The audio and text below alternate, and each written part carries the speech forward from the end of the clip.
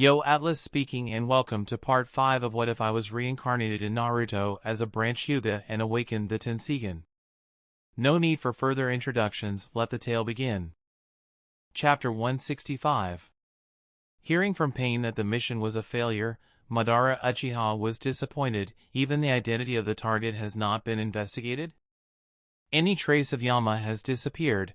While the three teams failed to catch Suijin, the only intelligence obtained states that they are part of an organization called Amatsukami, and Yama's is their leader. Amatsukami? Muttered Madara, while thinking to himself, is the person I met at the root base also part of this organization? But if that's the case, why do I feel that I somehow know that person? You have been alive for such a long time, Madara. Are you sure you have no clue about the Amatsukami? Asked Pain. Madara shook his head with a sigh. Not that I can remember. Well, fine. From now on, investigating Amatsukami is also part of the objective of all teams. That sounds reasonable. Madara nodded.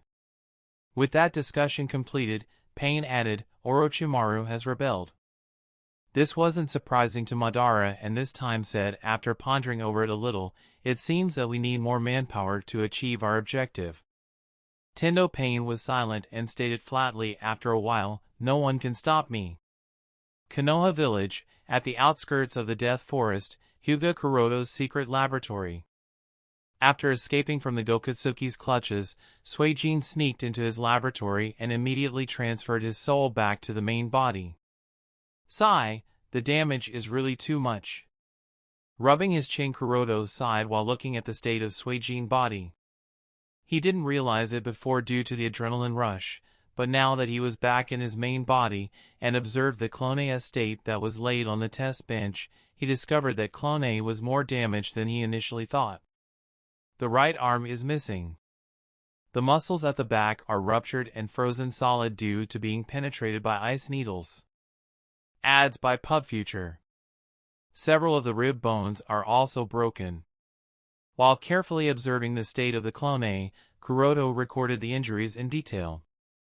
Initially thought that losing the arm was the most serious damage, but now he realized that frostbite caused by the ice release at the back is the most severe. This is because the muscle damage caused by the ice needles has also damaged chakra veins and acupuncture points. The destructive power of ice release on the human body is much higher than I expected. Although these injuries may not be very eye-catching, when all these small injuries were combined, it made the clone unusable anymore. After collecting all the data, Kuroto thought a little and finally destroyed the Clone, as it has already lost all its function. The encounter with Akatsuki has made Kuroto understand that simply water release wouldn't be enough to deal with the enemies of the level of the members of the Akatsuki. If he wants to ensure his safety of the water clone, he must learn ice release and master it thoroughly. With that thought in mind, Kuroto looked at the clone bee still floating in the nutrition tank, and after nodding to himself he brought out that clone to the test bench. After recording all the basic stats of Clone B, Kuroto again used the Tenseigan Soul Descend to transfer his soul into the Clone B body. It only took some time to get used to the new body with simple auxiliary movements. While he got used to the Clone B body, Kuroto also discovered that despite what the test data states about Clone A and Clone B having similar stats, that is actually not true. While his soul is actually present inside the Clone B, he could feel the obvious differences between the two. The major difference is that the intensity of the primary chakra nature of Clone A and Clone B is different compared to the secondary chakra nature of both the clones, i.e., the water chakra nature of Clone A was extremely dominant over wind chakra nature, which is not the case in Clone B, as the ratio is slightly balanced. This fact did increase the power of water release techniques of Clone A significantly superior than what Clone B would perform with the same amount of effort, but Kuroto can be sure that this balanced ratio of the chakra nature of Clone B will make it easier for him to learn the ice release Kekkei Genkai. Regardless of whether Clone A or Clone B, both of them are the results of the fusion of his and Haku's cells, and since Haku has awakened the ice release Kekkei Genkai, therefore, theoretically both the clone bodies should be able to use the ice release Kekkei Jinkai because the ice release is actually the fusion of water release and wind release. It's not like it is only limited to those with special bloodline inheritance like the Sharingan or the Byakugan, therefore awakening ice release should be possible as it is more dependent on the chakra fusion, so the difference is only the amount of effort it would take. After a while, when Kuroto was used to the clone bee body for a while, he again dressed as Hyuga Kuroto and came to the underground residence where Haku lived.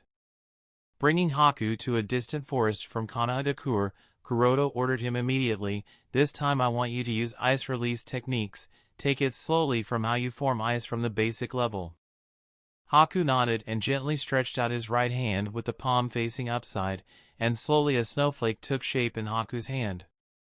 Kuroto observed the entire process with his Byakugan and observed the direction and method of chakra flow while Haku formed the small snowflake in his hand. In his field of vision, he could see that when Haku used ice release, the ratio of fusion of water chakra nature and wind chakra nature is 8:2, out of which the major role is of water chakra, related to the shape transformation, while the wind nature is only added for the nature integration. After recording this data, Kuroto ordered, "Now show me your ice release ninjutsu." Haku asked, "Ano, Kuroto-sama, what kind of ice ninjutsu do you need me to perform?" After a little bit of thinking, Kuroto stated, "The strongest." Haku nodded, and after taking a deep breath he shouted, "Ice release secret technique, demonic mirroring ice crystals." Instantly, smooth and clear ice mirrors appeared one after another around the two out of thin air, and a huge ice dome was formed that enclosed Kuroto and Haku inside it. Looking at the ice mirrors around him, Kuroto asked curiously, "Haku, can you control these ice mirrors floating in the air?" "Yes, Kuroto-sama." Haku nodded, and after making a leap, he merged inside one of the mirrors. Immediately afterward, the ice mirrors started circling around Kuroto, giving the dome an optical illusion as if the entire ice dome itself was spinning. Kuroto was surprised, although he could find Haku's true body if he were to use the Tenseigan. However, solely using the Byakugan, it was quite difficult as Haku's chakra was equally distributed through all the mirrors. After giving a short demonstration, Haku stopped the rotation of the ice mirrors and leaned out half of his body from one of the ice mirrors, and asked Kuroto while panting lightly, "Kuroto-sama, what else I have to do next?" Kuroto shook his head, stating nothing for now, and carefully recorded the chakra flow mechanism of this secret technique.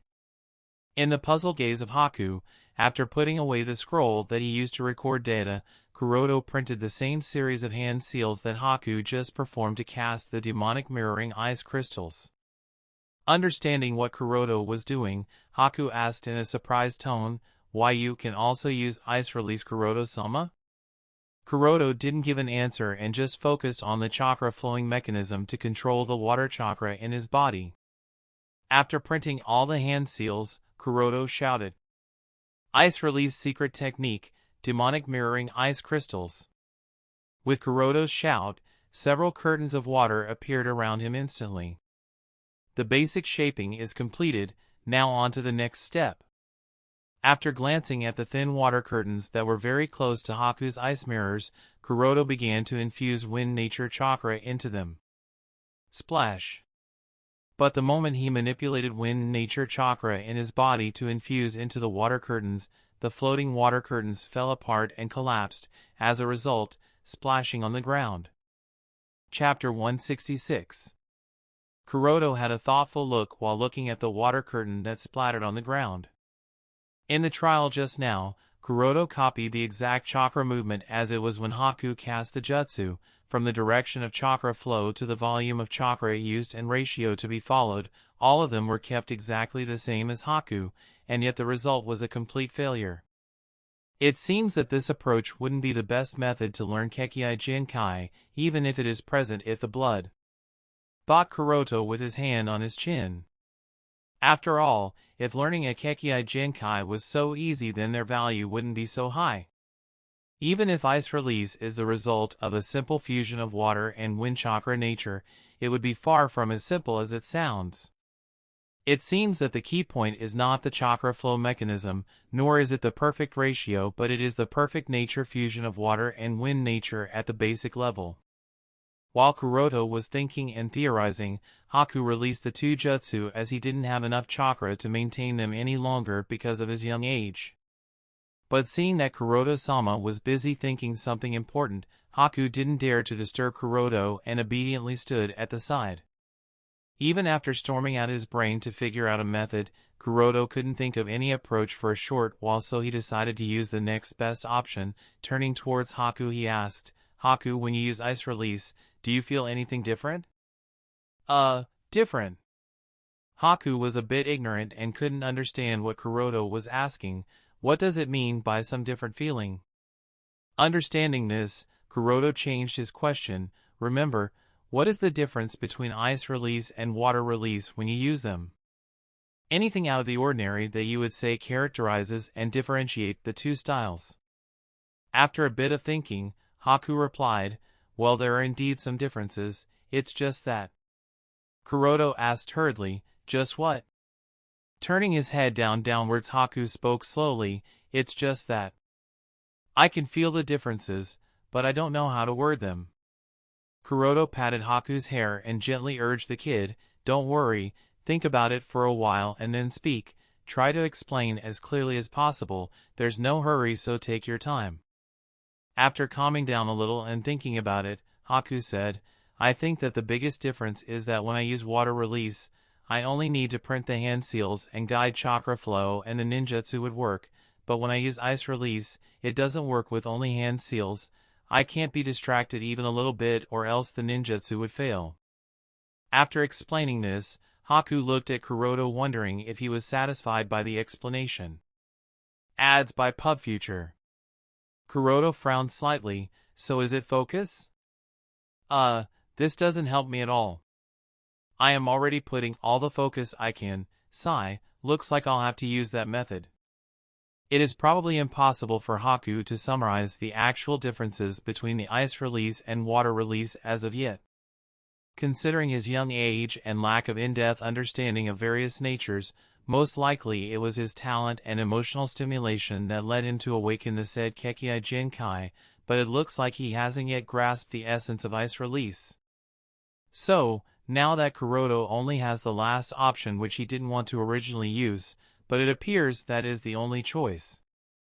With that decision, he took Haku back to the Death Forest and said, "Haku, wait here for a little while, and I will be using a technique, so relax and don't resist, otherwise it could be a bit painful, understand?" Haku promised, "You understand?"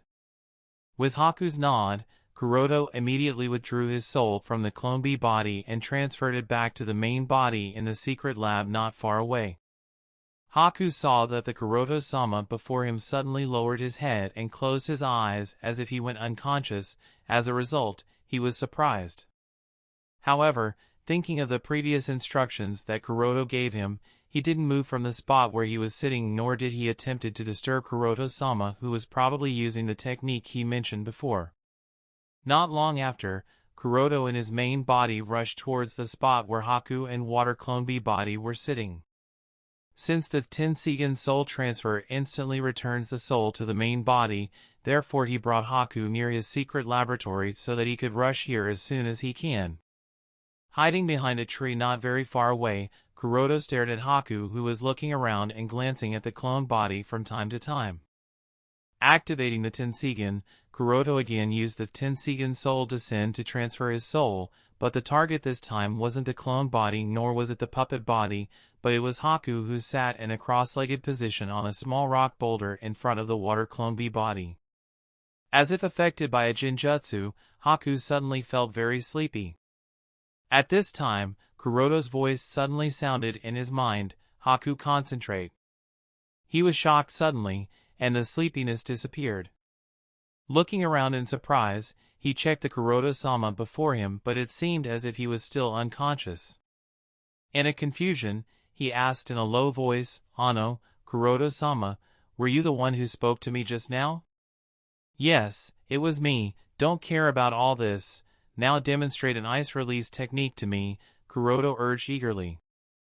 He didn't want to spend much time inside Haku, as this is the first time he has transferred his soul inside an alive person, so maintaining will be a bit troublesome. Besides, it's not like he wants to take over the body control. There is not much difference between the Tenseigan Soul Descend and Orochimaru's Living Corpse Reincarnation. Both the abilities allow the user to transfer their soul to other vessels, although Tenseigan Soul Descend is much advanced in this field. However, Kuroto knows that this technique also has its own flaws and repercussions. If the user tries to take control over the bodies of others, then a battle of the soul has to be conducted and the user has to devour the target vessel's soul. But here comes the problem: devouring other soul changes the soul signature of the user as well as damages it, which makes the soul unstable, as is the case with Orochimaru in the main story. Due to repeatedly transferring his soul from one vessel to another, his soul had actually become highly complicated that had decreased his spiritual power, therefore mental attacks like Jinjutsu became his weakness. In this case, Kuroto is very cautious to not do anything that would damage his soul, and this is one of the reasons he was hesitating to use Tenseigan Soul Descend to transfer his soul inside Haku's body, but now that he was left with no other option, so he chose to do it. But Kuroto is still very cautious and doesn't dare to have a spiritual battle with Haku's soul. Kuroto understands that even if he can easily take over Haku's body, it is inevitable that there would be some small cracks that may appear on his soul which might expand over time. That is why he only attached his soul to Haku's for a short while, and no doubt Haku would feel a huge burden because of this. His young body isn't suitable to bear the burden of Kuroto's soul. For this reason, Kuroto urged Haku eagerly, because being attached for too long would most likely cause irreversible damage to both the parties.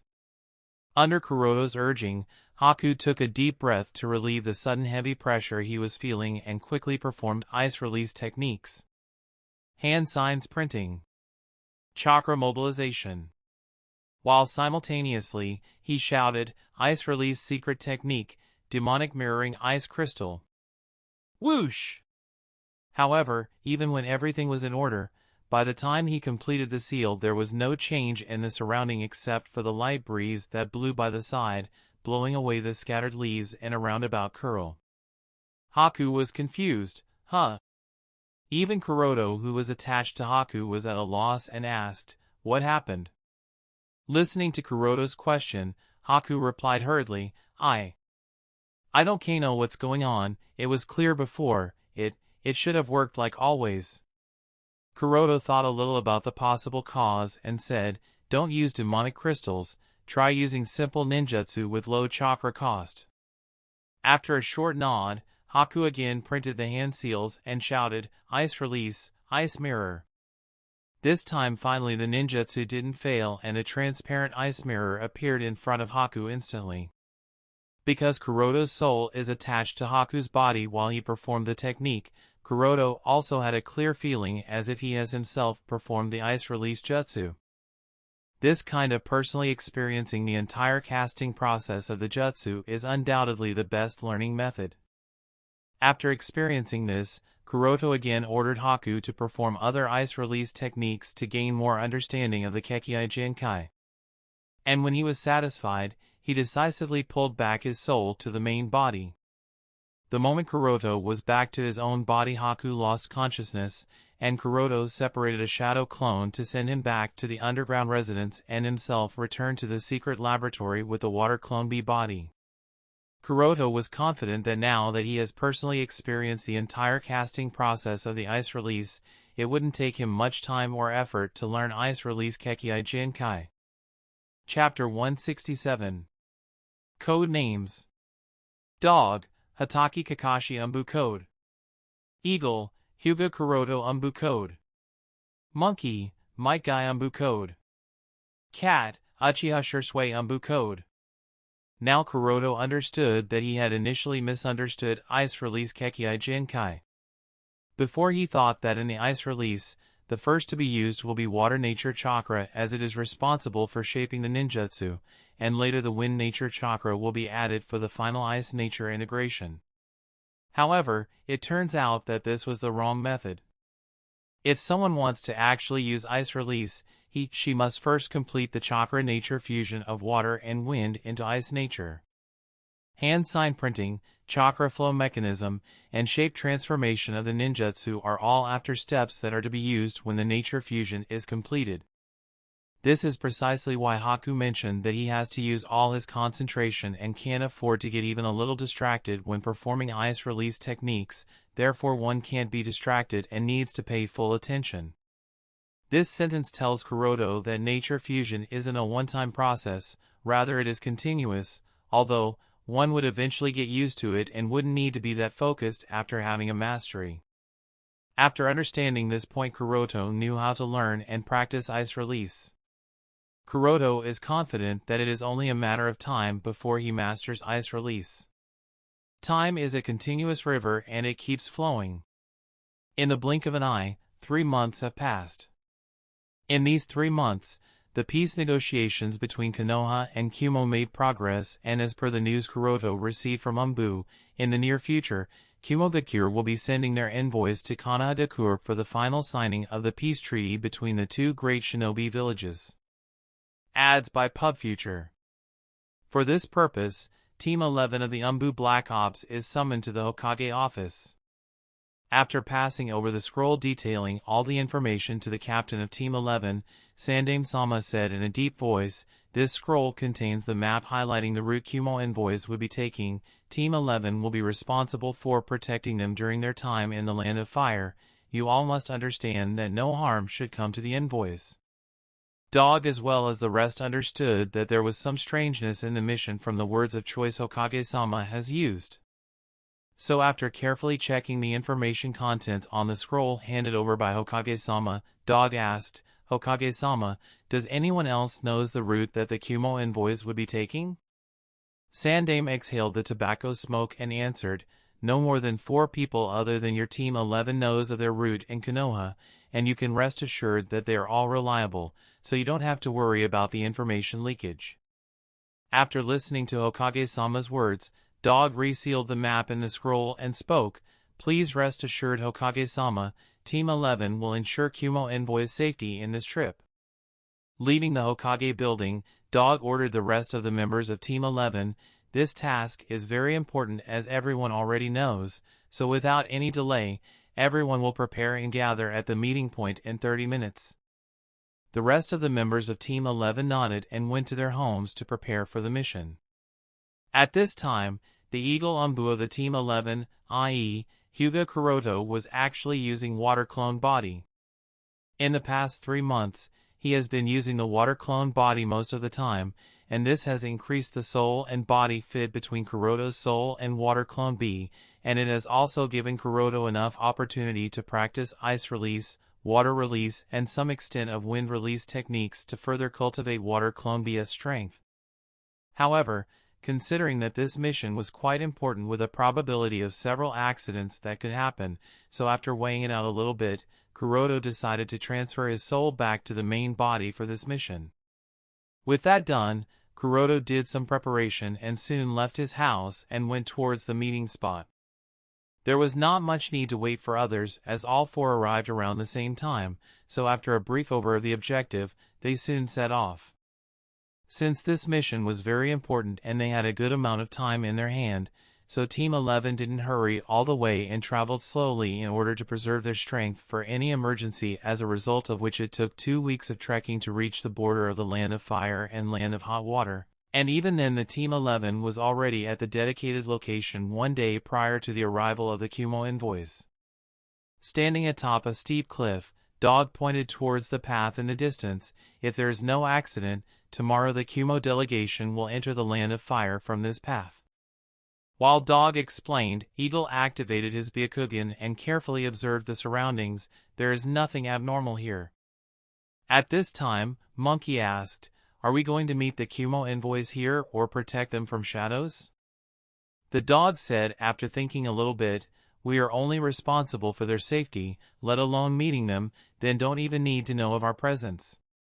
With the Dog's words, everyone nodded and prepared. Soon night fell. Team 11 chose a small cave as a temporary camping site. While chewing on the dry food, the 4 members of the Team 11 indulged in some light chatting about all sorts of topics. While they were talking, Dog casually mentioned, "Did you all read the report about that small-scale conflict that occurred between 2 bounty organizations? It seems the resulting impact of that feud is quite severe, and the black market circle seems to have been affected by this feud." Cat also added with an annoyed tone, "Yes, the bounty ninjas are really causing too much trouble. The most annoying is that they dare to resolve their conflict in the territory of our Land of Fire. The Uchiha clan has increased its effort to collect the information of the happening of the shinobi world to search the whereabouts of Uchiha Shinichi and the most powerful of the Uchiha clan, at least officially. Cat is naturally aware of most of the information.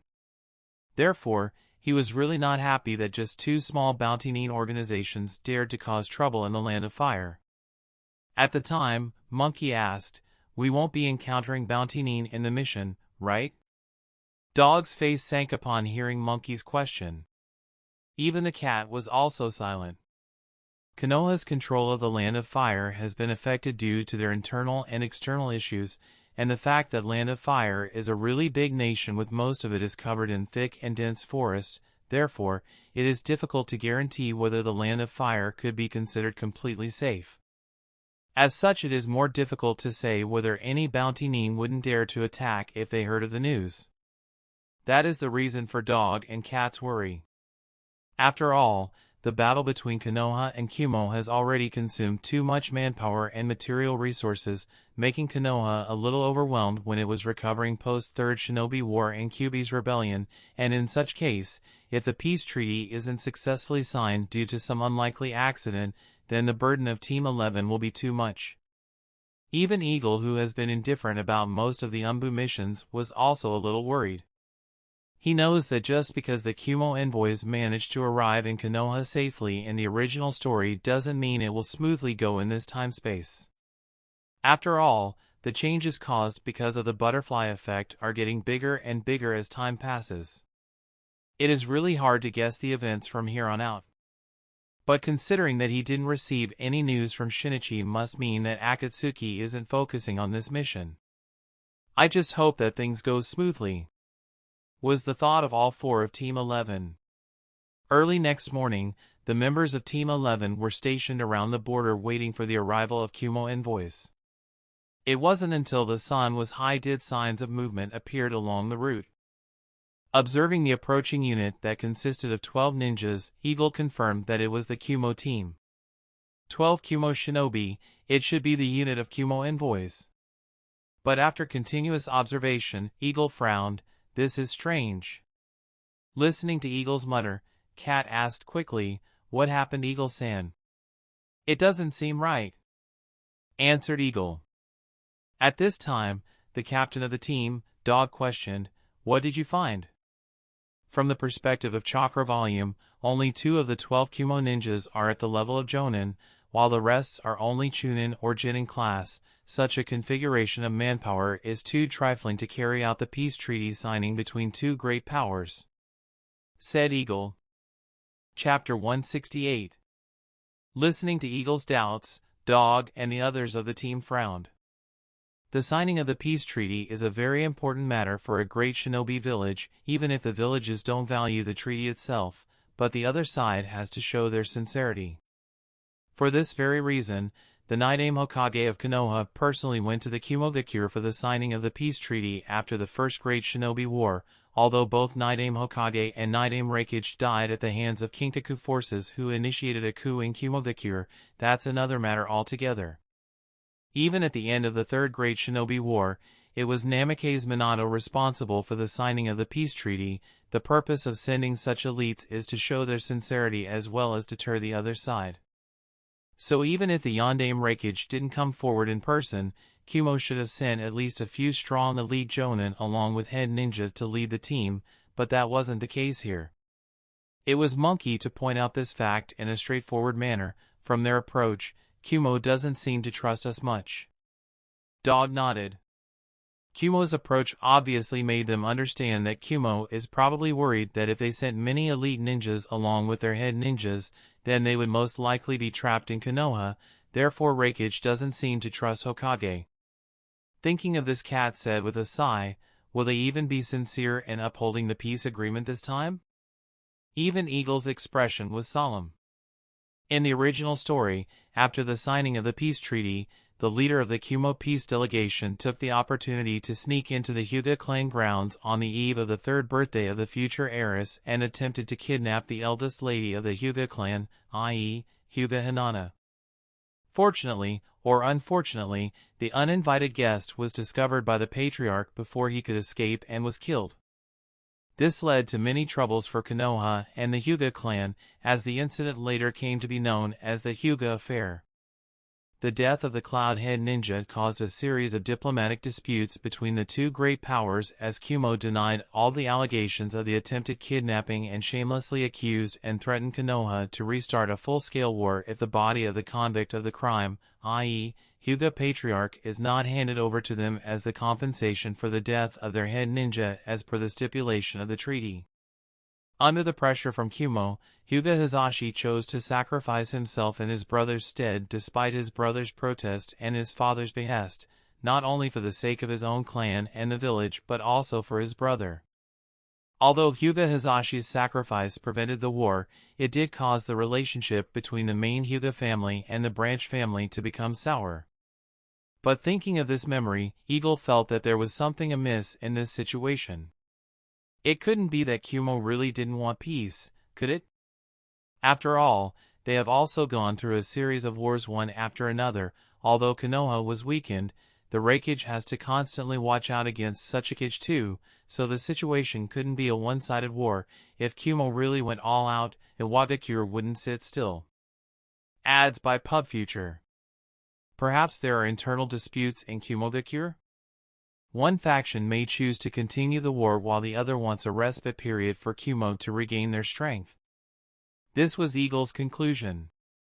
After all, at the time of Kinkaku and Ginkaku, their faction did have much influence in Kumogakure, so their supporters may still be there. Because destroying a hard-won peace between the two nations just for a pair of Byakugan isn't reasonable. What's more, the probability of the kidnapper escaping the territory of the Land of Fire after the kidnapping of the heiress of the Hyuga clan is actually very low. So, taking such a big risk for a probability of such a low return is not worth breaking the peace treaty.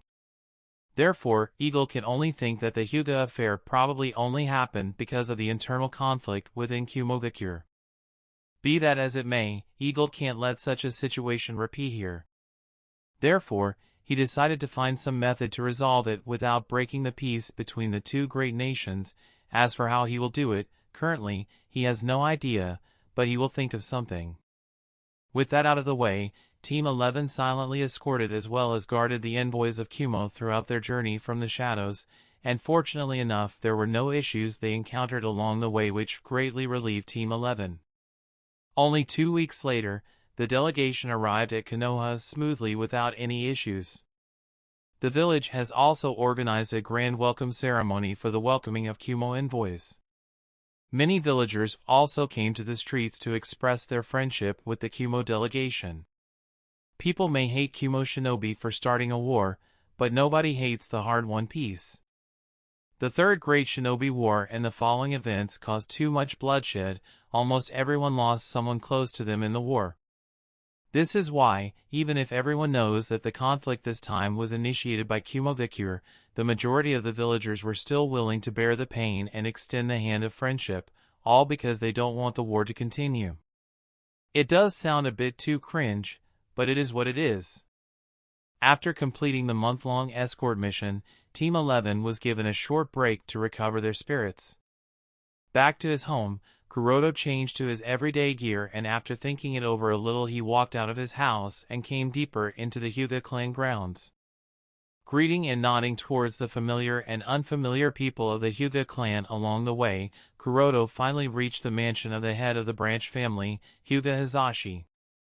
As the younger brother of the current patriarch and one of the top elites of Konoha Jonin Council, the mansion of Hyuga Hisashi is also much larger, elegant, and traditional-looking compared to Kuroto's house.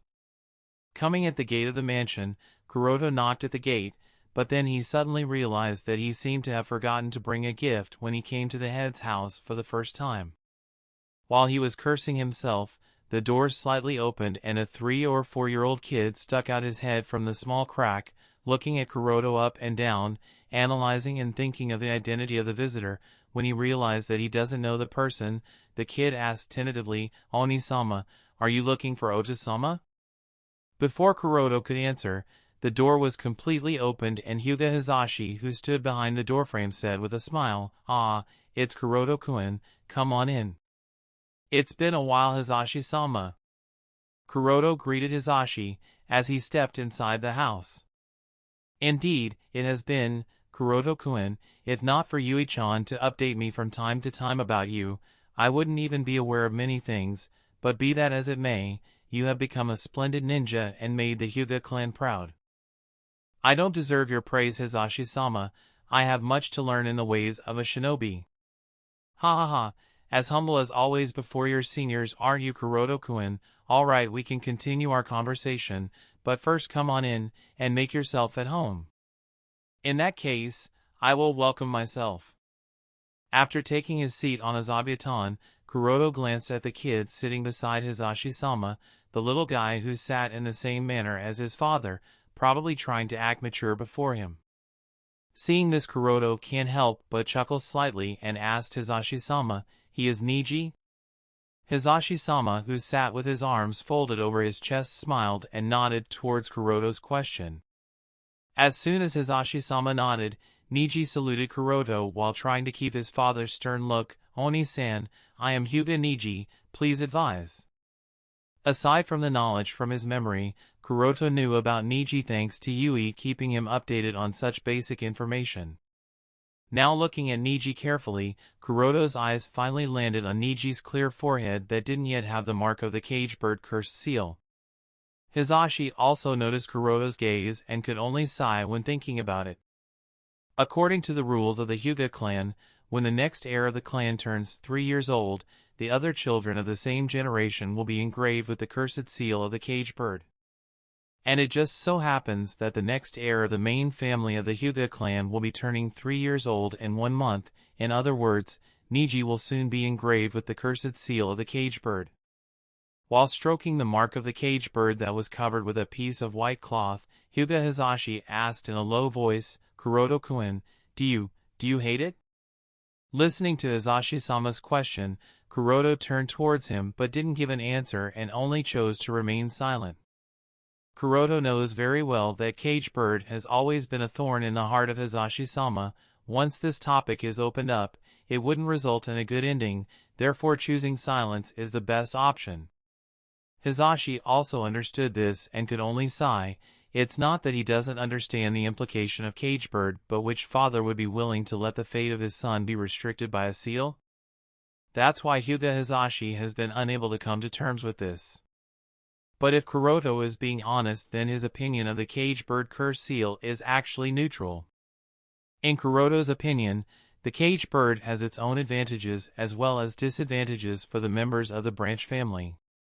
After all, not every member of the branch family is as strong as Kuroto or Hizashi-sama. There are even women and children who don't opt to live the life of a shinobi, but the Byakugan as a Kekkai Jinkai is still in the hands of everyone born of the Hyuga blood. Therefore there are countless people to covet the Hyuga Kekkai Jinkai, and in such a scenario, if there is no means to ensure their safety, then the Hyuga as a clan will perish, and even if not perish, the member of the clan will always live in a panic. So, the cage bird curse seal is also a protection for the weak of the Hyuga clan. The geniuses of the Hyuga clan may resent the cage bird for losing control of their fate from their grasp, but the mediocre people of the Hyuga branch family are still grateful of the security that the cage bird provide them from the fate of being gouged out of their eyes. Unfortunately enough, Kuroto too was part of the mediocre group not until a few years ago.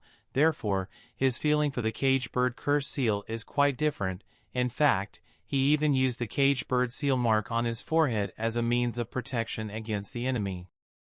So, it wouldn't be a lie to say that the cage bird, in fact, saved his life quite a few times during the Third Great Shinobi War. At this time, Hisashi looked at Niji sitting next to him and said with sadness in his tone, "Niji's talent is unquestionably the best among his peers, but it's a pity that he was born in the branch family." Looking at his father's sad face, Niji asked hurriedly, "Oda-sama, why are you sad?" Taking a deep breath to calm himself, Hisashi just shook his head with a loving smile and ruffled Niji's hair. It seems as if he didn't seem to want to tell Niji what the cage bird means, at least not now. Chapter 169. Regarding the mention of Niji's talent, even Kuroto agrees that Niji's talent was evident from his tender age. There is also the mention of him being the most talented Hyuga to have ever existed. Not only was the kid able to learn the secret advanced techniques of the main family without any formal guidance, but he, in fact, graduated from the academy at the top of his class and was the first of the Konoha 11 to become a Jonin. Niji's raw talent and rapid growth despite being self-taught so deeply impressed the patriarch that he came to believe that Niji should have been the successor of the main branch and would eventually come to surpass all the other Hyuga to ever exist. And unsurprisingly enough, Niji did surpass all the other Hyugas to ever exist. Kuroto understands that such achievements are not easy. Take him as an example, before he activated the Tenseigan. Back then, even if he had the Byakugan Kekkei Genkai, he was still mediocre when put against the geniuses like Kakashi, even if he could see through the other party's moves, thanks to his Byakugan, but his body just couldn't keep up with the opponent's actions, therefore he was often defeated in a few moves during their academy days. That's why he understands Hisashi-sama's unwillingness to accept Niji being bound to the life of service to the Hyuga main family when his son is more than capable of greater things. Looking at the pair of father and son, Kuroto worded for both of them to hear, "One's destiny will always remain in their hands, all you have to do is to work your way out to seize it. At least, that's what I believe." Hisashi was surprised by Kuroto's words and said quietly, "Sai, maybe you are right, but let's not talk about this anymore." Kuroto nodded. After a maid brought out tea for the two, Hisashi asked, "By the way, you came to meet me this time, was there something you specifically wanted to talk about, Kuroto-kun?" Taking a sip of the warm tea, Kuroto said, "The fact that Kumo has always expressed great interest in seizing other Kekkei Genkai of Konoha isn't unknown to Hisashi-sama. This time the Kumo envoys have come to the Konoha village. I think it would be best if we strengthen the security of the Hyuga clan grounds." Hisashi's face was a little doubtful and he asked in confusion, "Why do you believe that such a thing is necessary? Aren't the Kumo envoys here for signing the peace treaty? I don't believe they would be rash enough to take such actions. Besides, if we do strengthen the security of the Hyuga clan, it could be taken as a negative message that we don't trust the other party." Kuroto knows that simple doubt is not enough to convince Hisashi-sama, so he decided to give out some information. "If I am being honest, Hisashi-sama, I doubt whether Kumo is entirely sincere to keep the peace treaty. It was our Team 11 that was responsible for escorting the envoys from the border of the Land of Fire to Konoha, and I have a feeling that their objective is more than just signing the peace treaty. This is clearly indicated with the fact that they didn't even send appropriate people in their team to match the purpose of this task." Hisashi understood that the matter is not so simple, so after a little hesitation he finally nodded, "All right, if you believe that is the case, then I will arrange extra manpower to strengthen the patrol of the clan grounds. I believe that would be the best choice." Ads by PubFuture. With this out of the way, Kuroto discussed some other topics with Hyuga Hisashi and soon left. On the way home, Kuroto was thinking about how to effectively deal with the possible kidnapping incident. He is now more than sure that Kumo's intentions are clearly wrong, so the kidnapping incident is likely to happen. Even if he didn't consider the village's or clan's interest and think from his own stand, Kuroto didn't want the conflict between Konoha and Kumo to escalate any further. It is simply because once a full-scale war starts, Kuroto's actions will also be highly restricted, and more than likely he would need to go to the battlefield to participate in the war against Kumogakure. And if this happens, Kuroto wouldn't be able to continue his experiments for his ascension as long as the war continues. What's more, if the conflict between Konoha and Kumo turns into a full-scale war, the conflict will continue to intensify, and the direction of the events of Shinobi World would become more and more unpredictable. Therefore, it is very likely that the Fourth Shinobi Great War might also break out much before the original timeline.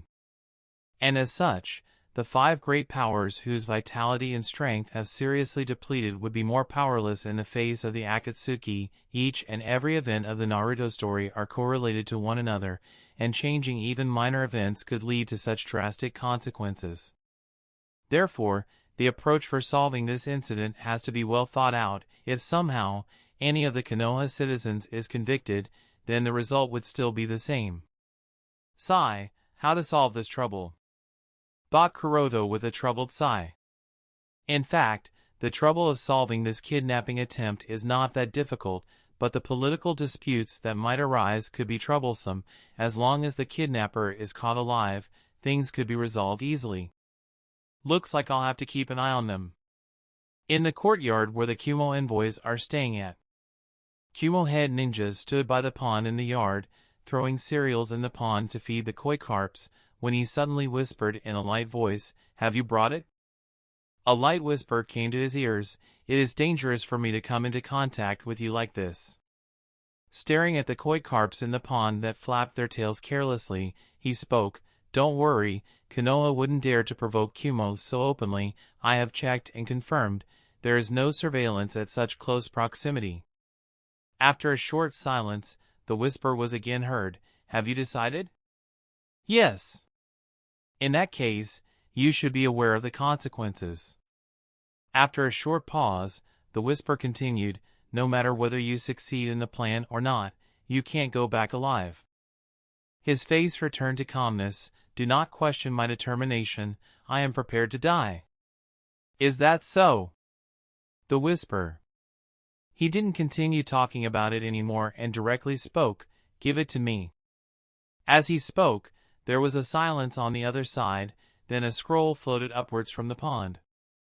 The scroll was picked up by him and hidden in the pants of his kimono. Finally, the whisper returned, "I don't think I need to remind you to destroy it after reading the information. Make sure that it doesn't fall in the hands of Konoha, otherwise there is a possibility that my identity will be exposed." With a solemn face, he nodded and said, "You can provide me with such important information. I am really curious about your true identity." "I am just a ghost who hasn't died yet," said the voice as it disappeared. The yard returned to silence, while the head ninja continued feeding the koi carps in the pond as if nothing happened. Uchiha Clan Grounds. Patriarch Uchiha Fugaku quietly sat by the courtyard in a meditative state. Suddenly a figure appeared before him and reported, "Patriarch, our people are all blocked by the Umbu." Uchiha Fugaku's face sank hearing the report.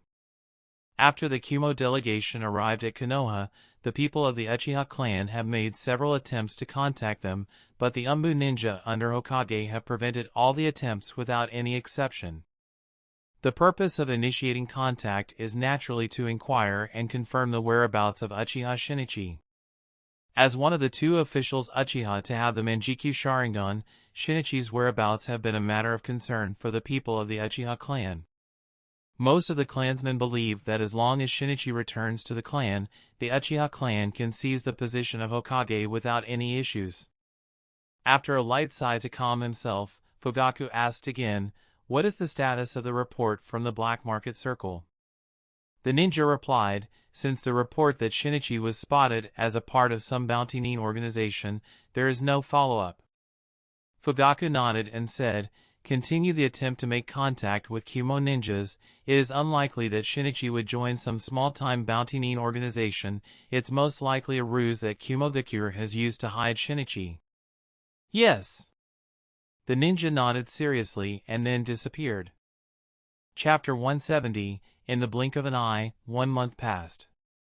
This month Konoha and Kumo delegation conducted 3 negotiation meetings and finalized the terms for signing the peace treaty, after which they officially held the signing ceremony of the peace agreement.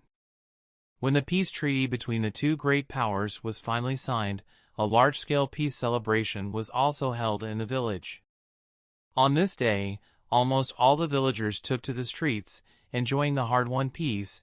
The streets were crowded with people, and the whole village was cheerful and full of laughter. But the atmosphere of the Hyuga clan was not so good, as many of the families of the Hyuga clan were gloomy and depressed. There was no cheerful atmosphere. Under the leadership of Hyuga Hizashi, a group of clansmen of the branch family all came to Hyuga Shrine with a cold face.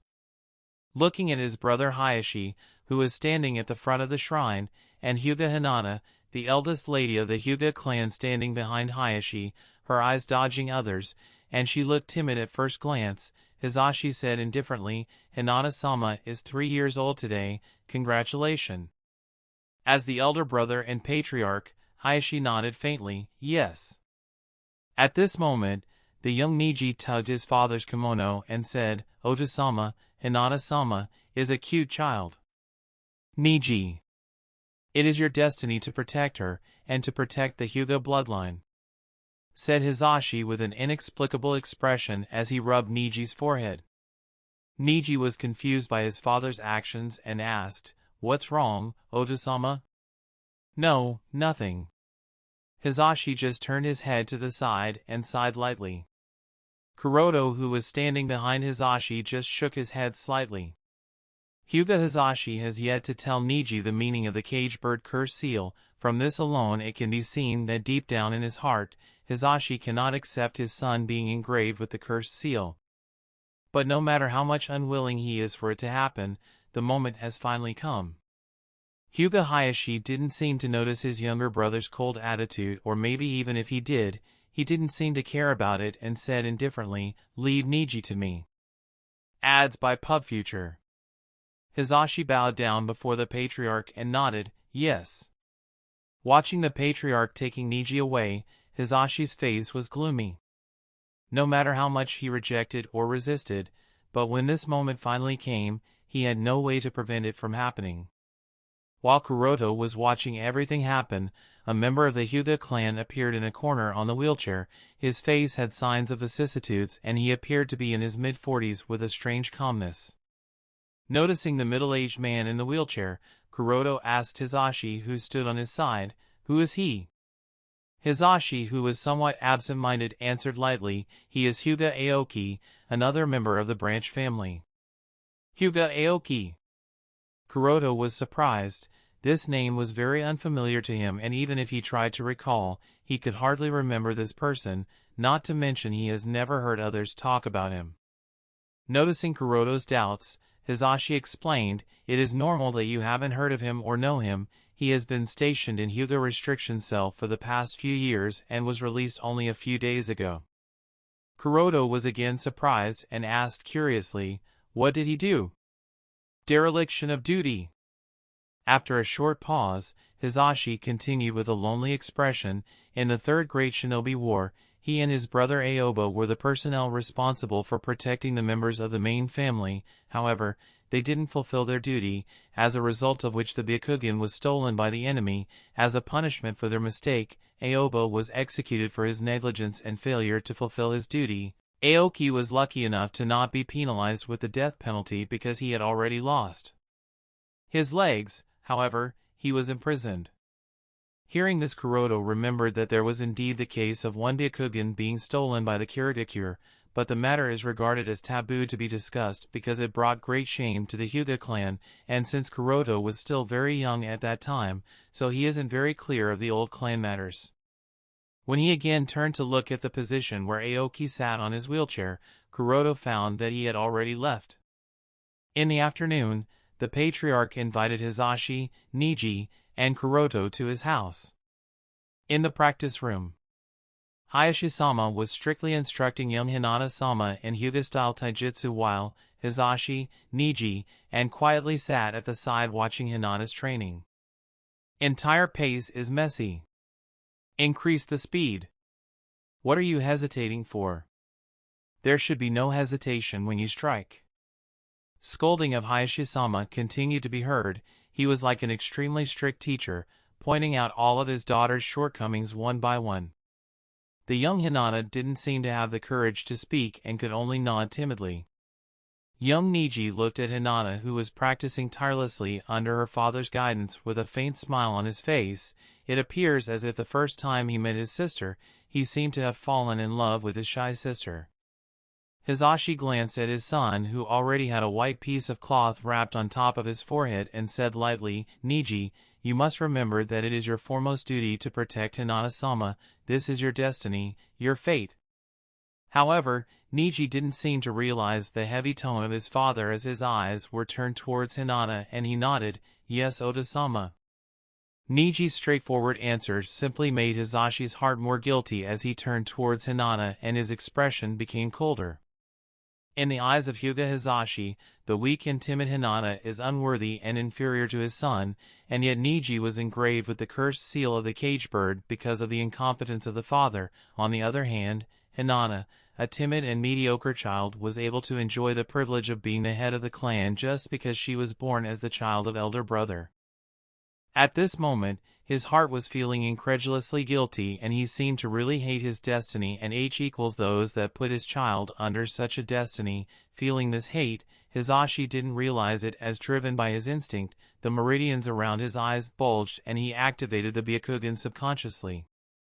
"Oh," thought Kuroto, as both he and Patriarch noticed the killing intent subconsciously leaking from Hisashi. Having immediately discovered the source of killing intent, Patriarch released a soft sigh and muttered, "Stay down." In an instant, Hisashi's Byakugan deactivated and the caged bird curse mark glowed greenish-blue.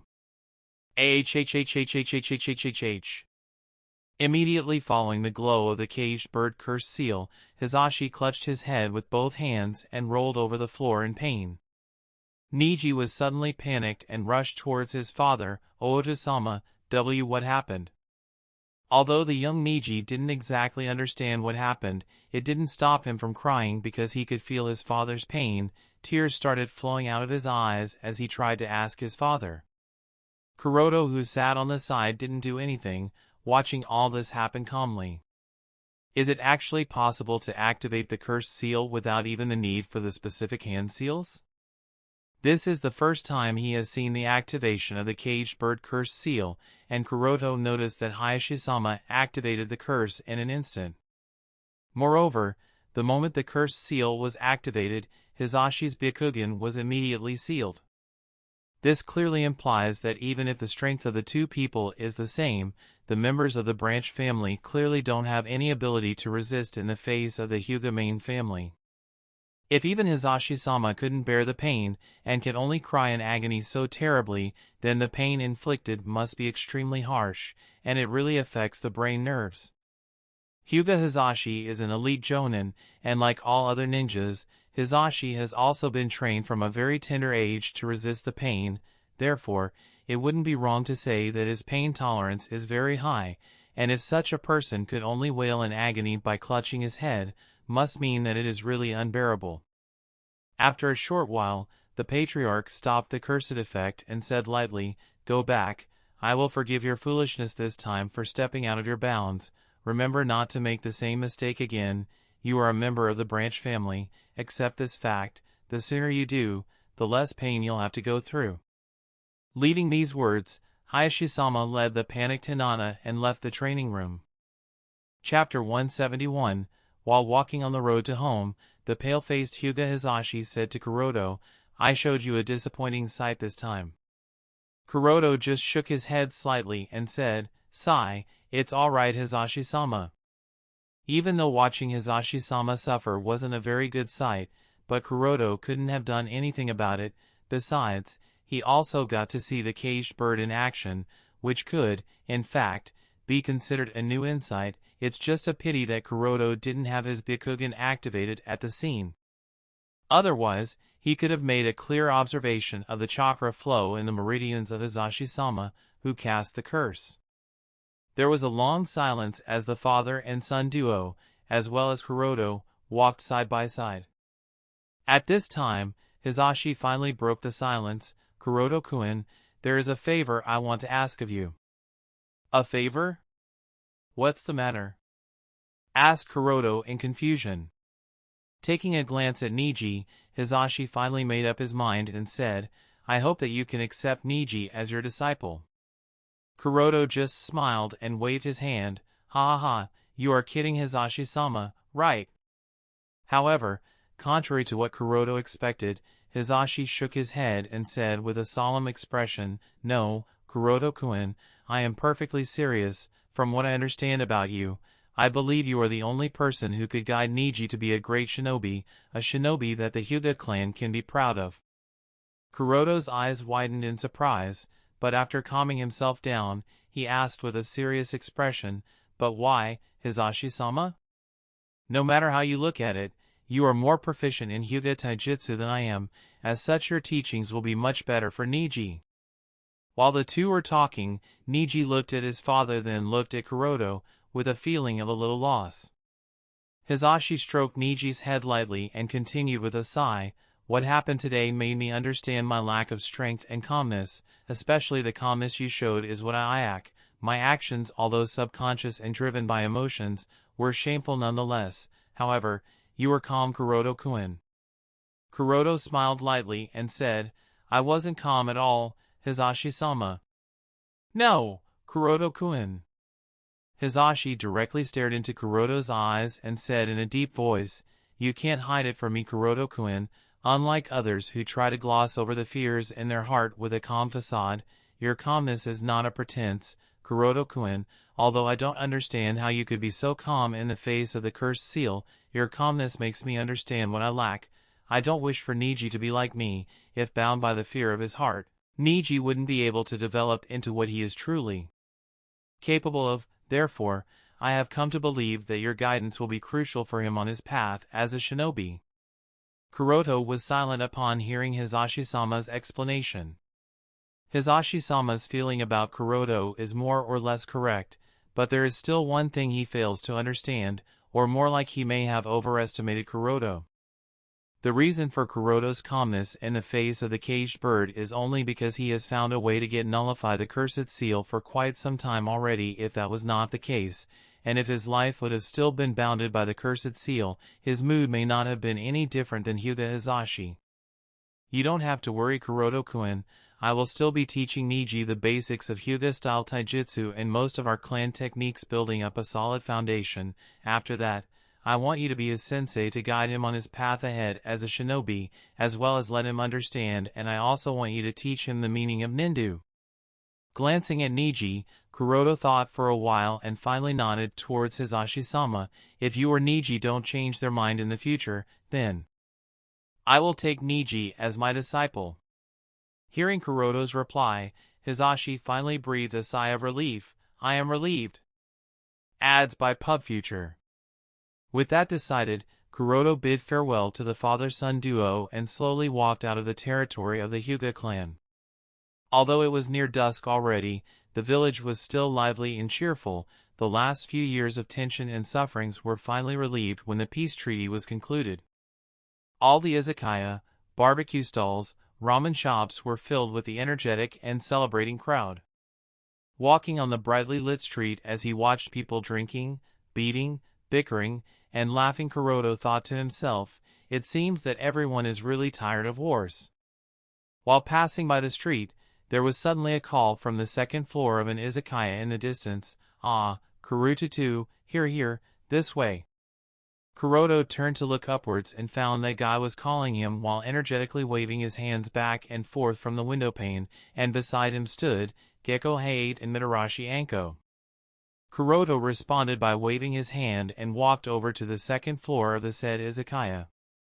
Taking his seat at the said izakaya, Kuroto noticed that it wasn't only Guy, Anko-chan, and Hayate, but there were also Kurenai-chan, Kakashi, Genma, Ebisu, Marino, and others of the same generation.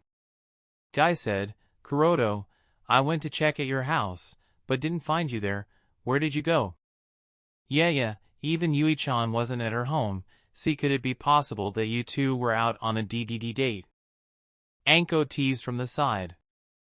As soon as Anko's sentence was completed, some of the people blushed, imagining the scene of Kuroto and Yui on a date.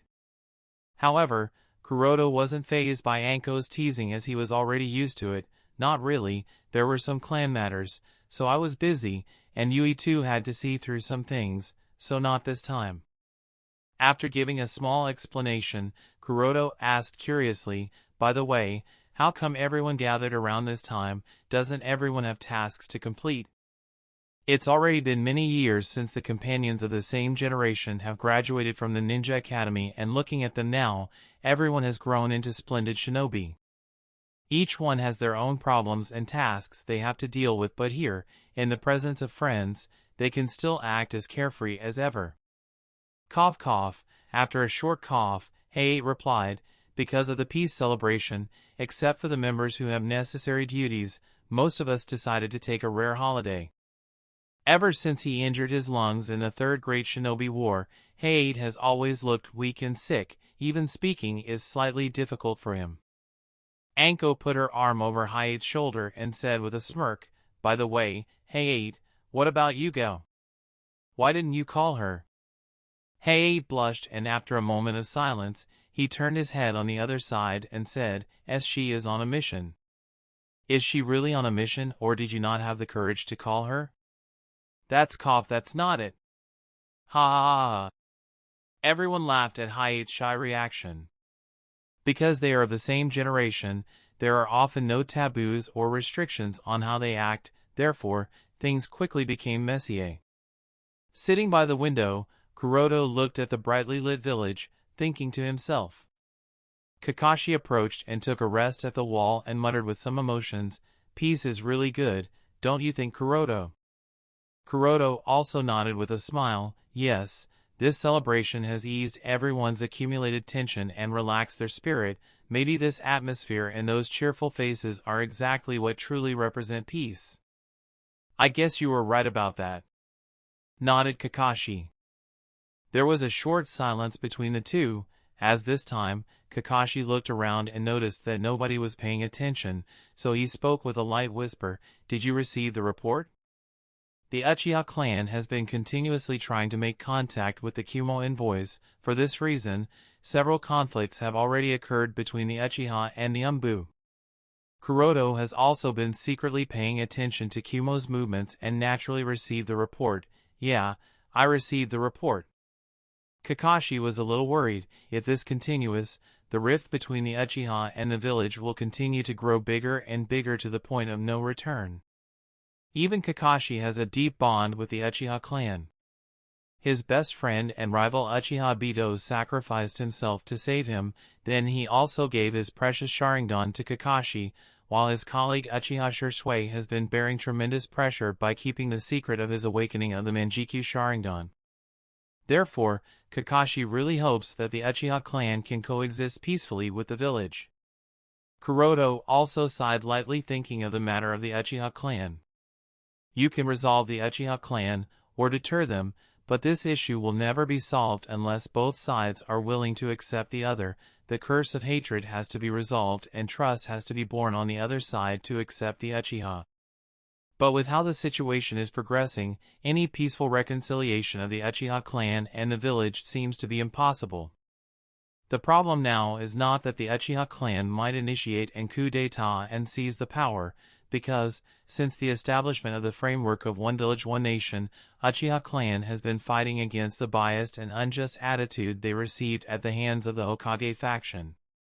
Uchiha Madara may have become a rebel, but he did leave behind a lot of problems for the Uchiha clan in Konoha. This unjustness and unfairness prompts the Uchiha clan to want to take the position of the Hokage for a long time, but either because of the lack of the suitably strong person or no desire of their leader, they have always been unable to. Now the real problem has appeared when the power of the Hokage faction that has always suppressed the Uchiha clan has declined the most, but the suppression has only increased more, but because the Uchiha clan has not declined in strength, so they don't want to be suppressed any longer. The previous attitude where they could only sigh and try to coexist peacefully in the village has become unacceptable. Therefore, there are only two solutions possible from a broader perspective. Either strengthen the power of the Hokage faction so that the Uchiha clan, like previous few decades, dare not act rashly.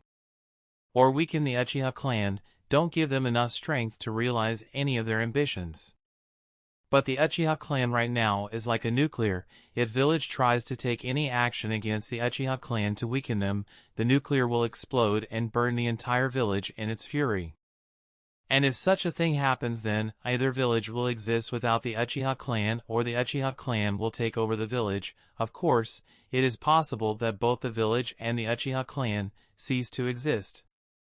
While Kuroto was thinking, the drunk Anko came towards him and started beating his chest. "Kuroto, I want to challenge you." Looking at her, Kuroto shook his head and said lightly, "Don't make trouble, Anko-chan, you have drunk too much." "Hick! I am not drunk, hick." Loudly banging the table with the sake bottle, Anko continued, "Why you come with me, hick, to the practice ground where we used to train, I want, hick, to challenge you." Leading that sentence, Anko jumped out of the window and disappeared. Kuroto helplessly looked at her and said, "Sigh, I'll go and see what's going on with her." Kakashi asked, "Should I come with you?"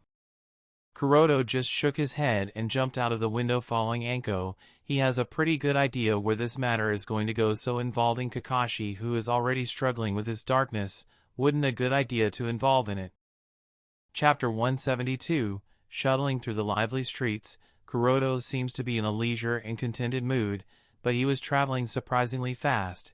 In the blink of an eye, he passed through several crowded streets and not long after came to a secluded practice range. Looking at Anko, who still seemed to be slightly tipsy, Kuroto said helplessly, "Come on, Anko-chan, don't make trouble, will you?" However, Anko ignored Kuroto's words and spoke. "Why?" "What? Why?" asked Kuroto in confusion. "You know what I'm talking about." Because of the effect of alcohol she took, Anko was really emotional today, and her agitation was now clearly visible as her expression became more and more unstable, and she shouted, "Why can you face others as if everything is normal? How can you not care about how others look at us? Orochimaru abandoned us, others look down upon us, don't you care even the slightest?" Kuroto sighed when Anko mentioned these things, as he knew full well that Anko can't get over the fact that she was abandoned by Orochimaru. And unlike other contemporaries of the same generation, Kuroto and Anko have been labeled as Orochimaru's former subordinates, so it is inevitable that they will be pointed out with some sort of distrust by others. After all, their Jonin sensei became a rebel. However, the difference between Kuroto and Anko is that Anko has been silently enduring the criticism for a few years now. However, that's not the case with Kuroto, because he simply doesn't care what others think. Moreover, he has been so very busy with his project and all sorts of mission that he doesn't even have time to focus on meaningless things. With a light sigh, Kuroto said, "Anko-chan, why do you really care what others think?" Anko was a little puzzled. I don't know, how about you, how can you not care?" Kuroto shook his head with a bitter smile and silently thought to himself, "In a way, they aren't wrong. After all, I was Orochimaru's spy when he left the village, so when people point their fingers towards me, they aren't wrong, although my relationship with Orochimaru has changed from subordinate to a partner." Seeing Kuroto's silence, Anko took out 2 kunai from her bag and said, "I want to challenge you, Kuroto, accept it." Looking at Anko's expression, Kuroto nodded, "All right." He could see that the so-called challenge from Anko is just a method to vent out her depressed emotions, and he just happens to be someone she can trust. After all, both were part of the same Jonin team. Anko's eyes narrowed and she immediately threw the kunai at Kuroto. Ads by PubFuture. Wish. Kuroto didn't even need to activate the Byakugan and cut through the kunai, but without waiting for him any chance, several shadow snake hands rushed towards him one after another. Hiss! Hiss! Hiss! Kuroto was unperturbed by the shadow snakes and brought out a kunai in his other hand and easily cut through the several snakes. Looking at Kuroto, who didn't even move from his spot and defended against the shadow snake hands, Anko was stunned. She knew that Kuroto has become very strong in the past few years, and it wouldn't be strange if his strength has already reached the same level as Hatake Kakashi, the genius of their generation, but not that she personally saw him easily counter her strongest move. She couldn't help but be shocked. Putting away the Kusanagi sword, Kuroto said with a mocking smile, "If that's the best you can do, then there's no point in continuing this battle anymore. You won't be able to do anything to me." Anko's expression was filled with rage. She quickly printed the hand seals and shouted, "Fire release, dragon fire technique." The flames spit by Anko rushed towards Kuroto's position in a straight line, burning everything in its path to ashes. Kuroto's expression was still indifferent, and he simply used the body flicker to disappear from his position to avoid Anko's fire-style jutsu. At this time, Anko rushed towards Kuroto and started a pure taijutsu battle. Bang, bang, bang. The sound of the fist-to-fist and fist-to-feet collision resounded throughout the practice field. Anko was taking the offensive furiously, using every ounce of her power to try to beat the hell out of Kuroto, as if she wasn't fighting her former teammate but an enemy she must kill, but it wasn't working, as all her attacks were easily countered by Kuroto, who didn't initiate the offensive from start to finish, only dodging or stopping her moves silently. Kuroto let her vent out her frustration, and after an hour of continuous attacks, Kuroto finally asked Anko, who seemed too tired to continue any longer, "Feel better now?" As soon as Kuroto's words fell, Anko couldn't hold it any longer and slumped on the ground weakly, tears streaming down her cheeks. Looking at her crying, Kuroto just pat her head softly and let her cry out. When her crying stalled, Anko finally spoke lightly, "I hate him." Kuroto knows that she was talking about Orochimaru, so just asked indifferently, "Do you hate him for leaving Konoha, or do you hate him for not taking you with him?" These words struck her like a thunderbolt, and she didn't know how to reply. Looking at her silence, Kuroto chuckled and spoke while he turned around and started walking away. "If it's the former, you don't need to blame yourself. It wasn't your fault. Our teacher has some dreams and goals that he couldn't have accomplished if he stayed in Konoha, as his actions would just be limited. But if it's the latter, work hard to get stronger, and let him understand that by not taking you with him, he made a big mistake." Leading these words, Kuroto disappeared from the practice range and left Anko to digest what he meant. After leaving the practice range, Kuroto didn't immediately go home and wandered around the streets of Konoha. When passing by the lake, he found the young figure of Itachi sitting next to a brown-haired kunoichi with the Uchiha clan symbol on her clothes. Both Itachi and the girl are the same age, talking and eating the famous three-colored dango dumplings. Even the kid Itachi, who always has a serious face, showed a rare smile at this time.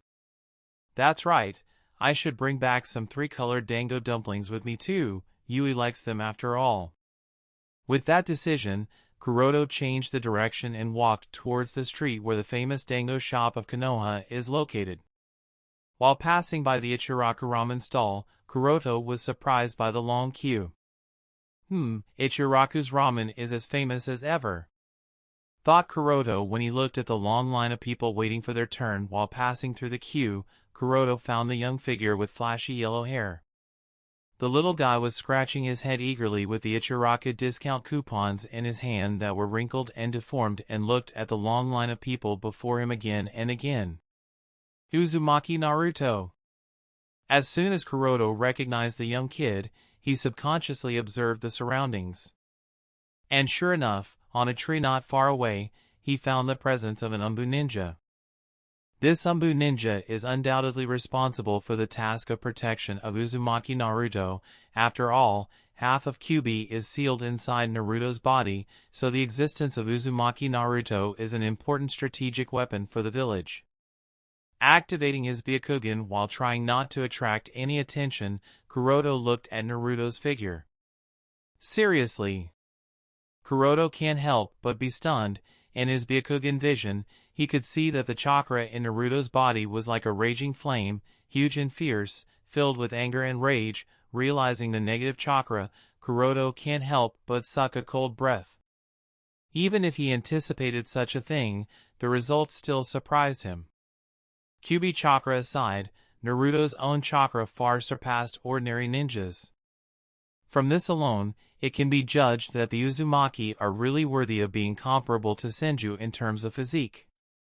And Kuroto can see that aside from Naruto's own chakra as well as Kyuubi's chakra, there was also the presence of his father's and mother's chakras sealed within him, and if he counts the presence of the fifth chakra that was hidden deeper, the chakra that probably belongs to Otsutsuki Azura, then there are a total of 5 chakras sealed within Naruto's body. Uzumaki Naruto really deserves to be called the child of the prophecy. Even at the starting line, Naruto had already far surpassed the majority of shinobi by miles. Now all he needs is to train his talk no jutsu to the max level and he would become the perfect child of the prophecy. Chapter 173. Encountering Uzumaki Naruto on the street, Kuroto suddenly realized that the protagonists of the story have gradually grown up one after another, and it wouldn't be too long before they strike their presence in the shinobi world. With his hands in the pocket of his kimono, Kuroto walked past the Ichiraku ramen shop. As usual, he wasn't in a hurry to make a contact with Uzumaki Naruto, child of the prophecy, as of yet. As for the reason, because it's not the right time yet. Not long after, Kuroto reached his home empty-handed.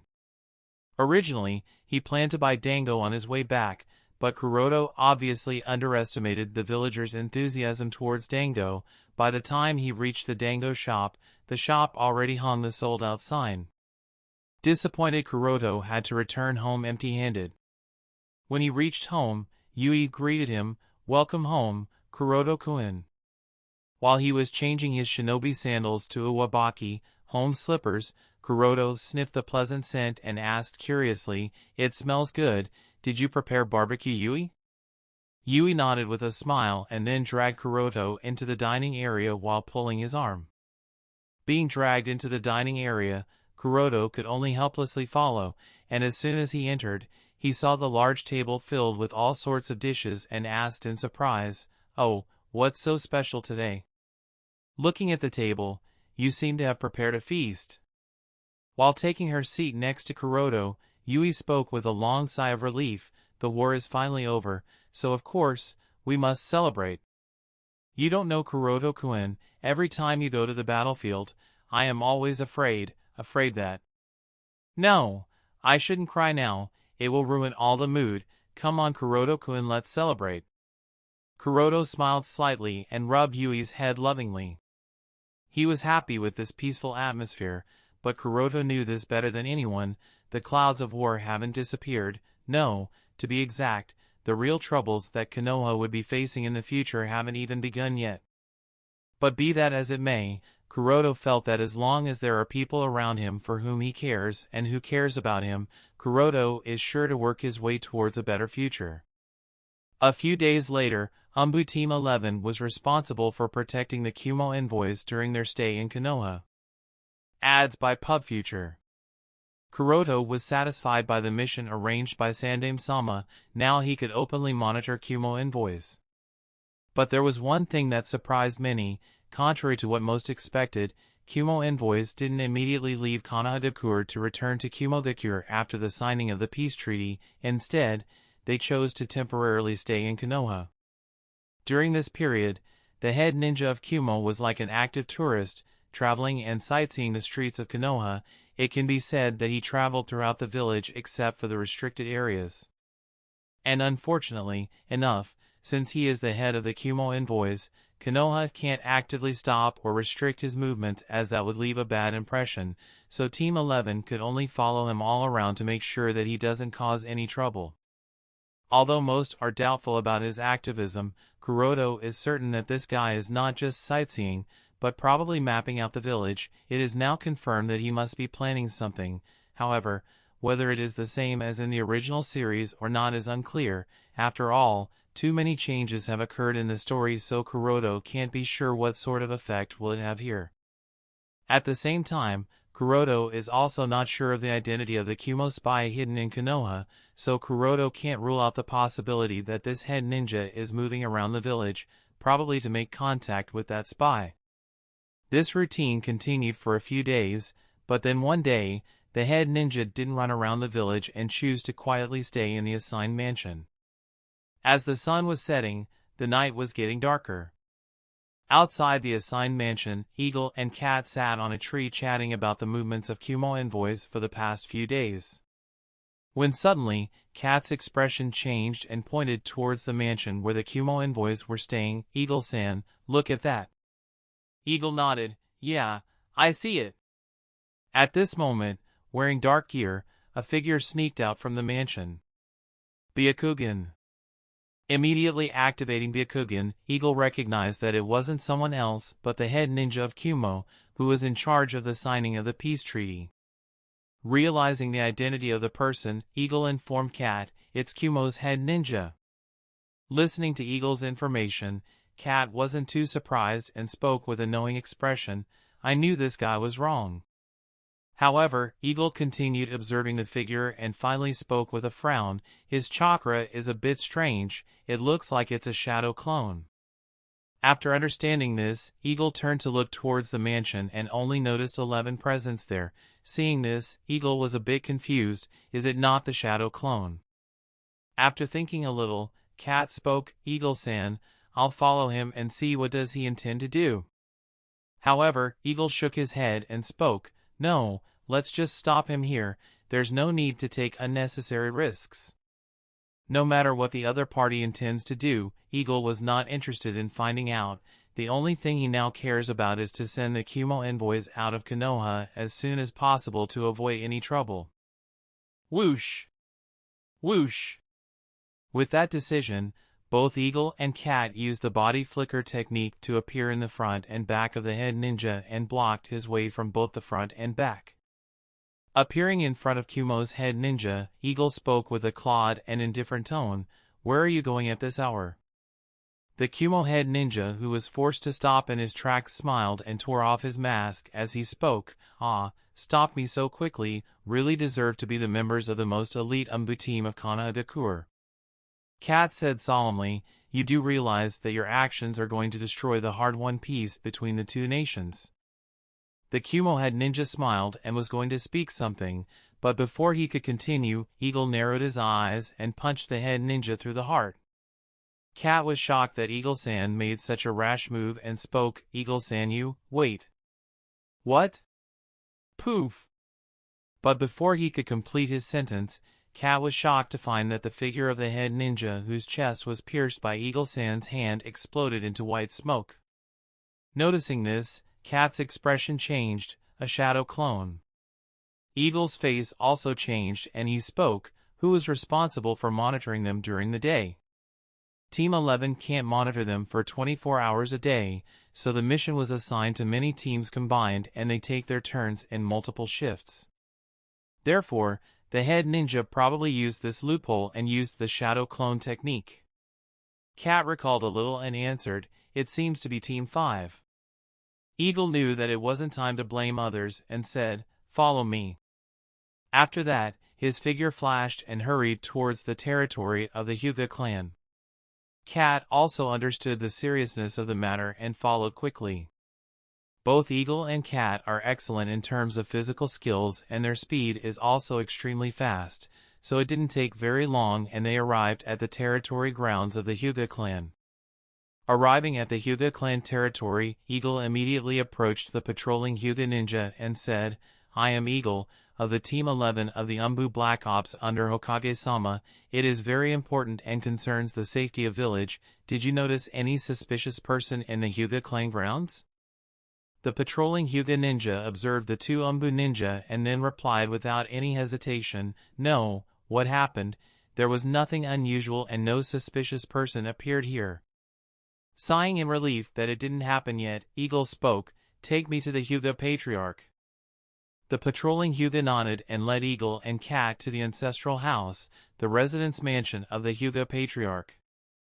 As soon as they arrived at the entrance on the Hyuga Patriarch's mansion, Eagle, who has his Byakugan activated, noticed that the Kumo head ninja who was dressed in the same night gear was coming outside of the house with unconscious Hyuga Hinata in his hand, and not far away, the Patriarch Hyuga Hayashi, who had a murderous look, had already caught up.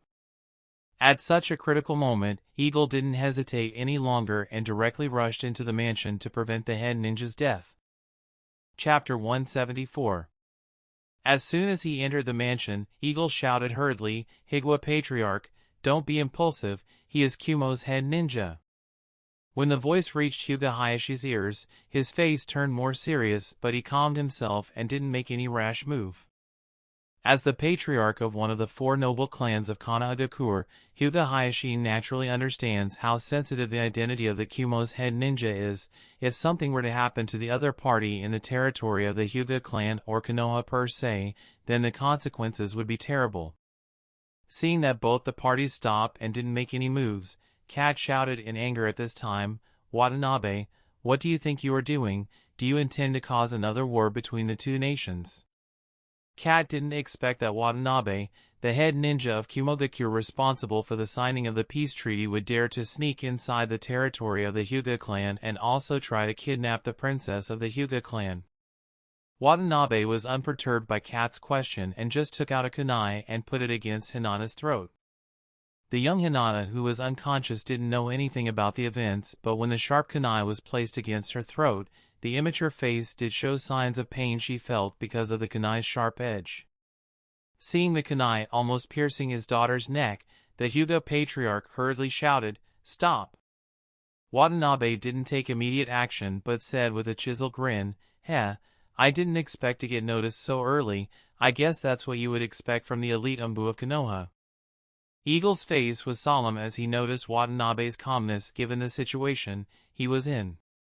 He was already caught red-handed while attempting to kidnap the heir of the Hyuga clan. This should have made him panic at the very least, and yet the dude had the calmness to talk in the presence of the Hyuga patriarch, two elite Umbu as well as many Hyuga clan guards that were present around the mansion. This greatly puzzled Eagle and gave him a faint sense of uneasiness. But what made Eagle more confused was how was Watanabe able to sneak inside the Hyuga clan territory, manage to enter the patriarch's mansion that lies at the center of the clan territory, and not to mention how the heck was he able to enter inside Hinata's room, that should be one of the most secure places in the Hyuga clan territory. This isn't right. How did he bypass all the guards responsible for guarding the Hyuga territory? This doubt started to plague Eagle. After all, the Hyugas have the Byakugan, therefore, the security of the Hyuga clan's patriarch's house isn't any inferior to the Hokage's office itself. Even Eagle isn't sure to be able to bypass without being noticed. Moreover, Watanabe shouldn't have any information about the layout of the Hyuga patriarch's mansion, so even if he succeeded in sneaking in, he shouldn't have been able to find Hinata's room, as it should be under the high restricted section. Ads by PubFuture. But the fact was right before his very eyes. Not only Watanabe managed to bypass all the Hyuga security, sneaked into the patriarch's mansion, and actually found Hinata's sleeping quarters and almost kidnapped her. This sort of achievement is nothing to scoff at. While Eagle was considering the reason, Kat was highly angered by Watanabe's action. When he thought of the peace that finally came to Konoha after such a long time, Kat couldn't restrain his anger and shouted, "Why? Why are you Kumo shinobi, always so eager for war? Don't you people care about the lives of your people?" "Shut up, Kumo isn't eager for war, never has been," growled Watanabe in anger. "If that's the case, then why are you doing this?" asked Eagle coldly, and then said with a chuckle, "Is it just for a pair of Byakugan? Don't tell me the great Kumogakure would stoop so low as to kidnap a 3-year-old girl so they could finally obtain a Kekkai Genkai? You think I care about the Byakugan? Humph, in my eyes, you Kekkai Genkai heirs don't hold any meaning considering the big picture," Watanabe said as he put more pressure on the kunai against Hinata's throat, and the kunai's sharp blade cut through her skin, causing the blood to flow out. However, nobody had the right mindset to focus on the blood, as Watanabe's words confused everybody. Kat was the one to ask in doubt, "If your purpose isn't the Byakugan, then why did you sneak into the Hyuga clan territory? And why try to kidnap the young lady of the Hyuga clan?" When questioned by Kat, Watanabe's expression gradually turned cold and he stated with indifferent calmness, "You malignant tumors of the shinobi world wouldn't understand." Seeing Watanabe busy in explanation, Hyuga Hayashi activated his Byakugan looking for a chance to rescue his daughter. After pondering a little, Eagle said tentatively, "You let the young lady of the Hyuga clan go. We promise to ignore your actions and treat it as if nothing happened." Watanabe chuckled when he heard Eagle's words. "It is indeed the village that is too soft. Even my actions of kidnapping the Hyuga princess can be ignored. Ha ha." The cat was more angered. "We are letting you leave out of here alive even after what you tried and broke the peace treaty. Are you still not satisfied? You guy." Before Cat could finish his sentence, Eagle interrupted him midway. "Don't bother asking him. I bet he never thought of leaving out of here alive. In short, his purpose is to die." At this point, Eagle was able to comprehend the meaning of Watanabe's attempted kidnapping of the princess of the Hyuga clan, but what confused him was the purpose for which he intended to die. What does he seek by doing all this? Unless... You seem to have figured it out, didn't you? Color me impressed. Watanabe looked at Eagle as if he was impressed by the other's insight and thinking. Cat asked with a doubt, "What do you mean?" Watanabe stated with a strange calmness, "All I do is to rid this shinobi world of the malignant tumor that has been plaguing it for many years." "Malignant tumor?" muttered almost all the people at the scene. "What does he mean by that?" questioned some of the Hyuga guards standing around. "And the malignant tumor according to you happens to be Kanagakur? Is that what you are saying?" Watanabe answered frankly, "You can't deny it, can you? Isn't it Konoha that has been maintaining the shinobi village system? If Konoha isn't the cancer of the shinobi world, then who is it? Your Shodaime Hokage obviously had the power to unify the entire shinobi world, but no, he just had to design the framework of one village and one nation and sit back and watch as other villages took root in other countries and developed a hostility towards each other. Wasn't it Konoha the source of all war, because most of the resources are located in the Land of Fire?" The cat was speechless, but that... He didn't expect Watanabe to mention such a thing. "Shut up, don't interrupt while I am talking. Your Shodaime Hokage, he was and is still hailed as the god of shinobi, the strongest shinobi to ever exist. Why did he not unify the world of shinobi and completely eliminate the war?" After a short pause, Watanabe continued, "Why to build a war machine like shinobi villages that don't hesitate to send their young children, elderly, and even their disabled to the battlefield to die? Just why?" In the face of Watanabe's question, everyone was left speechless. No one had the answer to this. Nobody could figure out the thinking process of the god of shinobi. It's said that he dreamed to establish a village where people could feel secure, where children didn't have to go to the battlefield at a young age, but did that succeed? For those who have experienced the first, second, and third great shinobi wars, they can't help but be left horrified when the memories are brought back. The tragic war they have experienced is not some part of the tale. It's not as glorified as when described in the scrolls for the future generation to read. The pain of losing their loved ones has been personally felt by almost everyone. This experience is so unforgettable that many ninjas still can't overcome the trauma and remembers the mountains of corpses and rivers of blood when they close their eyes. Many have quit their life as shinobi, and many, in fact, need psychological counseling to be able to continue working as a shinobi. As for the source, there can be many: human greed, different opinion, loss of loved ones, desire to protect, materialistic desires, and many more reasons that might just be the cause of war, but there is still one source: the establishment of shinobi villages. Facts have proven that ever since the shinobi villages were established, the intensity of war has only increased more than ever, and never decreased in the slightest. It is said that the chaotic times of the Warring States period were unbearable, that even revealing one's identity and affiliation was a matter of seeking the death, but taking into account that matter of continuation and inheritance of the clans, the conflicts between major clans did end in moderation and rarely went to the level of total annihilation of a clan. Therefore, although the number of conflicts during the Warring States period was high, it was still not too unbearable. However, after the establishment of the shinobi village system, the intensity and scale of wars have increased with the years passing. The previous numbers of hundreds of shinobi parting in conflicts have increased to thousands and tens of thousands participating in wars.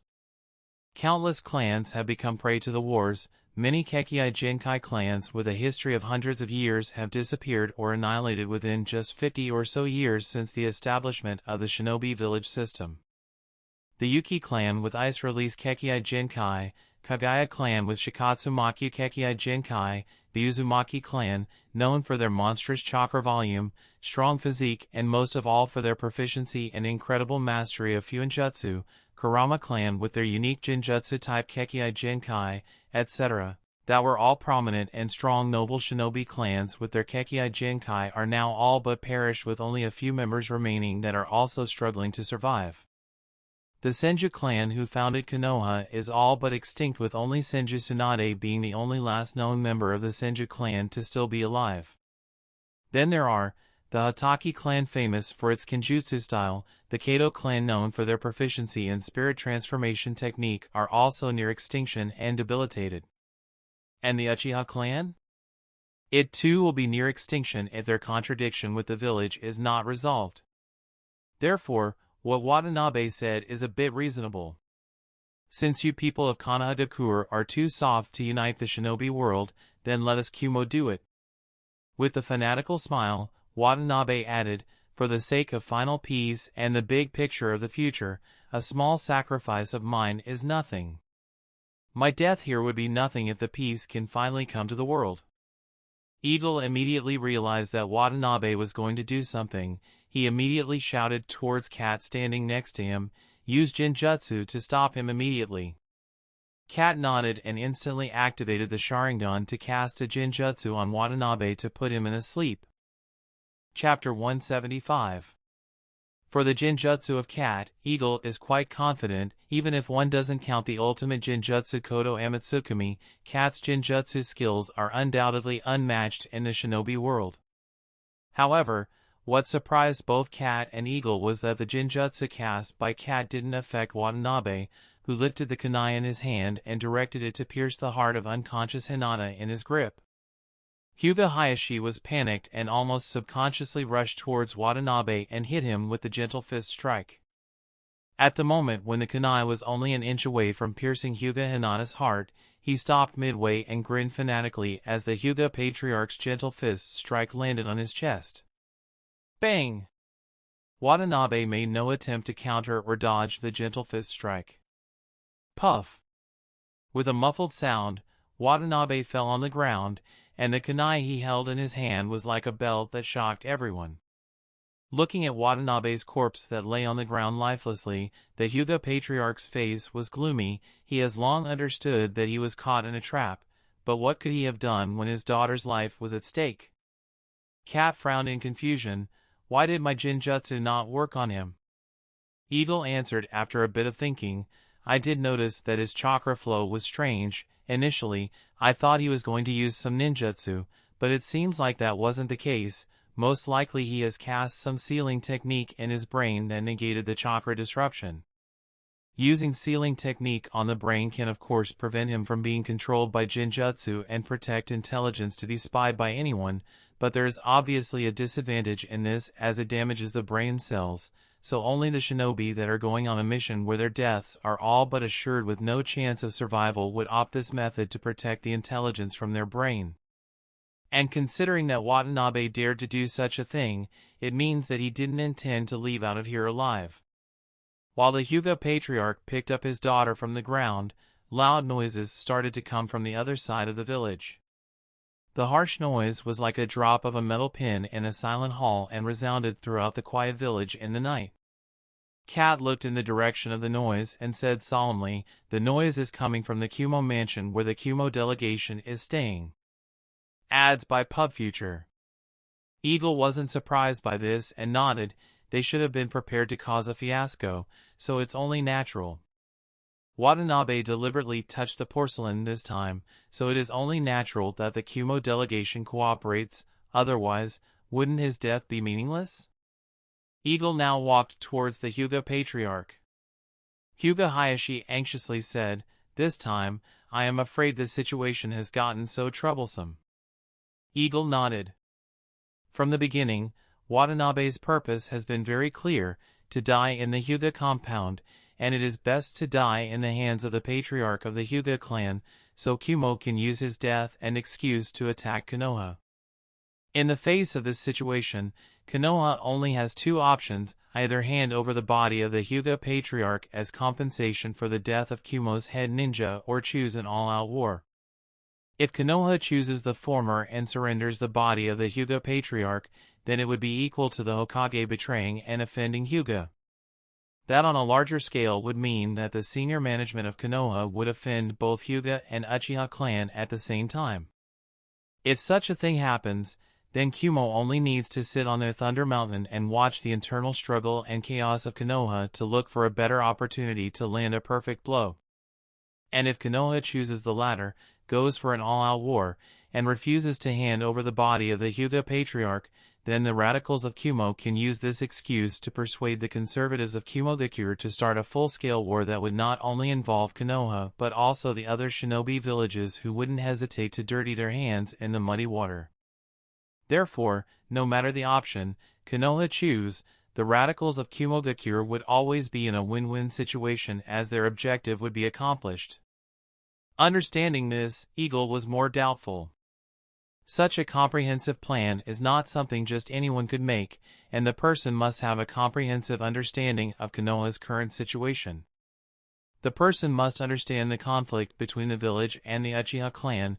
At the same time, she must also understand that Uchiha alone isn't enough to fight Konoha. Therefore, dragging the Hyuga into this matter at such a sensitive time is definitely a smart move to induce infighting in Konoha. This also cleared another one of Eagle's doubts about how the Hyuga Patriarch easily killed Watanabe in the original story. Hyuga Hayashi's strength as the Hyuga Patriarch is naturally very high, but she shouldn't be strong enough to kill Watanabe, who is also a head ninja with just a single strike, who should have been defensive. Now this is explainable if Watanabe intended to die from the beginning. But one thing confused him: the Kumo spy could have an understanding of the situation of Konogakure, but how could he know the layout of the Hyuga Patriarch's mansion? However, there was no time to consider this, as the distant noise was gradually getting closer and closer as the seconds passed. So withdrawing all his thoughts, Eagle solemnly said to Hyuga Patriarch, who held his daughter, "The other party came intending to die here. The purpose was not the Byakugan but to induce internal conflict." Chapter 176. Kumo Jonin's request made the Umbu squad captain who followed him embarrassed. On one side is the Kumo Jonin, who is the second most senior member of the peace delegation, while the other is Hyuga Hayashi, the patriarch of the Hyuga clan. Either party can't be offended, therefore the Umbu has no idea what to do. While the Umbu squad captain was silent, Hayashi shook his head and coldly stated, "It's impossible." Although Watanabe's corpse was taken away by the two Umbu ninja by the code of Eagle and Cat, therefore even if the search is conducted, nothing is to be found. But that still doesn't mean that Hyuga Patriarch would allow the Kumo ninja to search the entire Hyuga clan territory. Because this matter involves the honor of the Hyuga clan, if the Hyuga Patriarch were to easily give in to the Kumo's request, it will not only directly reduce the prestige of the noble Hyuga clan but also expose some flaws in the eyes of discerning people. Therefore, Hyuga Hayashi wouldn't easily budge here, especially since the other party had actually planned this all out.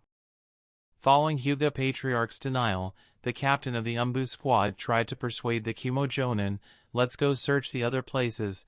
As Hyuga Patriarch stated, the shinobi of the Hyuga clan has no reason to attack or kidnap the head of the peace delegation. There might have been some sort of misunderstanding. Kumo Jonin was already prepared for a conflict, so he didn't budge either and threatened viciously, "Your Konoha ninja attacked and kidnapped the leader of our team. This is a blatant breach of the peace agreement between the two villages. If you don't let us search now, then I will have no choice but to immediately return to Kumogakure and report this matter to Reikage-sama as per the facts. Then the decision will only be in the hands of Reikage-sama." The Umbu squad leader's face turned stiff and he was totally annoyed by the threat the other party gave them. But even if he was angry at the Kumo Jonin, he can't make any reckless decision, and the matter now is not small anymore. If a wrong step is taken, then the hard-won peace achieved between the two nations will crumble. Left with no choice, the Umbu squad leader came to the side of the Hyuga Patriarch and requested, Hayashi-sama, please allow them to search the territory of the Hyuga clan. I will make sure that they stay in control and do not get out of hands." Hyuga Hayashi considered a little and finally cast a cold glance towards the Kumo Jonin and nodded, "All right, but notify Sandaime-sama about this matter immediately and also pass on the message that I would like to have a private meeting with him." Kumo Jonin was pleased. It was as if the Hyuga patriarch backed down and cowered to the name of the Rikage-sama, and after snorting coldly, he quickly led his subordinates into the Hyuga clan territory and started searching the perimeter of the Hyuga clan under the watch of both the Umbu and Hyuga ninjas. While the search was being conducted, Hayashi cast a glance in the distance with a thoughtful expression. The Umbu squad captain who accompanied the Kumo Jonin partook in the search and was finally relieved when there was no sign of either of Watanabe or any fighting in the Hyuga clan grounds. Although he believed that the Hyuga clan wouldn't attack the leader of the peace delegation without any significant reason, the direct accusation that the other Jonin put on Hyuga clan still worried him until a few moments ago. Ads by PubFuture. While the Umbu squad captain was relieved, Kumo Jonin's face was gloomy because of the result. The Umbu squad captain went towards the Hyuga patriarch who was still overlooking everything and bowed seriously. "I apologize for making the Hyuga clan go through this, please forgive us, and I also am grateful for the cooperation that the Hyuga patriarch showed and allowed the search. Hayashi-sama can rest assured that the result was exactly the same as what Hayashi-sama said previously." Hayashi only nodded and didn't speak any further. With no result obtained after the search, the Umbu squad captain who accompanied the Kumo Jonin was no longer polite at this time and said seriously, "Since you didn't find anything here, then let's go search other possible places Watanabe-san could have gone." Kumo Jonin snorted coldly, "Don't bother." With that said, he made a few hand seals, sensed a little, and soon cast his gaze into the distance with a confused expression. The Umbu squad captain questioned immediately, "What did you find?" Eagle and Cat, who had the corpse of Watanabe stored in a storage scroll, were running towards the edge of the village. Eagle has yet to figure out how to deal with the corpse of Watanabe, but it must be taken away from the territory of the Hyuga clan. Silent on the entire route, Cat couldn't hold it any longer and asked, "Eagle-san, what do you think what Watanabe said? Was it right or wrong?"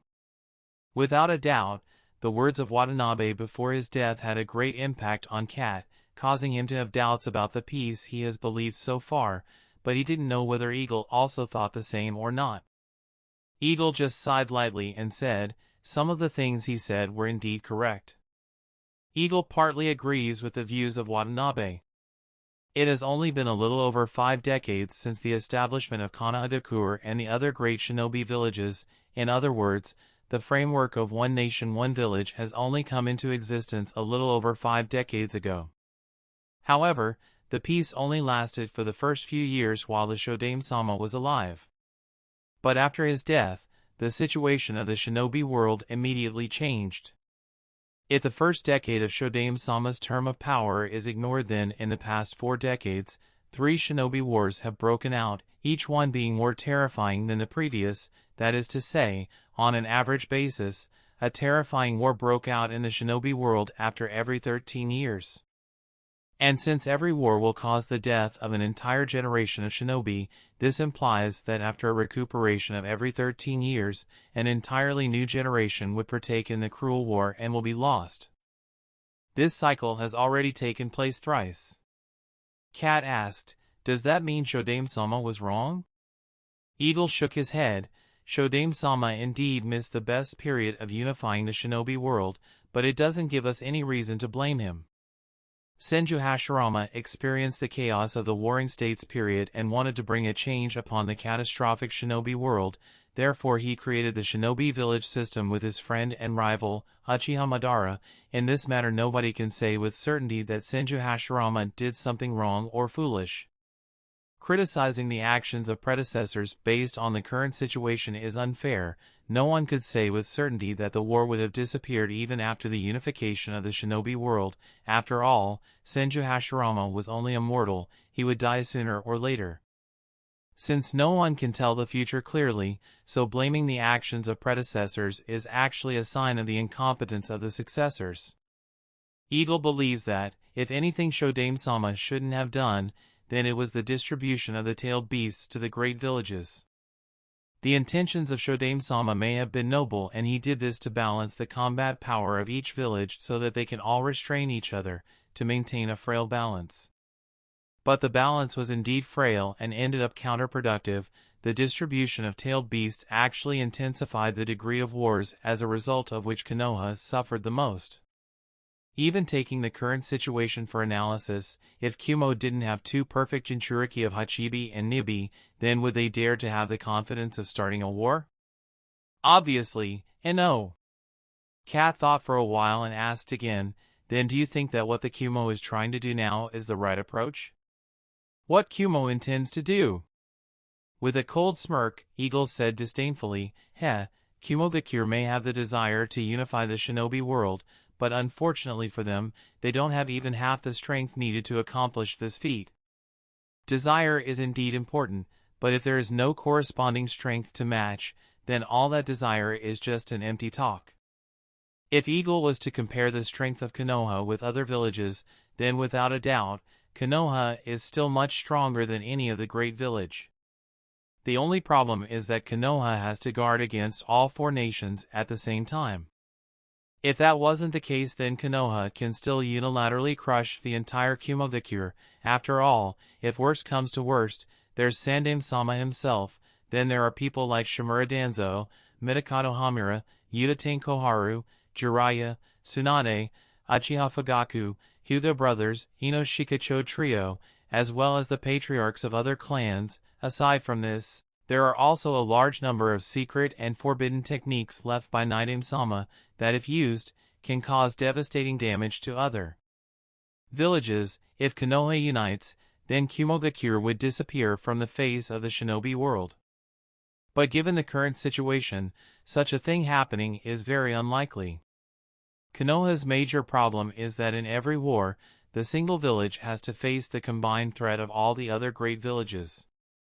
So, in the face of Kumo's provocation, Konoha has to not only guard against other shinobi villages that would be waiting for the perfect opportunity to take the advantage of the fire, as well as guard against the Uchiha clan. Therefore, Konoha appears to be so weak currently.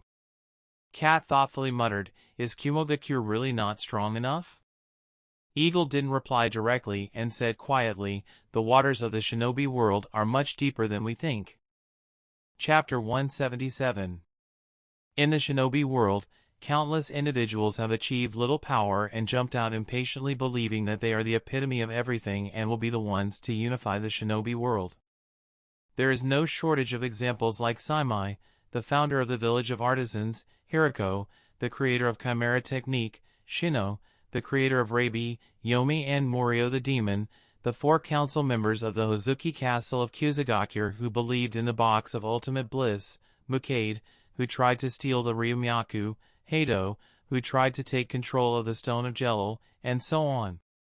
But what was the result in the end? All these people without exception became clown figures and died. The shinobi world has never been as simple as it may seem on the surface. After the death of Senju Hashirama, Uchiha Madara, who rewrote the fate of his death using his Anaji, was almost invincible in the shinobi world, but the proud and arrogant Madara stayed dormant in a gloomy cave for decades to come, and even until his death, he did not show his face to the shinobi world, just silently controlling things from the dark, and when he finally had both the chess pieces as he intended, in the form of Obito and Nagato, he died with the plan of being revived in the shinobi world in his prime form. Uchiha Obito awakened the Kamui, a technique that made him undefeatable in the shinobi world, and yet he stayed hidden and controlled the things from the shadows. It wasn't until almost the entire Akatsuki was defeated that he chose to reveal himself to the shinobi world. Another example is Nagato, who has awakened and got used to the transplanted Rinnegan. With the formation of the 6 paths of pain, Nagato is almost invincible, but he still stays silent in Amigakure and silently controlling things.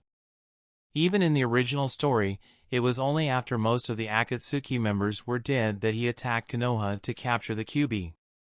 Then there are the Otsutsuki descendants on the moon, even when they have the giant Tenseigan that is comparable to the ultimate treasure of the shinobi world, and have the power to easily destroy the shinobi world if they so much as desire, and yet they lay dormant on the moon, silently spying on the events of the shinobi world, seeking the perfect opportunity.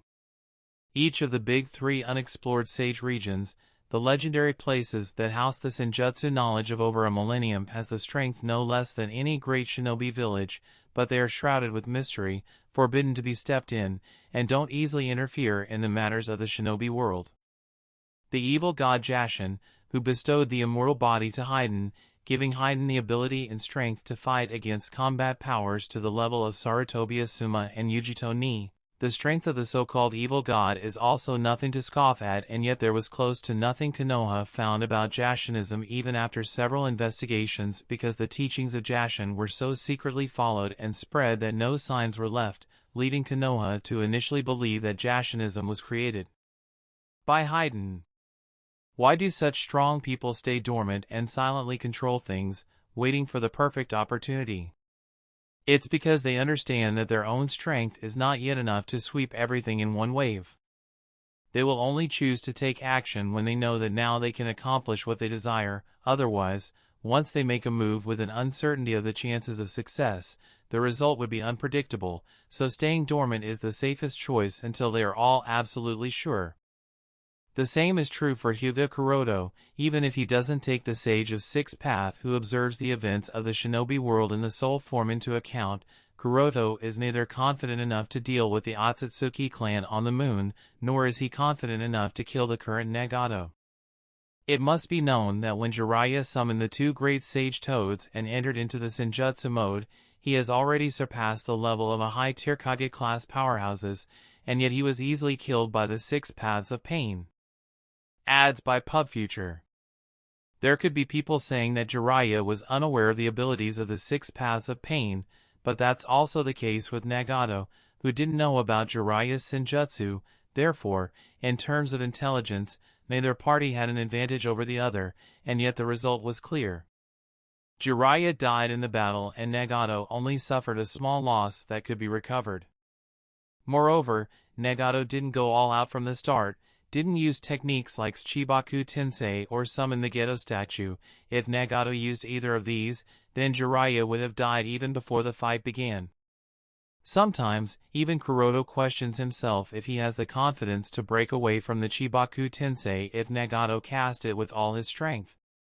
After all, in the Pain's Assault arc, Uzumaki Naruto only managed to break free of the Chibaku Tensei seal because of Kyuubi's unparalleled chakra and also because Nagato had consumed too much chakra. And even if Kuroto could break free of the Chibaku Tensei seal and defeated Nagato, he would have consumed a great deal of chakra and will be vulnerable to Obito, who could make a surprise attack any time, leading to Kuroto's defeat. Therefore, to rise in the shinobi world, one has to tread cautiously. If anyone tries to be an early bird, he will be the first to be hunted, as was the case with Hatake Sakumo and Namikaze Minato. Withdrawing his thoughts, Eagle spoke to Cat. "All right, we are already far enough, leave the rest to me." Cat hurriedly said, "Eagle-san, I know that Kumogakure has the wrong intentions this time, so no matter what you do with Watanabe's corpse, I promise I will not give out the details." Helplessly shaking his head, Eagle explained, "It's not that I don't trust you, but you have to remember that we two are the ones who are responsible to keep a watch over the Kumo delegation. Therefore, both of us can't disappear at the same time. That's why you must return back and provide a cover for my absence." When Cat heard this, he understood that it made sense, so he quickly used the shadow clone technique and used Jinjutsu transformation to change the appearance of the shadow clone to that of Eagle. Eagle patted Cat on the shoulder and said, "Go ahead, don't worry about me, later I'll let you in on all the details." Cat nodded and said, "Be careful, Kuroto-san." With that said, Cat and the shadow clone Eagle disappeared towards the direction where the Kumo delegation was supposed to be staying. With Cat gone, Eagle finally started the preparation he ought to do to resolve this matter as peacefully as possible. Kumo Jonin was leading the other members of the peace delegation and Konoha Umbu members towards the edge of Konoha village. While running, The Umbu asked suspiciously, "Are you sure that the direction is not wrong?" Kumo Jonin didn't say anything, just nodded with a doubtful face. The current situation has completely deviated from their predetermined plan, and he was caught off guard, but fortunately enough, Watanabe's body had several seals engraved, so tracking his whereabouts wasn't difficult. The Umbu squad leader frowned, and after thinking a bit he said, "After passing through this area we will soon reach the outer wall, and if the direction we are moving is correct as you say, then the person who kidnapped Watanabe-san will probably be trying to escape out of the village." Listening to the Umbu squad leader's words, the Kumo Jonin said coldly, "Our captain was attacked in your Konoha village, so Konoha's Hokage must take responsibility for his death." The Umbu squad leader didn't argue but motioned his subordinate to report the news to Hokage-sama. Judging from how the situation has developed, the Umbu squad leader can only conclude that Watanabe has indeed been attacked by someone. As for who the other party is and what purpose they have, he is not clear yet. Under the command of the squad captain, 2 Umbu members left the team and went towards the direction of the Hokage office. After that, the rest of the group continued chasing and finally arrived in a small forest territory on the edge of the village. The forest was filled with dense vegetation, and when they were passing through, they suddenly found the silhouette of a person quietly standing. The person was wrapped in a midnight cloak with the symbol of water chakra around the chest part of the black cloak that had a complex ceiling pattern sewn from the golden thread. At the back are the symbols of the 5 chakra natures printed evenly around the yin-yang gossip symbol. And a blue evil spirit mask was donned on the face with a blue jewel on the forehead. In the silent night, the figure of the person was illuminated by the cold moonlight, giving him a mysterious vibe. To top it off, at the feet of the mysterious man lay the corpse of a person in black clothes. The attention of the entire group was directed towards the mysterious person, and they surrounded him from all sides, cutting off all of his escape routes. Upon closer inspection, Kumo Jonin immediately recognized the identity of the corpse lying at the feet of the mysterious person. It was none other than the missing Watanabe. Seeing this, his heart sank. The Umbu squad leader cautiously looked at the mysterious person and silently gestured to his subordinates, deploying a siege formation. Surrounded from all sides, the mysterious person seemed unfazed and indifferently took out a storage scroll from the inner part of his cloak and muttered, "The guy had a bounty of 50 million real on the black market. I didn't expect his to be so pathetically weak, that the task turned out to be so boring." His words clearly had contempt for Watanabe. And exactly as he spoke, Watanabe did have a bounty of 50 million real on his head in the black market circle. Such a reward is actually quite high, if anything. And there was no need to guess on the identity of the party who placed such a high bounty on his head. It is none other than Iwagakure. After all, Iwagakure, who has hatred towards both Kumogakure and Konohagakure, is the most unwilling to let the 2 villages conclude a peace treaty. IWA wants the war between them to continue so that IWA Nin can use the best opportunity to deal heavy damage to both the Konoha and Kumo at the same time. And if a mere 50 million ryo can buy the head of the leader of the peace delegation and destroy the peace between Konoha and Kumo, then such an amount is actually a very good investment that would reap many profitable results for Iwagakure in the future. Chapter 178. The fact that Watanabe is dead is hard to change. Even if Kuroda controls Watanabe's corpse with the Tenseigan soul descend or with the puppet technique, it would still be impossible to fool the Kumo delegation members, as they might have arranged a secret code for the identification, which is something Kuroda doesn't know. Therefore, Kuroda gave up that plan. After all, Kumo ninjas aren't idiots, given that there are countless methods to manipulate the dead in the shinobi world. Therefore they too can figure out that the corpse is being controlled, so instead of wasting time taking such a huge risk, it is better to divert the most blame towards a third party and resolve the contradiction between Konoha and Kumo with a need of forced cooperation irrespective of their choice. Anyway, as long as Watanabe didn't die in the Hyuga grounds and the person responsible for his death wasn't a Konoha shinobi, Kumo's conspiracy would be a failure.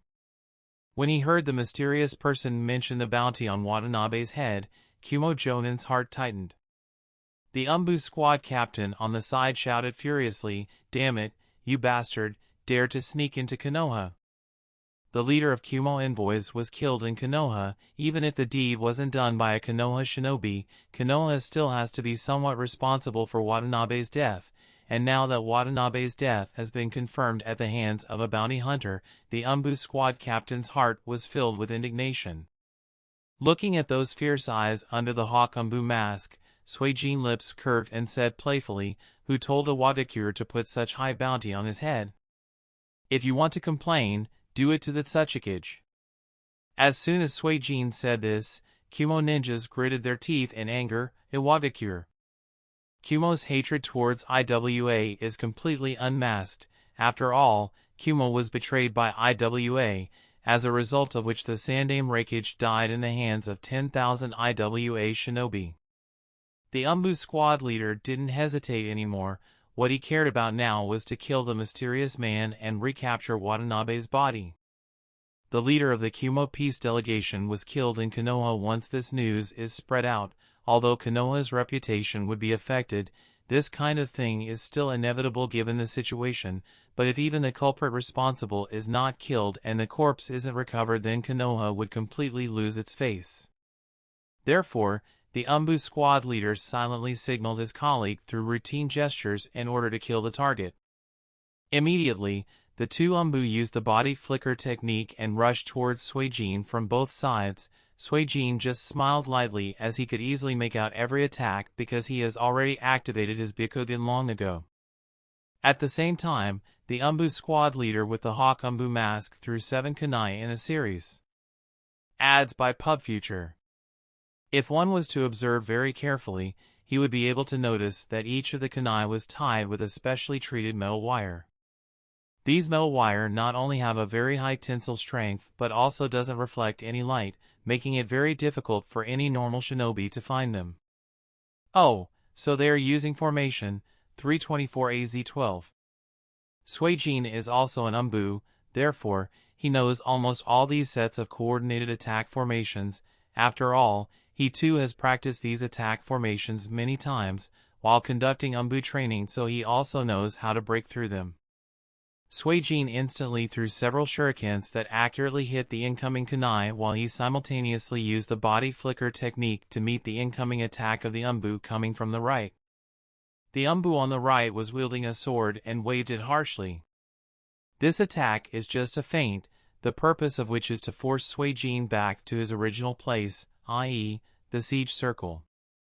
Suijin chuckled lightly, and neither did he back off nor dodged or hide or met the attack, just accelerated further. This! The Umbu who waved his sword was surprised, after all, who had rushed straight towards an oncoming sword slash.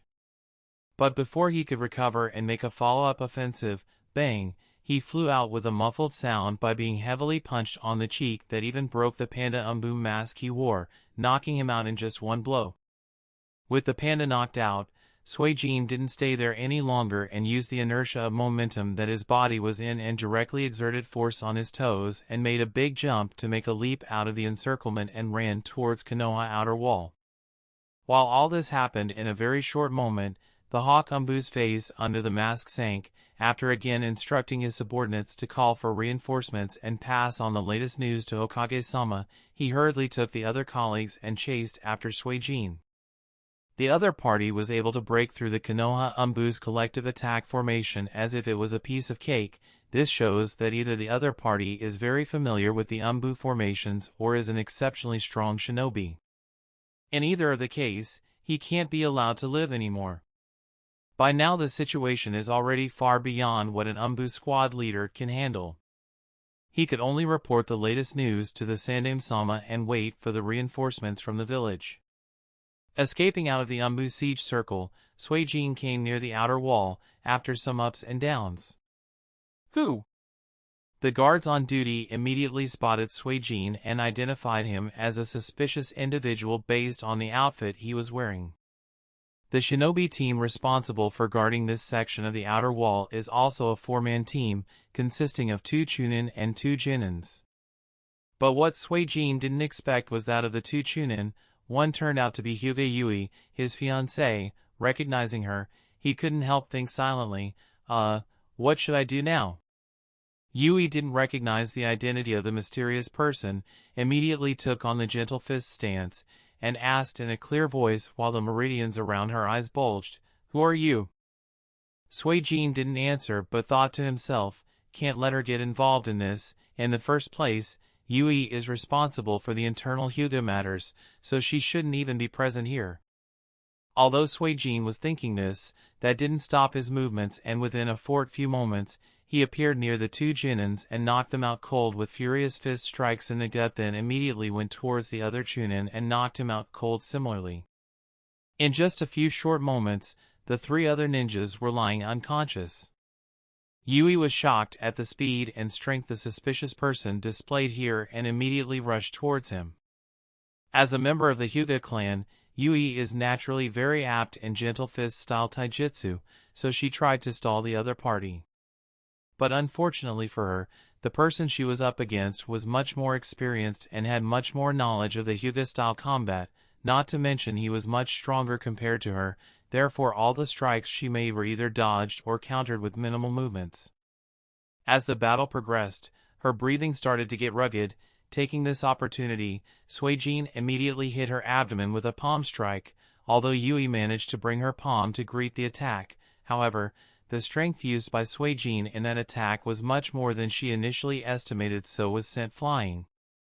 With a bang, she used the tree to stop herself and looked at Suijin with more caution. Suijin knew this much wasn't enough to make her give up, but he can't be too hard on her. So without waiting for her to rush towards him, he flickered before her and tapped at the back part of her neck with his hand, knocking her unconscious. Suddenly losing consciousness, Yui fell forward and landed on Suijin's shoulder, out cold. Picking her up lightly, Suijin gently laid her on the ground with her back resting on the tree trunk and muttered slowly, "Please forgive me, Yui, if I hadn't done that, you wouldn't have given up."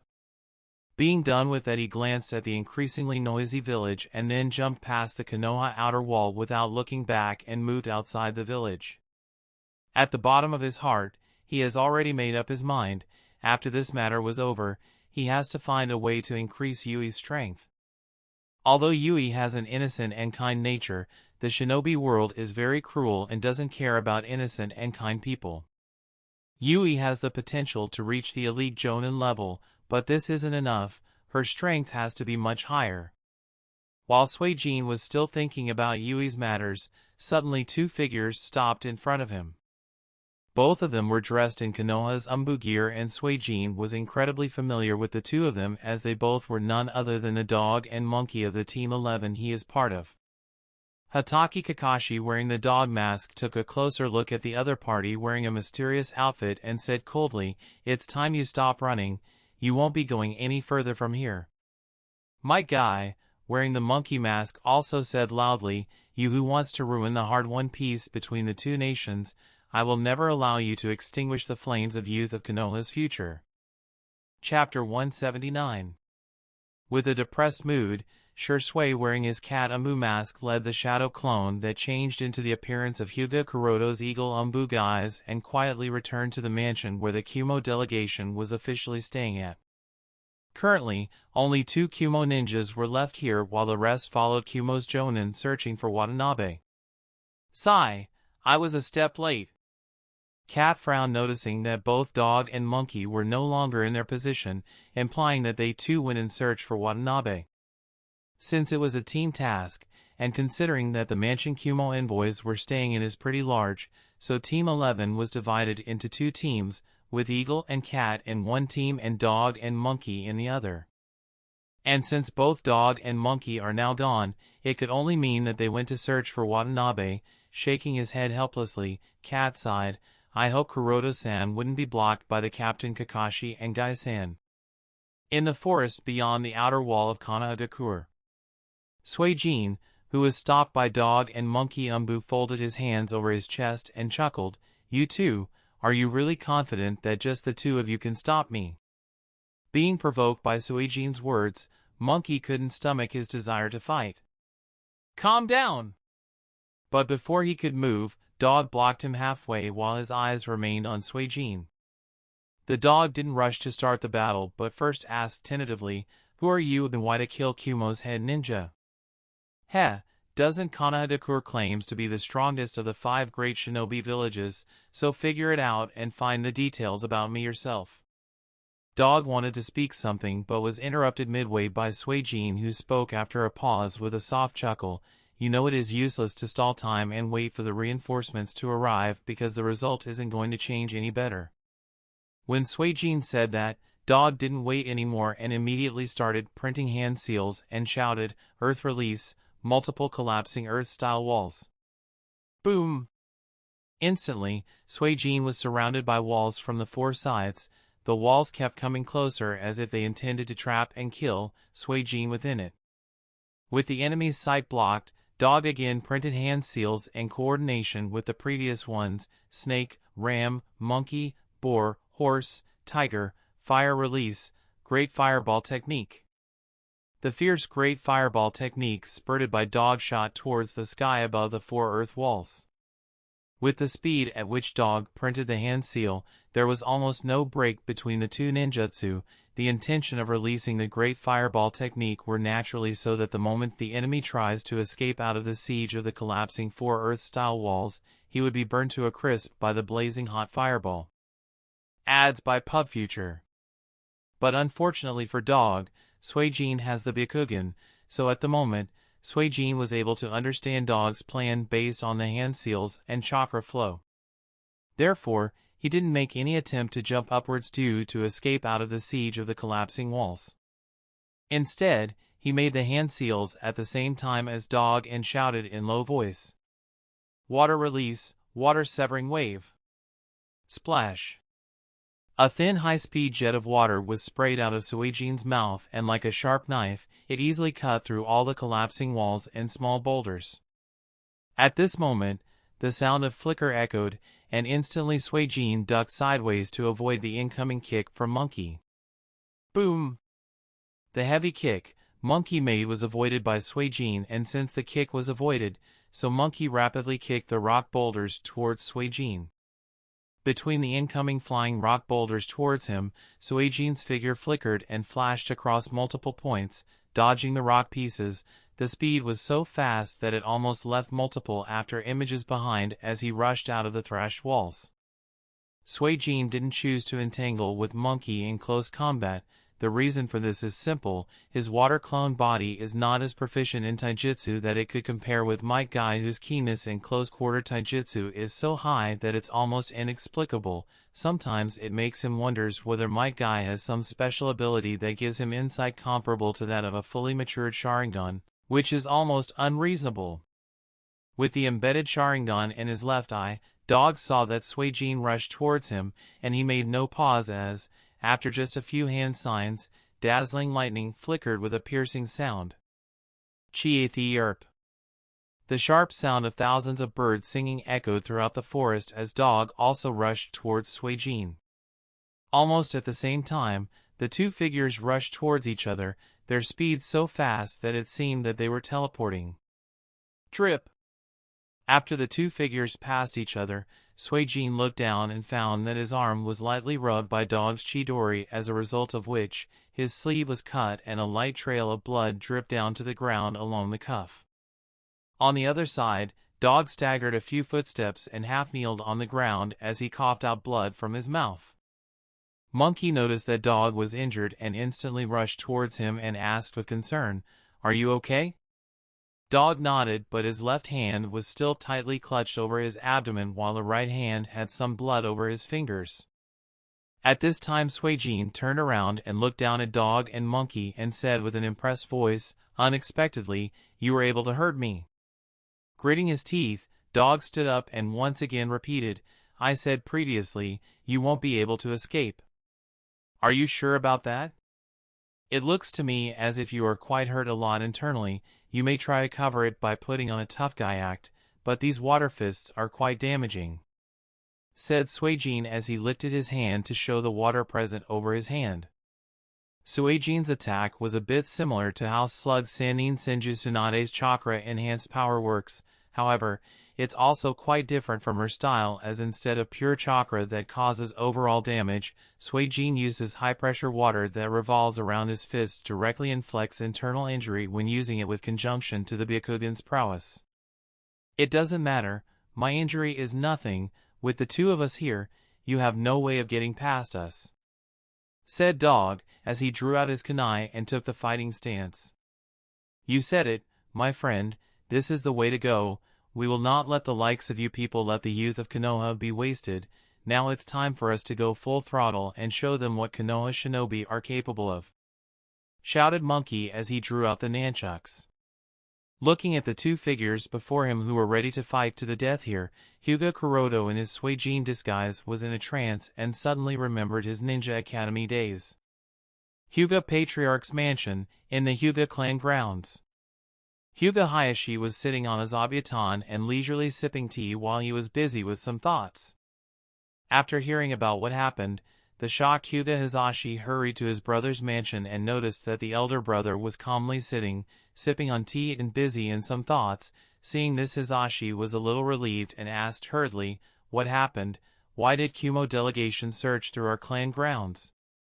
Upon being broken out of his thoughts, Hayashi sighed lightly and said, "Sit down, and have tea first." Hizashi curtly sat down and poured himself some tea and took a sip.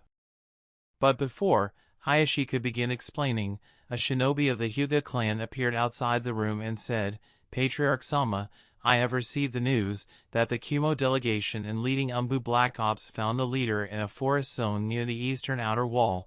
The news states that the Kumo head ninja Watanabe was attacked by a mysterious man." Hayashi nodded and ordered, "Continue investigating." "Yes." With that said, the ninja disappeared.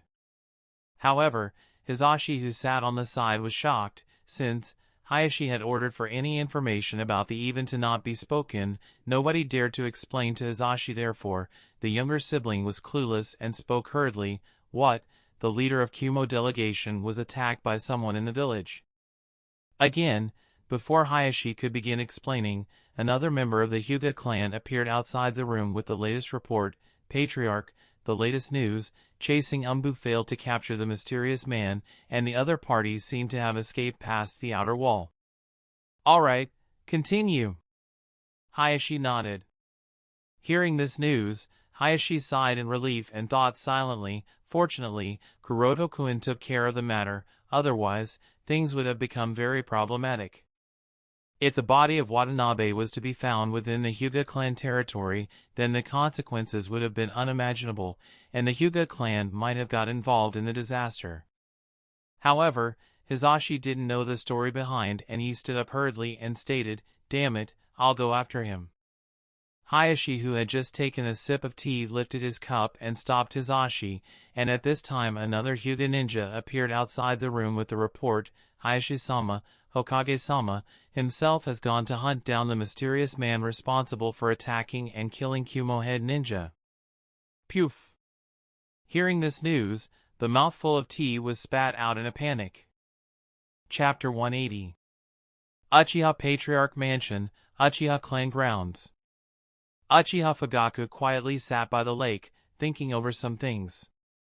At this time, an Uchiha shinobi rushed in and whispered lightly, "Patriarch, we heard that the Kumo delegation leader, Watanabe, was kidnapped and killed by a bounty nin for the high bounty placed on Watanabe's head."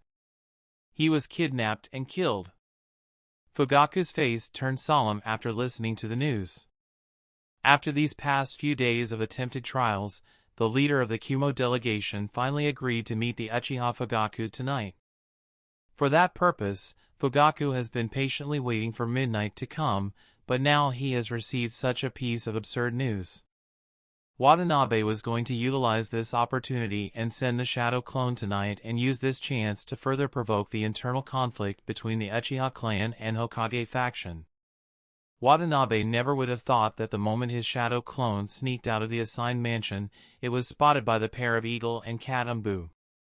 Fugaku was obviously a bit frustrated and spoke after a little bit of thinking. "Where is Shursui? Wasn't he responsible for protecting the Kumo delegation tonight?" The Uchiha ninja shook his head. "There is no clear information. the situation there has been taken over by other Umbu ninja and Chunin. The process of Watanabe's disappearance is also very strange. There are no signs of fighting near the assigned mansion, which is completely unreasonable. Hearing this, Fugaku also frowned slightly and finally ordered, "Find Shui and get the details about what happened exactly. I want every detail." "Yes." The Uchiha ninja nodded respectfully and disappeared. At this time, Fugaku looked towards the full moon in the distant sky, his face filled with hesitation and confusion. After some evaluation, Fugaku has confirmed that Uchiha Shui is leaning on the side of the Hokage faction. For this reason, the Uchiha clan has been continuously failing in their attempt to make a contact with the Kumo delegation. Otherwise, if Shui was on the side of the Uchiha clan, then using his identity, making a contact with the Kumo delegation was a piece of cake. Shusui's attitude has further strengthened the Uchiha Patriarch's determination to bring Shinichi back to the Uchiha clan. In his plan, once Shinichi comes back to the Uchiha clan, and the Uchiha clan attempts to launch a coup d'etat, then the Konoha Elder Council will no longer trust Shui and distance him from the Hokage faction. Left with no choice, Shui would have to come back to the family he belongs to and apologize to all the Uchiha whose trust he has been breaking. For this reason, Fugaku has never confronted Shui about his intentions, nor has he thought of fighting Shui. Because for Fugaku, Shui is not only very precious combat personnel of the Uchiha clan, but the kid is also akin to his nephew, and which parent wouldn't forgive his child if they make a mistake? Therefore, Fugaku is willing to let Shui understand that only Uchiha clan is where he would truly belong. And Fugaku also knows that once both Shui and Shinichi return to the Uchiha clan, then with the combined power of 3 Manjiki Sharingan users, coupled with all the elite Jonin and other top Uchiha combat personnel, the Uchiha clan will be able to completely defeat the Hokage faction and take over the position of the Hokage without any trouble that the Uchiha has desired for so many years. But is that really what he wants? Fugaku is unsure. After all, he too loves his village. If there is a chance, he wouldn't want to take over the position forcefully. Adds by PubFuture. Therefore, there is doubt and hesitation in his eyes, and it will only manifest when he is alone. A moment later, Fugaku sensed the presence of another Uchiha ninja rushing towards him, and his face returned back to the usual. The Uchiha ninja arrived with the latest report. "We have discovered that the Sandaime himself took a large number of Umbu ninja to hunt down the bounty nin responsible for killing Kumo head ninja." Fugaku wasn't surprised by this and immediately got up and ordered, "Assemble the Konoha police force with Jonin-level members." The Uchiha ninja was stunned and asked, "Patriarch, are we also going to be involved in the roundup?" Fugaku nodded. "Sandaime himself is going after the bounty nin. This shows that the matter is undoubtedly serious. Our internal conflicts should be put aside for now. If the bounty nin escapes easily, then Konoha's reputation will be affected. Besides, this will also be a good opportunity to make contact with the Kumo ninjas." The Uchiha ninja understood and immediately nodded. "Yes, in that case, I will issue the assembly ordered on behalf of Patriarch." With that said, the ninja disappeared. Using this chance, inquiring from the Kumo delegation whether Shinichi really defected to Kumogakure would also be the best opportunity. New route base. The leftover route ninjas were constantly coming and going, reporting all kinds of information to Shimura Danzo, who sat on his chair. After hearing that the Sandaime himself led the Umbu to hunt down the mysterious bounty nin, Danzo showed a thoughtful look and asked the man next to him, "Have you found out the identity of this mysterious bounty nin?" The root ninjas next to him nodded and passes a copy of a file recording the information about the mysterious bounty nin. From the description of the outfit he was wearing, the party seems to be a bounty nin that goes by the name Suijin, who has recently amassed quite a bit of fame in the black market circle for his efficiency and strength and perfection of completing the tasks. Suijin. Shimura Danzo frowned when he looked at the copy in his hands. After a brief glance, he threw the file heavily on the ground and shouted in anger, "You collected this information." In addition to the brief description of the outfit he wears, and his name, the information only stated that he is a top-tier bounty nin. Besides these 3 details, there was no other useful information. Seeing Danzo's anger, the root ninja immediately knelt on one knee and hurriedly explained in panic, "Please forgive me, Danzo-sama, but this Suijin character appeared out of thin air. Prior to this, there is no information about him in any of our data files, therefore, we couldn't find any information." "Incompetence!" scolded Danzo heavily. The root ninja stayed silent and dared not lift his head, afraid that he would only anger Danzo-sama more. After a little while, Danzo calmed himself and went on to say, "Continue investigation. I want to know who is hidden behind that mask. The other party has the gall to enter my Konoha so unscrupulously and cause such chaos. I want to know who gave him such courage. Find out everything about him, from his identity to his background, the person he's working for, family, his strength, weakness, secret, anything to everything we can exploit. Is that understood?" "Hi, crystal clear, Danzo-sama."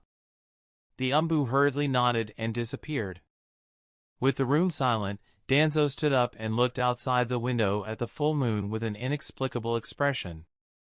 In the forest outside the east or outer wall of Konoha, Suijin glanced at Dog's right hand and then his gaze moved towards the bloodstain on the ground. In the previous confrontation, Dog's Chidori slightly rubbed through Suijin's right arm, therefore, a small cut appeared on his arm that leaked out a trail of blood. Although it's not something to get worried over, it's still a bit troublesome if not dealt with quickly.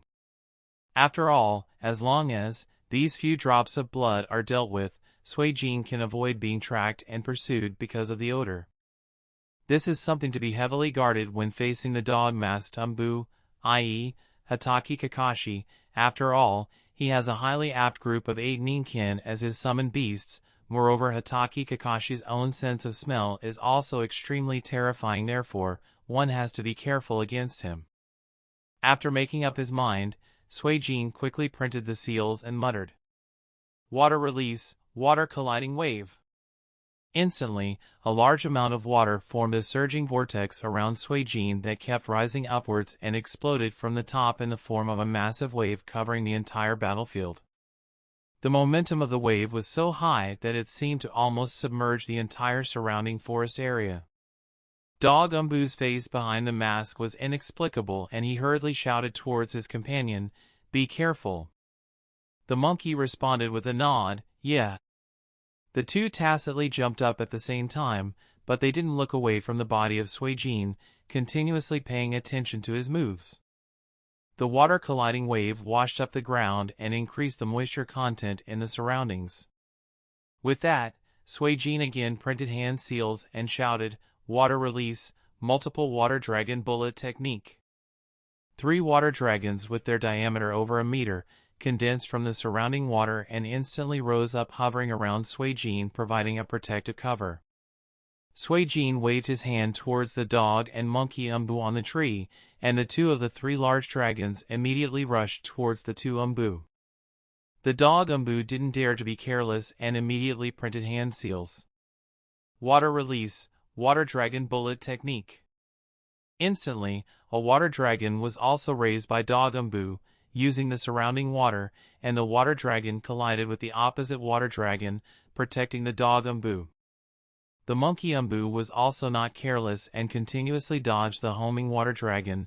Seeing that the water dragon didn't give up the chase, the monkey Umbu kicked the trunk of a tree with all his power, breaking it in one shot, and then again kicked away the broken trunk towards the incoming water dragon, neutralizing the attack. However, this short opportunity in which the dog Umbu and the monkey Umbu backed away was not wasted by Suijin, who exploded the 3rd water dragon, obscuring the 2 Umbu's sight, and immediately turned around and flew towards the depth of the forest. At this time, the dog Umbu's voice came from behind. Summoning, Earth Release, Tracking Fawn Technique. Puff. Puff. Puff. Puff. Puff. Puff. Puff. Puff. Instantly, 8 pits appeared on the ground around Suijin. The 8 ninkin jumped out of the ground and pounced on Suijin from all sides. Chapter 181. Seeing the 8 Ninkin biting him from all sides, Suijin was a bit speechless. For some reason, Suijin was inexplicably calm about being bitten by these Ninkin, as if he wasn't at all surprised by the sudden turn of events, but as far as the matter was concerned, did he really expect for such a thing to happen? At this moment, Monkey Umbu rushed over, Leaf Great Whirlwind. Just as Monkey Umbu was about to attack Suijin, the 8 Ninkin hurriedly jumped back to avoid being swept over by the attack. Being free for movement, Suijin barely avoided the Taijutsu kick attack with a backflip, but he wasn't so lucky as the follow-up taken by the dog Umbu in the form of Leaf Strong Whirlwind still hit him.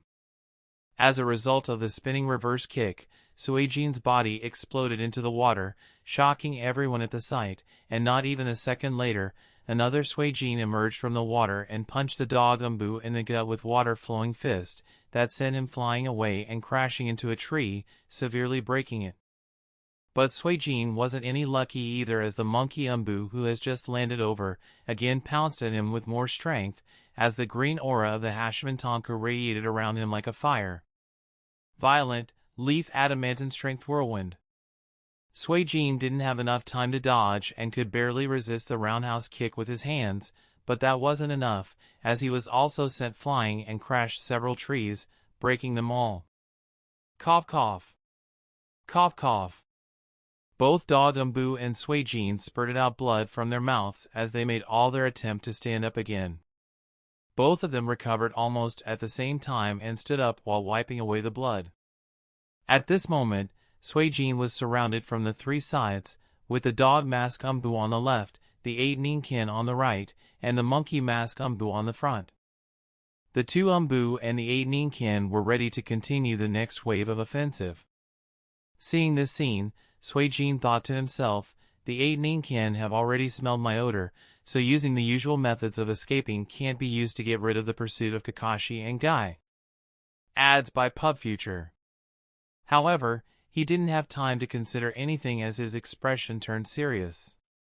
Because at this moment, Suijin noticed several chakra signs emerge in Byakugan's vision. This implied that a large number of ninjas were rushing here. Damn, are all the elites coming here? In a flash, Suijin reached this conclusion.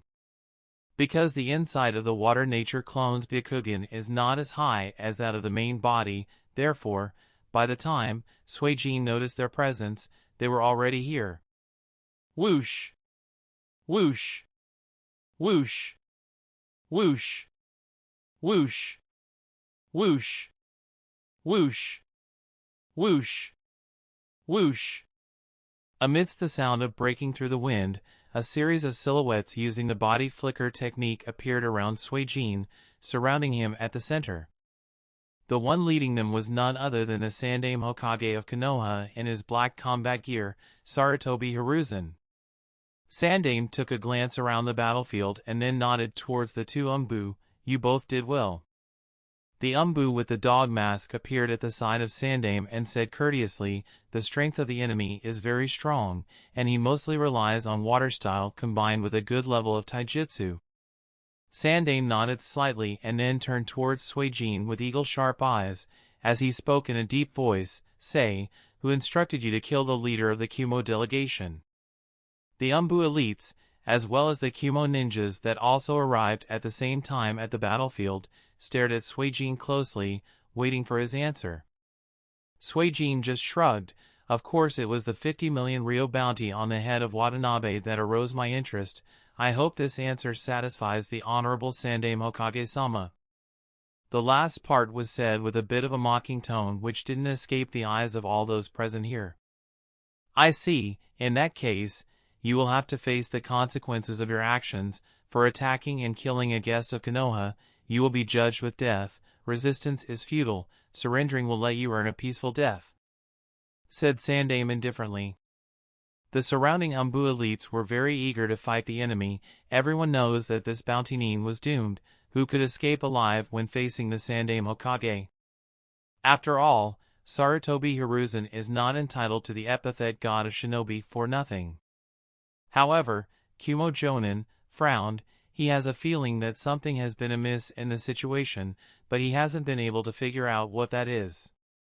Contrary to what most expected, Suijin put one hand on his waist and said with a leisure smile, "I didn't expect that even the Hokage Dano will personally come here. I am afraid I am shaking down to my boots." "Really?" "I, however, cannot see any trace of fear from the calmness that you exude," Sandaime said with a solemn face. "Heh, that's because you have no way of stopping me," said Suijin with a smirk as he started printing hand seals, and shouted, "Ice Release Secret Technique, straight demonic mirroring ice crystals." With an icy chill, the moisture present in the air condensed into a crystal-clear ice mirror before everyone. What? Ice Release Kekei Jinkai. Everyone, including the Sandaime Hokage, was shocked when they saw the ice mirrors floating in the air. It stands to reason that the Yuki clan has been annihilated by the Kiridakure, therefore, Ice Release Kekei Jinkai should have disappeared from the face of the shinobi world, but unexpectedly, the mysterious bounty nin could use the ice release. Does that mean he is one of the survivors of the Yuki clan? Seeing this scene, the Kumo Jonin was also finally convinced that the death of Watanabe should have nothing to do with Konoha. While he was hateful towards the mysterious bounty nin, Black Market Circle, and most of all towards the Iwagakure for placing such a bounty on Watanabe's head, he was more regretful that their plan to make Konoha suffer an internal strife using Watanabe's death was now useless because of the intervention of a freaking bounty nin.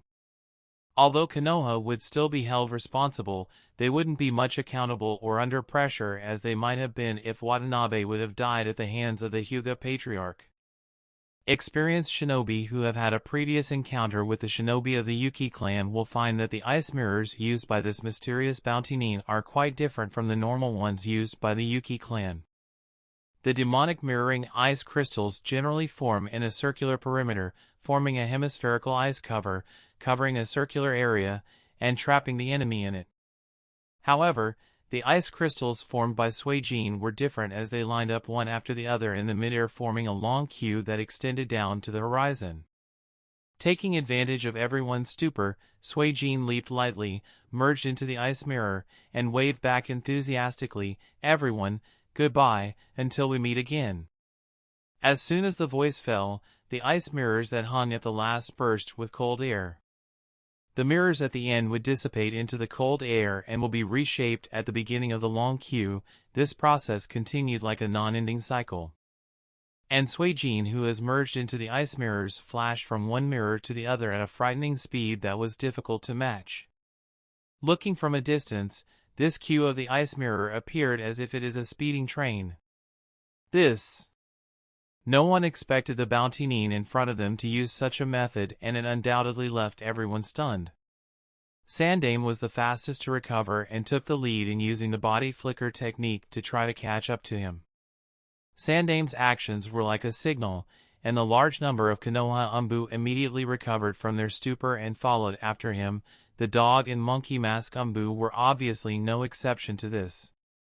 And since Watanabe's corpse was in the hands of the bounty nin, therefore, Kumo ninjas also had no choice but to follow, as they can't show any signs that might allow the discerning eyes to figure out anything they don't want to. While following Sandaime, the monkey asked the dog, "How come Eagle and Cat haven't come here for so long?" The dog was also somewhat confused. After all, usually, once an accident occurs during a mission, Eagle and Cat are the ones to react the fastest, but now that such a big deal happened tonight, and either of them has yet to show up. Monkey asked again, "That person obviously had the ice release Kekei Jinkai, why didn't he use ice style when fighting us?" The dog said after a little bit of thinking, "The most likely reason is that he didn't need to. From the way he fought against the two of us at the same time and still had time in his hands, his strength should be higher than what we expect, therefore, we should be more careful of him now." Monkey looked at the back of Sandaime at the front of the team and said with laughter, "Hokage-sama himself is present here. There is nothing for us to worry about." Chapter 182.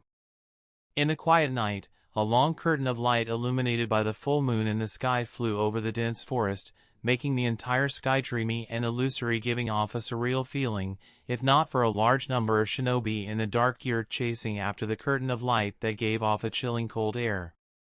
Upon closer look, one can find that the light curtain leaping over the forest was in fact a long queue of ice mirrors that made the surrounding forest extremely cold. And the moonlight from the full moon was responsible for giving this queue of ice mirrors a fairy tale vibe. This queue of moving ice mirrors was obviously the Suijin specific ice release secret technique, straight demonic mirroring ice crystals. After months of practice and training, Suijin has finally able to fuse the water nature chakra and wind nature chakra and finally master the ice release Kekkei Jinkai. Of course, the main reason why he managed to do so is the Tenseigan soul descent technique. And not for that, Kuroda wouldn't have been able to personally experience the entire process of using the ice release, so learning ice release was majorly thanks to the Tenseigan technique. After finally attaining the fusion of water release and wind release into ice release, he spent a lot of time and effort studying the mechanisms of the various ice release jutsu over the course of the past few months. The last lesson from losing the water clone made him understand that it doesn't matter if he can't beat the enemy, what's important is that he must always have an escape in every situation. If he can't escape, then all the effort will be worthless. Why did Namikaze Minato, who grew up later, overwhelm the momentum of the three Sannin and attained the position of the Hokage? The reason is very simple: all his strengths, knowledge, weakness, character, charisma, loyalty, and talent aside, it was majorly because of the Flying Thunder God technique. This technique was thoroughly mastered by him and it gave him control of the entire battlefield. Ads by PubFuture. When to fight, where to fight, who to fight, the option of retreat and everything was in the hands of Yondaime. He had the final say, making him someone capable of even being able to kill 1,000 shinobi alone without suffering any damage. In the Third Shinobi War, in any of the battlefield, if Konoha had a disadvantage, Namikaze Minato had the power to turn a disadvantageous situation into an advantageous one. If the situation was already advantageous, then he could expand that advantage infinitely. The main reason for all this was his mobility. Therefore, after mastering the ice release, Kuroda didn't focus on learning or creating the strongest offensive ice release techniques that would give him more firepower. No, he spent more effort in learning descent ice release techniques that would increase his mobility. In the last battle against Sasori's ice release puppet used the ice release technique to make a path and smoothly moved on that track and therefore easily caught up with him. Although this type of use of ice release can also increase a ninja's mobility, the user would still be restricted by the terrain, as treading on a complex terrain with the same mobility could be a bit difficult. And among the enemy he faced up to now or might be facing in the future, Obito has the ultimate technique Kamui, granting him as much mobility as he needs. Zetsu can travel through the earth, Pain can summon and unsummon himself, Konan can fly and hide using her paper style, Kakuzu can also fly to a certain extent using the thread monsters. There will be Deidara in the future who might also join the Akatsuki. He can fly using his art. So the Mirror Ice track can't keep up with the likes of S-Class Shinobi, therefore, Suijin needed another technique. His Yama form can use the Tenseigan chakra mode to hover and fly. Hyuga Kuroda form can use the Ryumyaku chakra mode that he has been trying to master, to fly. So, how can the Suijin form be left without a unique technique that would grant him high mobility? Therefore, he developed a new variant of the demonic mirroring ice crystals, changing it from a certain kill technique to a technique granting Suijin very high mobility. And the result was very good, exceeded what he initially expected. Not only did it give Suijin enough mobility, which is akin to flying, but the ice mirrors also grants him high protection against other techniques, as breaking the ice mirrors is not an easy feat. Unless someone can destroy all the ice mirrors at once, it will be difficult to inflict any damage upon him, as he could just transfer himself from the fragments to the other mirror as they continuously form. The only drawback of this technique is that the chakra consumption is very high. If this technique is maintained for a very long time, it would cause a serious burden on the user. But that's not a trouble for me. After all, the ice affinity of the water clone bee body is very high, and adding the Ryumyaku chakra that he has access to, even such a large volume of chakra consumption is not a big deal for him, making it a cheat ability that is difficult to match. Sandaime, who was unable to catch up with the disappearing side of the bounty Nin, had a gloomy face. As the Hokage, Hiruzen has to consider much more than any average Konoha shinobi.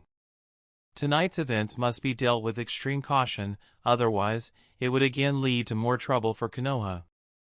The biggest doubt at the moment was, how did he get inside the village without alerting anyone? He couldn't have used the similar ice technique to sneak inside Konoha, as that would have alerted the barrier.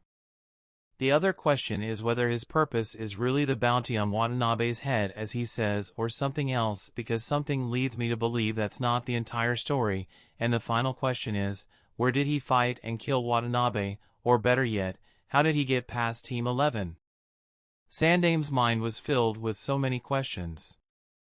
From the report he has received up to now, there were no signs of fighting in and around the mansion where the Kumo delegation was staying, which means Watanabe wasn't attacked there. This also shows that Watanabe, who should have stayed at the assigned mansion, somehow managed to sneak out of there getting past the Umbu, and there are also no signs of the presence of Cat and Eagle. All these signs indicate that Kumo undoubtedly had some shady plans. I can only hope that it had nothing to do with the Uchiha clan. Hiruzen is also worried whether Uchiha clan and Kumo would collide together to deal with Konoha. Although he knows that Uchiha Fugaku wouldn't do something so foolish, he still can't help but worry, because if such a thing happened then Konoha would disappear. Shaking his head helplessly, Sandaime decided to put away these thoughts for now, and focus on the enemy at hand. Looking at his back, he was able to see that chasing at such a fast pace for so long is undoubtedly a burden for the shinobi following him. Only the elites have managed to keep up, while the newcomers that have only recently joined the Umbu department have been left behind. The same is also the case with the Kumo ninjas, since most of them are Chunin and Jinin. Therefore, they were all left behind, and only the Jonin closely followed at the end of the team. Frowning his brows, a trace of helplessness appeared on the aging face of Sarutobi Hiruzen, but that helplessness was soon replaced by a resolute look. He is the current Hokage. As the Konoha's Hokage, he must not show any weakness and set an example for the rest, otherwise, would only lower the morale of his followers. He can't have his shinobi lose their faith in his strength. With that resolute look, Sandaime muttered, "Can't drag any longer." Biting his finger, Hiruzen performed the hand seals and shouted, "Ninpu, Kuchios! Appear! Monkey God King Enma!" Puff! With a puff of white smoke out came the Monkey God King, Enma. After a few ups and downs, the sturdy ape caught up with Sandaime, who didn't stop for even a second, and asked, "Sarutobi, who is the opponent?" Sandaime pointed at the queue of ice mirrors in the air and said, "The enemy is hidden within those ice mirrors. He can't be allowed to escape. Transform into the adamantine staff." Transformation, Adamantine Staff. Chapter 183. The Monkey King nodded and immediately shouted, "Transformation, Adamantine Staff." With another puff of white smoke, the Monkey King disappeared. Almost at the same time, Enma performed the transformation technique. Sandaime leaped high in the sky. It was as if he flew up momentarily. When the body of Sarutobi Hiruzen was midair, the adamantine staff elongated rapidly as it penetrated the white smoke, reached the feet of Sandaime, and extended further at the lightning speed. The speed of elongation was far beyond the imagination of anyone, and in just a few breaths, Sandaime caught up with the flying queue of the ice mirrors. Is that also how it works?" Suijin saw that Sandaime used the adamantine staff and almost caught up with him, and he was taken aback. Without waiting for Suijin to recover, Sandaime, who was just behind the ice mirrors, printed some hand seals at a fast pace, took a deep breath, his chest bulging to the limit, and then shouted, "Fire release, Fire Dragon Flame Bullet. W whoosh." The moment Sandaime spit up the hot billowing fire jutsu, the red-hot bellowing fire swallowed the long line of ice mirrors floating in the air. However, Suijin had already reacted before. the moment Sandame's seals were completed, he had already used the water clone technique and his Suijin body had already escaped under the fluorescent cover of the demonic mirroring ice crystals in the moonlight. Therefore, although the ice mirrors were damaged, because the jutsu used by Sandame was very powerful even though it is just a B-class fire jutsu, Suijin still wasn't swallowed by the flames. Gently landing on a tree in the forest, Suijin raised his head to see the flames that illuminated the dark forest with orange translucent light and muttered, "The old bones have not deteriorated yet." Sandame also landed on a big tree on the opposite side not far away, holding the shrunken adamantine staff, and stared coldly at Suijin. Seeing the cold look he was getting, Suijin chuckled, "Hokage-sama is really very experienced. Surprisingly, he forced me to come out of the ice mirrors. It appears that you still haven't gotten old, huh, Sarutobi Hiruzandano?" Sandame coldly glared at Suijin and said, "You dare to enter my Konoha and cause such chaos, no matter your identity and affiliation, you will not escape today." Looking at the murderous intent of Sandame, Suijin smirked and decided to play with him for a bit. "Don't be so sure, Sarutobi Hiruzan, the person responsible for the Kyuubi's chaos and the death of Kanagakure's beloved Yondaime Hokage and his wife is still on the loose. Your words don't hold much weight." "What? You are?" Before Sarutobi could ask anything, Sajin interrupted him, "Ha ha ha, does that shock you? You want to know more about it, don't you? Too bad, Hokage, 'cause I ain't giving out anymore." Frankly speaking, Kuroto has never liked Sandame Hokage. Sarutobi Hiruzan is unworthy of the epithet, God of Shinobi. After all, his strength is too weak compared to Shodame-sama. How many people are capable of defeating Senju Hashirama in the history of the shinobi world, even if the Otsutsuki of the mythical era are taken into account?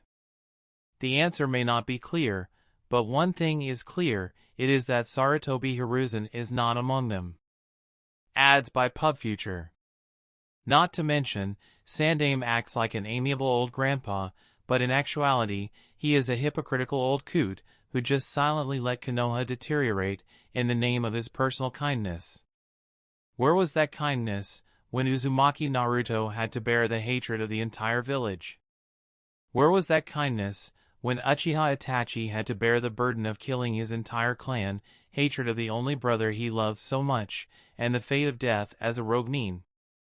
Sarutobi Hiruzan isn't kind. If he was, then he couldn't have let such cruelty befall the citizens of his village. He is just an old coot who is hesitant to get rid of the tumor plaguing and deteriorating Konoha internally because he believes that the tumor is still necessary for the stability of the village. Whether in terms of personal strength or character, he is unworthy of being a Hokage. Calming himself down, Suijin focused at the front, because no matter how weak compared to the Shodame Hokage, Sarutobi Hiruzan is still not someone to be taken lightly. After all, his teacher Orochimaru also suffered so miserably at the hands of Sandame in the main story, and currently the geezer is a decade younger, not someone Suijin can casually ignore, with the current strength of Suijin body. Just the fire-style jutsu overhead clearly indicates that Sandame has an immense chakra pool. Coupled with being hailed as the professor because of his proficiency and mastery of all the ninjutsu Konoha has to offer, be that Bokujutsu, ninjutsu, taijutsu, fuinjutsu, kinjutsu, juinjutsu, and more. Anyone with a non-overwhelming strength will feel a headache when dealing with him. Thinking of this, Suijin suddenly thought, I don't know when will Shui arrive? Since he didn't want Sandame to take the opportunity, so making up his mind, Suijin started printing hand seals, water release, great waterfall technique. Suijin expelled a large volume of water high in the air from his mouth that cascaded down like a giant waterfall at Sandame. Sandame's expression remained unchanged and he easily avoided the attack by leaping back using the adamantine staff. Suijin naturally expected such a thing to happen and didn't expect the great waterfall technique to cause any harm to the professor. The only reason he used this technique was that he needed a huge amount of water vapor that would be produced because of the heat left by the previous fire release jutsu used by Sandame. Without waiting for a moment, Sajin printed the hand seals and stomped heavily on the ground with his right leg. Water release, water formation wall. As soon as his feet landed, a wall of water rose from the ground and shot high, but Suijin wasn't finished yet, as he put his palm against the high-pressure water wall and shouted, "Ice release, ice condensation." Under the action of the ice nature chakra, the high wall of water was instantly frozen into an ice wall. On the other side of the wall, Sandaime stared at Suijin's action with a shocked and doubtful expression. He was really shocked at the volume of the chakra the other party was using in all of his techniques, but he was doubtful as to why would he make an ice wall between the two of them. It couldn't be that he thinks that just a mere wall of ice will give him the opportunity to escape, right?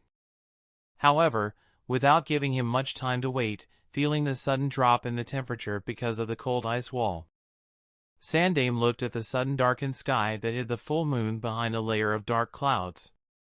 With a thinking expression, Sandaime analyzed, "The fire dragon flame bullet I used heated the air too much. The great waterfall technique he used increased the moisture in the surroundings, creating hot vapor, and finally the ice wall he used cooled down the rising vapor, leading to the formation of rain clouds above us that will rain at any moment. Oh no!" The clouds were blocking the moonlight, and Sandaime immediately guessed the intention of the enemy, but it was already too late to stop him. Pitter-patter. Without making them wait too much, it soon began to rain.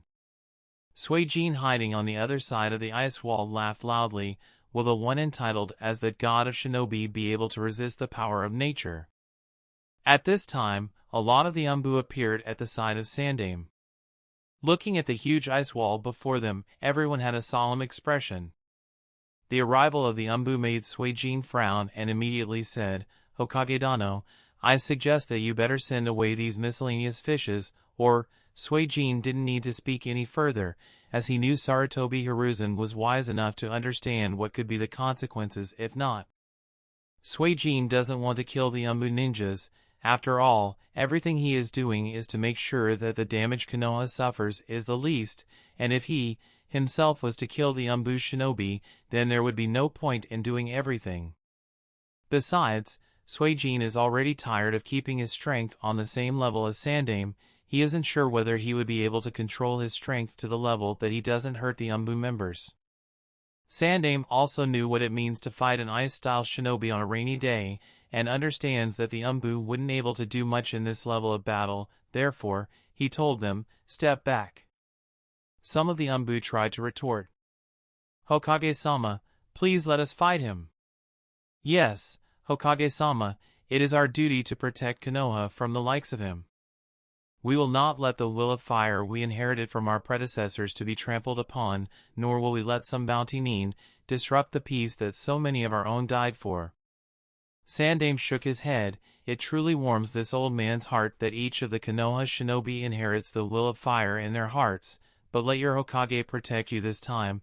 The enemy is not someone to be taken lightly. I do not wish for my people to die before me, therefore, you will all spread around to make sure he doesn't escape, while I will personally deal with him.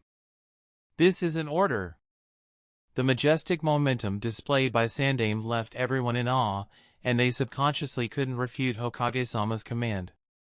All the Umbu members, including the Hokage guards, spread far away in a huge circle, enclosing both Sandaime-sama and Suijin within it. Although everyone was far away, each one was at the battle-ready state. If there was even a single moment where the fight turned against the favor of Sandaime-sama, they wouldn't hesitate to kill the enemy. At this moment, Sandaime turned towards Suijin and said, "I guess I am grateful towards you for not killing any of my shinobi. As a sign of my thanks, I will give you a chance to surrender yourself peacefully. You will not be killed, that I can assure you." Suijin shook his head. "Thanks, but no thanks. I am fine as I am." With a sigh, Hiruzen's gaze hardened as he said, "In that case, this old man will finally have to move his old bones to bring you down for disrupting the hard-won peace that so many of my shinobi died to bring." "But the question is, can you?" Suijin asked. "You will know soon enough," Sandaime said. "I guess I will." With that said, Suijin nodded and printed the hand seals. Be careful, Sandame Hokage Dano. Humph! Sandame coldly snorted, while holding the adamantine staff at the back. Suijin completed the hand seals as an icy cold chakra swept the entire battlefield. Ice release, the all-killing rain. The icy cold chakra violently exploded with Suijin at the center, all the raindrops falling from the sky momentarily halted in their path and turned into countless sharp senbons. Chapter 184. Looking at countless ice senbon hovering in the air, Sandame had a look of surprise. Although he had expected something similar to happen, when the thing really happened, he couldn't help but have a solemn expression. Such large-scale ninjutsu is nothing short of an S-class technique that can instantly turn the tides of a battlefield. At this moment, Suijin indifferently waved his hand vertically downwards. Instantly following the command, the countless hovering ice senbon shot downwards towards the forest and Sandame like high-speed bullets, causing a rain of icy cold explosions. Sandame didn't wait any longer and immediately shouted. Earth Release Barrier Technique, Earth Prison Dome, a magnificent nothingness. With a roaring sound, the mud, gravel, and rocks rose from the earth, forming a self-repairing barrier that protected Sandame inside it from the rain of ice senbon. Sha! Sha! Sha! Sha! Sha! Sha! Sha! Sha! Sha! Sha! Sha! Sha! Sha! Sha! Sha! Sha! Sha! By the time the Earth Prison Dome took shape, the countless ice needles hovering in the air broke the speed of sound and shot at it with an exploding momentum. Boom! Boom! Boom! Crash! Crack! Break! Whoosh! Freeze! Wherever the senbons hit, the deep pits will be left on the grounds. The trees were broken into small wood chunks. The earth dome itself continued collapsing and repairing. Although the senbons themselves aren't very strong, when they hit their target at the speed of breaking the sound barrier, then there isn't much that can be sustained in the face of such an attack. The earth dome, however, kept breaking and repairing at an astonishing speed. Sandame, who was hidden inside the earth dome prison, pressed his hands on the dungeon wall and actively poured his chakra with everything he had to maintain the barrier. But it was getting difficult, as each senbon will burst with chilling cold air, freezing the surrounding area. The surrounding Umbu looked at the battlefield from a distance with horrified expressions. They all had a gloomy look under their masks. Only now did they understand that why Sandame-sama ordered them to not intervene in the battle. If they had to resist such a barrage of countless ice senbon, they would undoubtedly die. Ads by PubFuture. Even the Kumo ninja's gaze flickered. Similar to the Konoha Umbu around him, he really didn't expect the strength of the bounty nin to be so high that even the Sandame Hokage, known as the god of shinobi, was having trouble dealing with him. The identity of this bounty ninja is not ordinary. This matter must be reported to Reikage-sama as soon as possible. In the shinobi world, every powerful ninja deserves the attention of major shinobi villages, not to mention the one in front of them who can even make the god of shinobi have so much trouble. At this point, Kumo Jonin paid more attention to mysterious bounty nin's every move. On the other side of the encirclement ring, the monkey mask Umbu crouched on the tree looking at the battlefield, and muttered, "He is really so strong." The face of Dog Mask Umbu was also dignified. No matter how much he overestimated the strength of the mysterious bounty nin, he still didn't expect it to reach such a high level. However, Hatake Kakashi wasn't one of the best analysts for nothing and easily understood that the terrifying ice release ninjutsu was cast using the power of nature. Therefore, he wasn't much scared by the scene and pondered how to be able to crack it.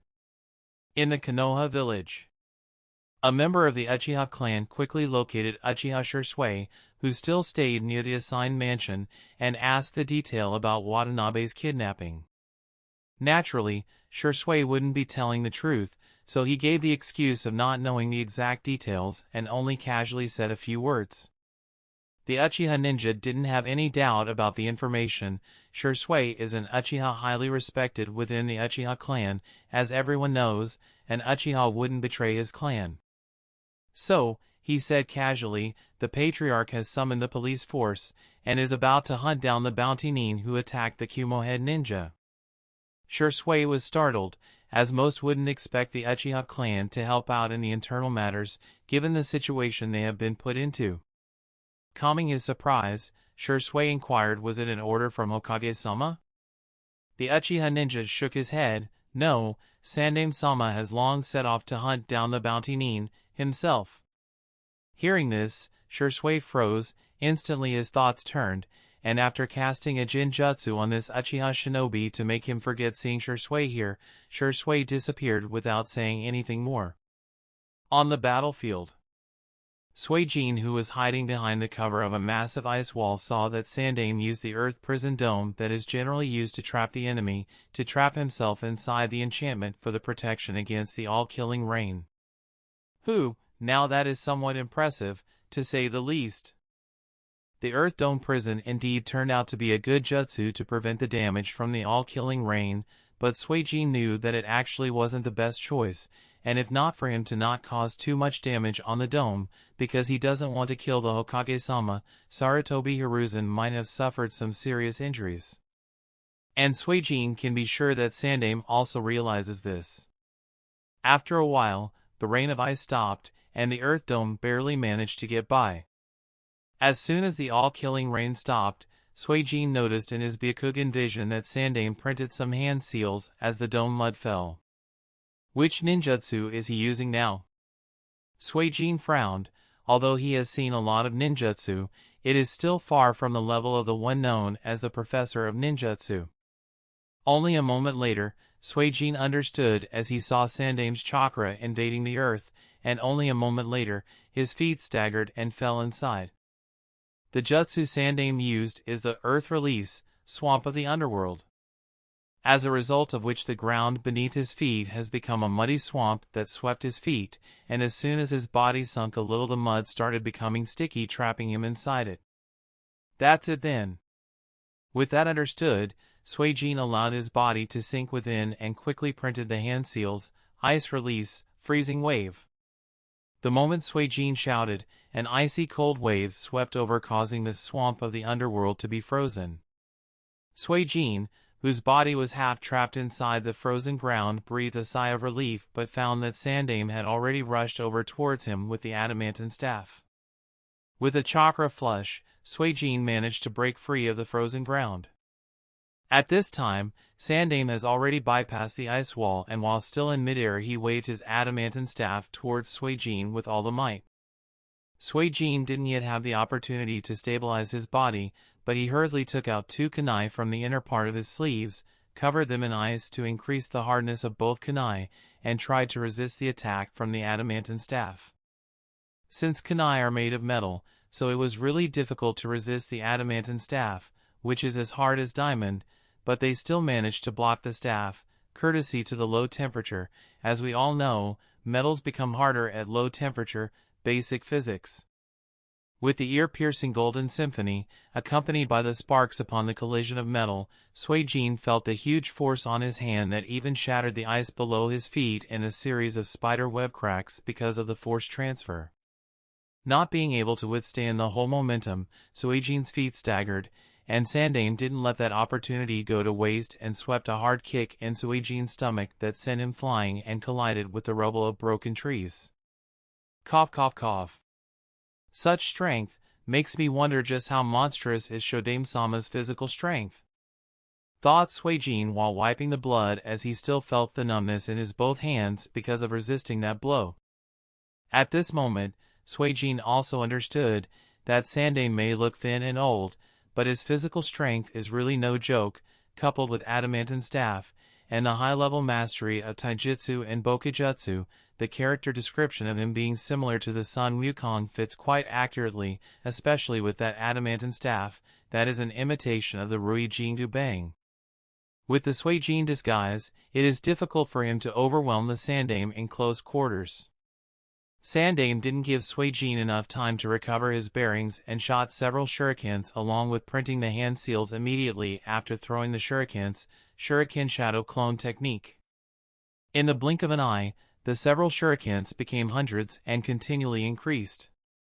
Suijin didn't dare to be careless and quickly printed. Ice Release Secret Technique, Straight Demonic Mirroring Ice Crystals. Chapter 185. Looking at a large number of shuriken shot towards him, Suijin's heart was a little worried. Although he knows that the demonic ice mirrors are extremely sturdy, he still can't help but worry. After all, the shuriken shot by Sandaime isn't an ordinary one but the giant Fuma shuriken. W-high-ish. Y-ish. W-high-ish. Y-ish. W-high-ish. Y-ish. One shuriken aligns with the ice mirrors. The momentum was so high that even if the demonic mirrors are extremely sturdy, they couldn't withstand it. The outermost ice mirror was cut into 2 fragments and fell apart. The Fuma shuriken still continued on its path and cut through the inner ice mirrors one after another. The cold air released upon the mirrors collapsing was chilling. The Fuma shuriken enhanced with the wind chakra nature was like a devil's cleaver, and under its sharpness, the inner ice mirrors kept collapsing. Crack! Shing! After breaking through 7 layers of ice mirrors in a row, the momentum of shuriken was finally exhausted and it fell to the ground in the face of the 8th one. As soon as the shuriken fell to the ground, several cracks spread all over it and it broke into multiple fragments. Just shows how much power was used in throwing it that even the specially designed shuriken couldn't bear it. The other shuriken shadow avatar also caused too much damage to the surroundings as they all faded away into white smoke after hitting their targets. At this time, the last layer, i.e., the 8th ice mirror also couldn't bear it any longer, and cracks spread all over it. Undoubtedly, it managed to resist the Fuma shuriken, but it still wasn't spared and a large spider web-shaped cracks appeared on it. Suijin, who was hidden inside this ice mirror, breathed a sigh of relief. Thank goodness, it was finally blocked. However, he didn't seem to have enough time to be relieved, as the last ice mirror was shattered into countless fragments with a crisp sound by the adamantine staff. Suijin fell out of the ice mirror and spurted out blood. At the same time, Sandaime didn't give the enemy any opportunity and pressed his hands on the ground after printing some hand seals. Sarutobi Hiruzen's chakra flooded the mud, and under his command, the mud was like a snake that rose up rapidly and wrapped around Suijin's body in its grip, trapping him instantly and restricting his movements. Sandaime still wasn't finished, as he extended the adamantine staff and the Monkey King Inma's arm, which appeared out of the front end, caught Suijin by the throat, giving him no chance to breathe. With Suijin caught, Sandaime walked over slowly and said, "Finally caught you, Dash." However, he didn't have time to finish, as an eye appeared on the adamantine staff and the voice of the Monkey King Inma came out, "No, Sarutobi, this is a clone." "What?" As soon as Sarutobi's words fell, Suijin's body turned into water that froze rapidly and exploded into ice spikes that shot out in a 360-degree circle. Sandaime barely jumped up using the adamantine staff and avoided the ice spikes. Landing on the ground with a backflip, Sandaime observed the battlefield. Ads by PubFuture. At this time an Umbu member shouted loudly, "Hokage-sama, something is coming at your 9 o'clock. Sarutobi's expression turned sharp, and he immediately lifted the adamantine staff and blocked an attack that even sent him flying because of the huge momentum it carried. Regaining his balance, Sandaime looked over and found nothing at the site. However, the fact remains that he was indeed attacked, and yet he is unable to see the enemy. What was that just now? Where did he go? Thought Sandaime with a frown. Hokage-sama, he is coming from your right. Another voice of the same Umbu came. Unsurprisingly enough, Sandaime suddenly felt the sharp wind coming from the right and hurriedly blocked in the same way, and again he saw nothing and was again sent flying. Most of the Umbu ninjas watching this were shocked. It's like something invisible is attacking Sandaime. The same thing kept happening, the same Umbu ninja kept giving directions, and Sandaime kept trying to defend himself, yet it seemed as if no one was able to understand what was happening. Sandaime, who tried again and again but failed to defend, thought at this moment, it's as if he has gone invisible. Wait, invisible. That's it, but how did he become invisible, and why is Dog able to see his tracks? Does he possess another jutsu to turn himself invisible? Muttered Sarutobi, as he was sent flying to the other side of the battlefield and heavily collapsed in the rubble. The Umbu ninja had cold sweat on their foreheads, couldn't fathom just what in God's name was happening here. Sandaime came out of the collapsed rubble while wiping away the blood from the corner of his mouth and looked at the battlefield with sharp eyes. At this time, a sound resounded on the battlefield. What do you say, Sandaime Hokage-dano? Would you like to continue? Or shall we put an end to this farce? I have understood the principle of the technique you have been using, said Sandaime as he rotated the staff in his right hand. Oh, do enlighten me? Came out Suijin's curious voice. It is simple actually when one calmly thinks about it. Somehow, you are able to change the characteristics of your body from opaque to translucent and then lower the refractive index of your body to that of the surrounding air. This way, no light is reflected or refracted from your body, making you invisible. Isn't that right? Ho ho ho, as you'd expect from the one known as the Professor, your analysis ability is really beyond incredible, Suijin said as if he was genuinely impressed. This also explains why only one Umbu is able to see and understand what is going on. You can make yourself invisible, but you can't hide from the jutsu that can see chakra itself, can you? Sigh, unfortunately, I am unable to, but I still have a huge advantage over you, as you don't have either of the two dojutsu Konoha is famous for, said Suijin with a mocking tone. These words greatly irked Sarutobi Hiruzen. Indeed, he doesn't have them, and yet never felt the need, never thought that he would be facing an opponent that only someone with dojutsu will be able to deal with. So, what do you say, Hokage-dano? Would you like to continue, or shall we put an end to this farce? This old man has just warmed up. I can keep going, said Sandaime with a confident smile. Seeing that smile, Suijin's face darkened. As early as he used the ice mirrors to defend against the barrage of Shuriken Shadow Clone, Suijin used that opportunity to cast Water Clone technique, and it was the water clone that hid inside the ice mirror, while he himself changed the opacity of his body to make it translucent ice and then lowered the refractive index to match that of air. This requires a great deal of chakra. Suijin was inspired to create this technique from the other similar techniques like Gecko Hyade's transparent escape technique, dustless bewildering cover of Nine Tsuchikage, and other similar camouflage techniques. Anyway, after using the ice camouflage, Suijin hid away and waited for the attack of Shuriken Shadow Clone technique to end. Since he didn't actually want to kill or injure Sandaime, he had to be careful with his attacks. Initially thought that once Sandaime realizes the severity of the situation, he would end this farce, but Suijin was expecting too much. It appears that as a Hokage, Sarutobi Hiruzen can't afford to back off in front of his shinobi, as that would lower their morale. Honestly, he wants to retreat, but Sandaime isn't giving him enough opportunity. Thinking of this, Suijin deactivated the ice camouflage technique and appeared before Sandaime, waving an ice staff that appeared to be similar to that of Sandaime's adamantine staff. Looking up, Suijin saw that although the clouds were no longer there, the night still appeared gloomy. Just how much more troublesome this matter will become? Thought Suijin with a soft sigh. Suijin calmed his mind and thought of the ways to retreat. At this time, Uchiha Shursui and his cat Umbu kept running towards the direction where the battle between the said mysterious bounty nin and the Sandaime-sama was taking place. With his fast speed, Cat encountered many Umbu colleagues who were also rushing towards the site of the battle.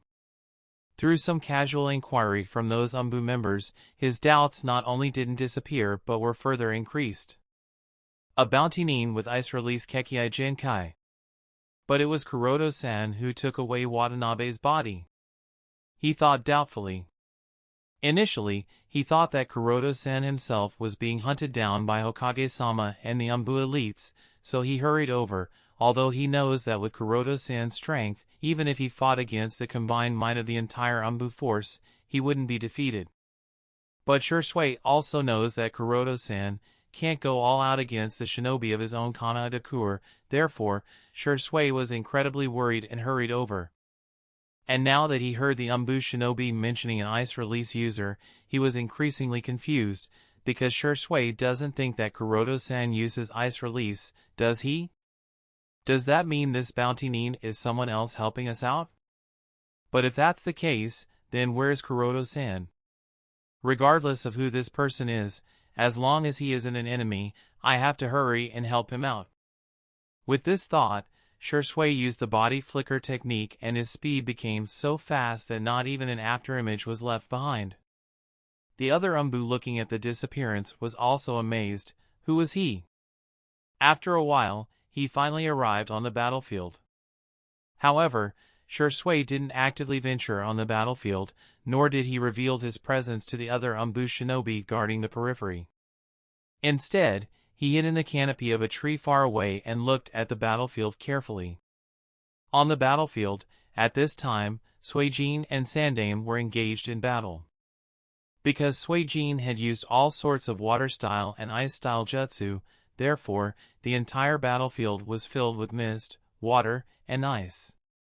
Seeing this scene, Shisui muttered, "Sure enough, Sandaime is fighting a bounty nin who has the ice release Kekkei Jinkai."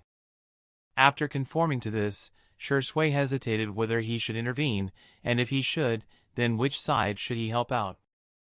It stands to reason that as a Konoha shinobi, Shisui should assist Sandaime to capture the bounty nin, but if the bounty nin was entrusted by Kuroto-san to help in dealing with Watanabe's corpse, then Shisui isn't sure.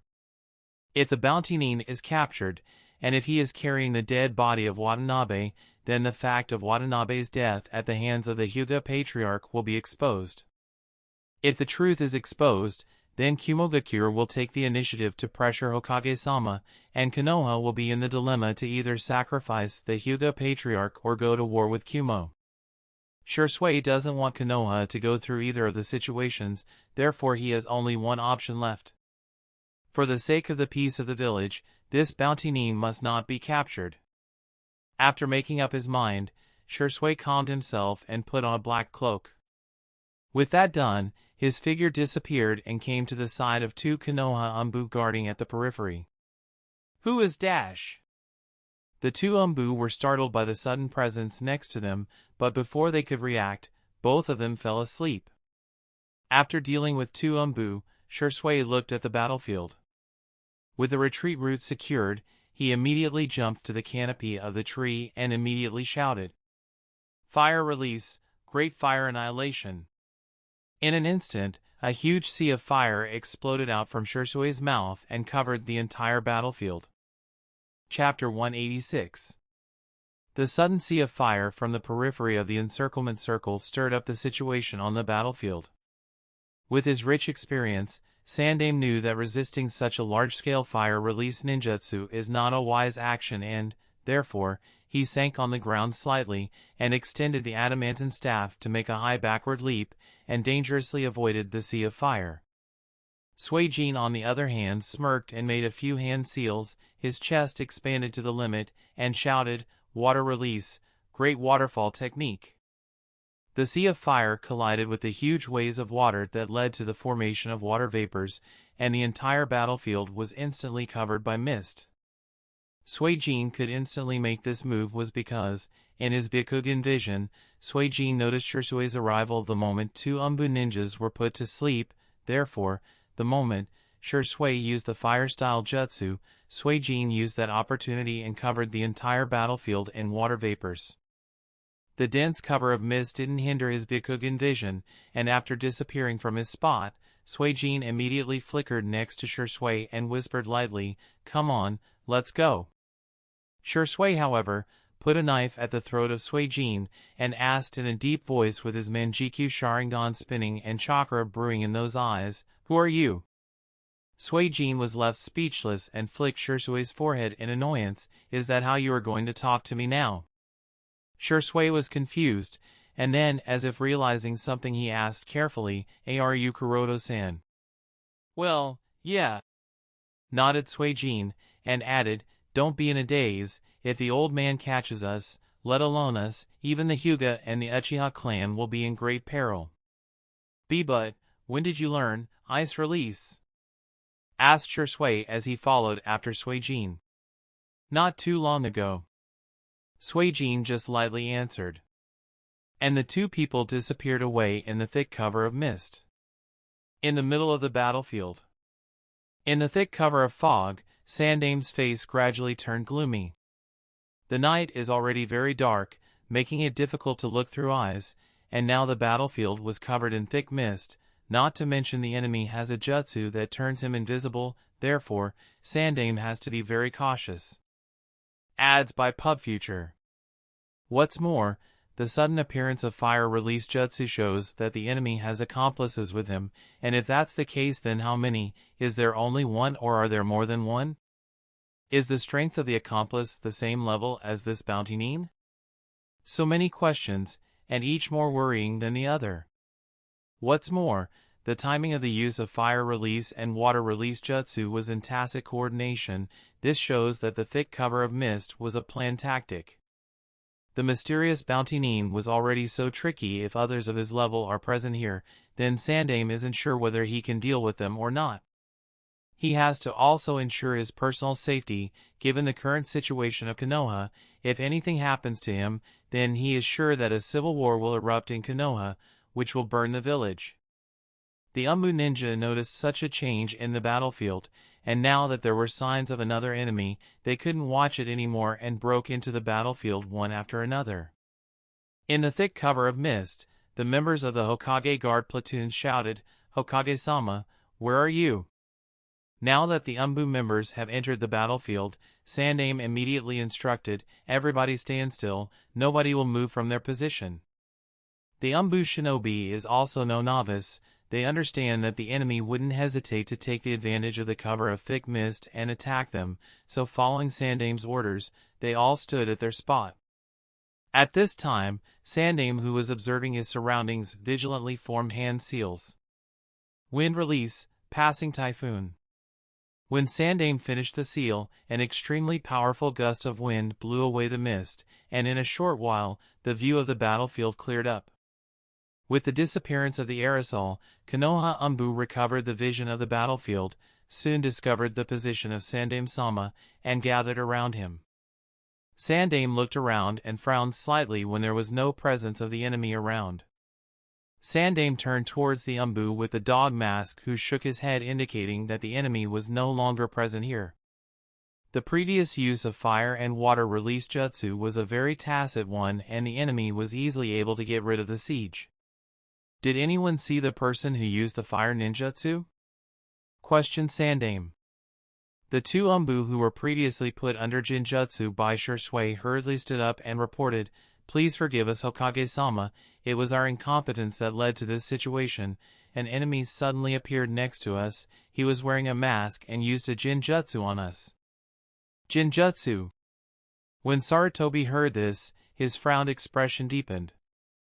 In the crowd, the Umbu ninja with the dog mask also thought about what that implies.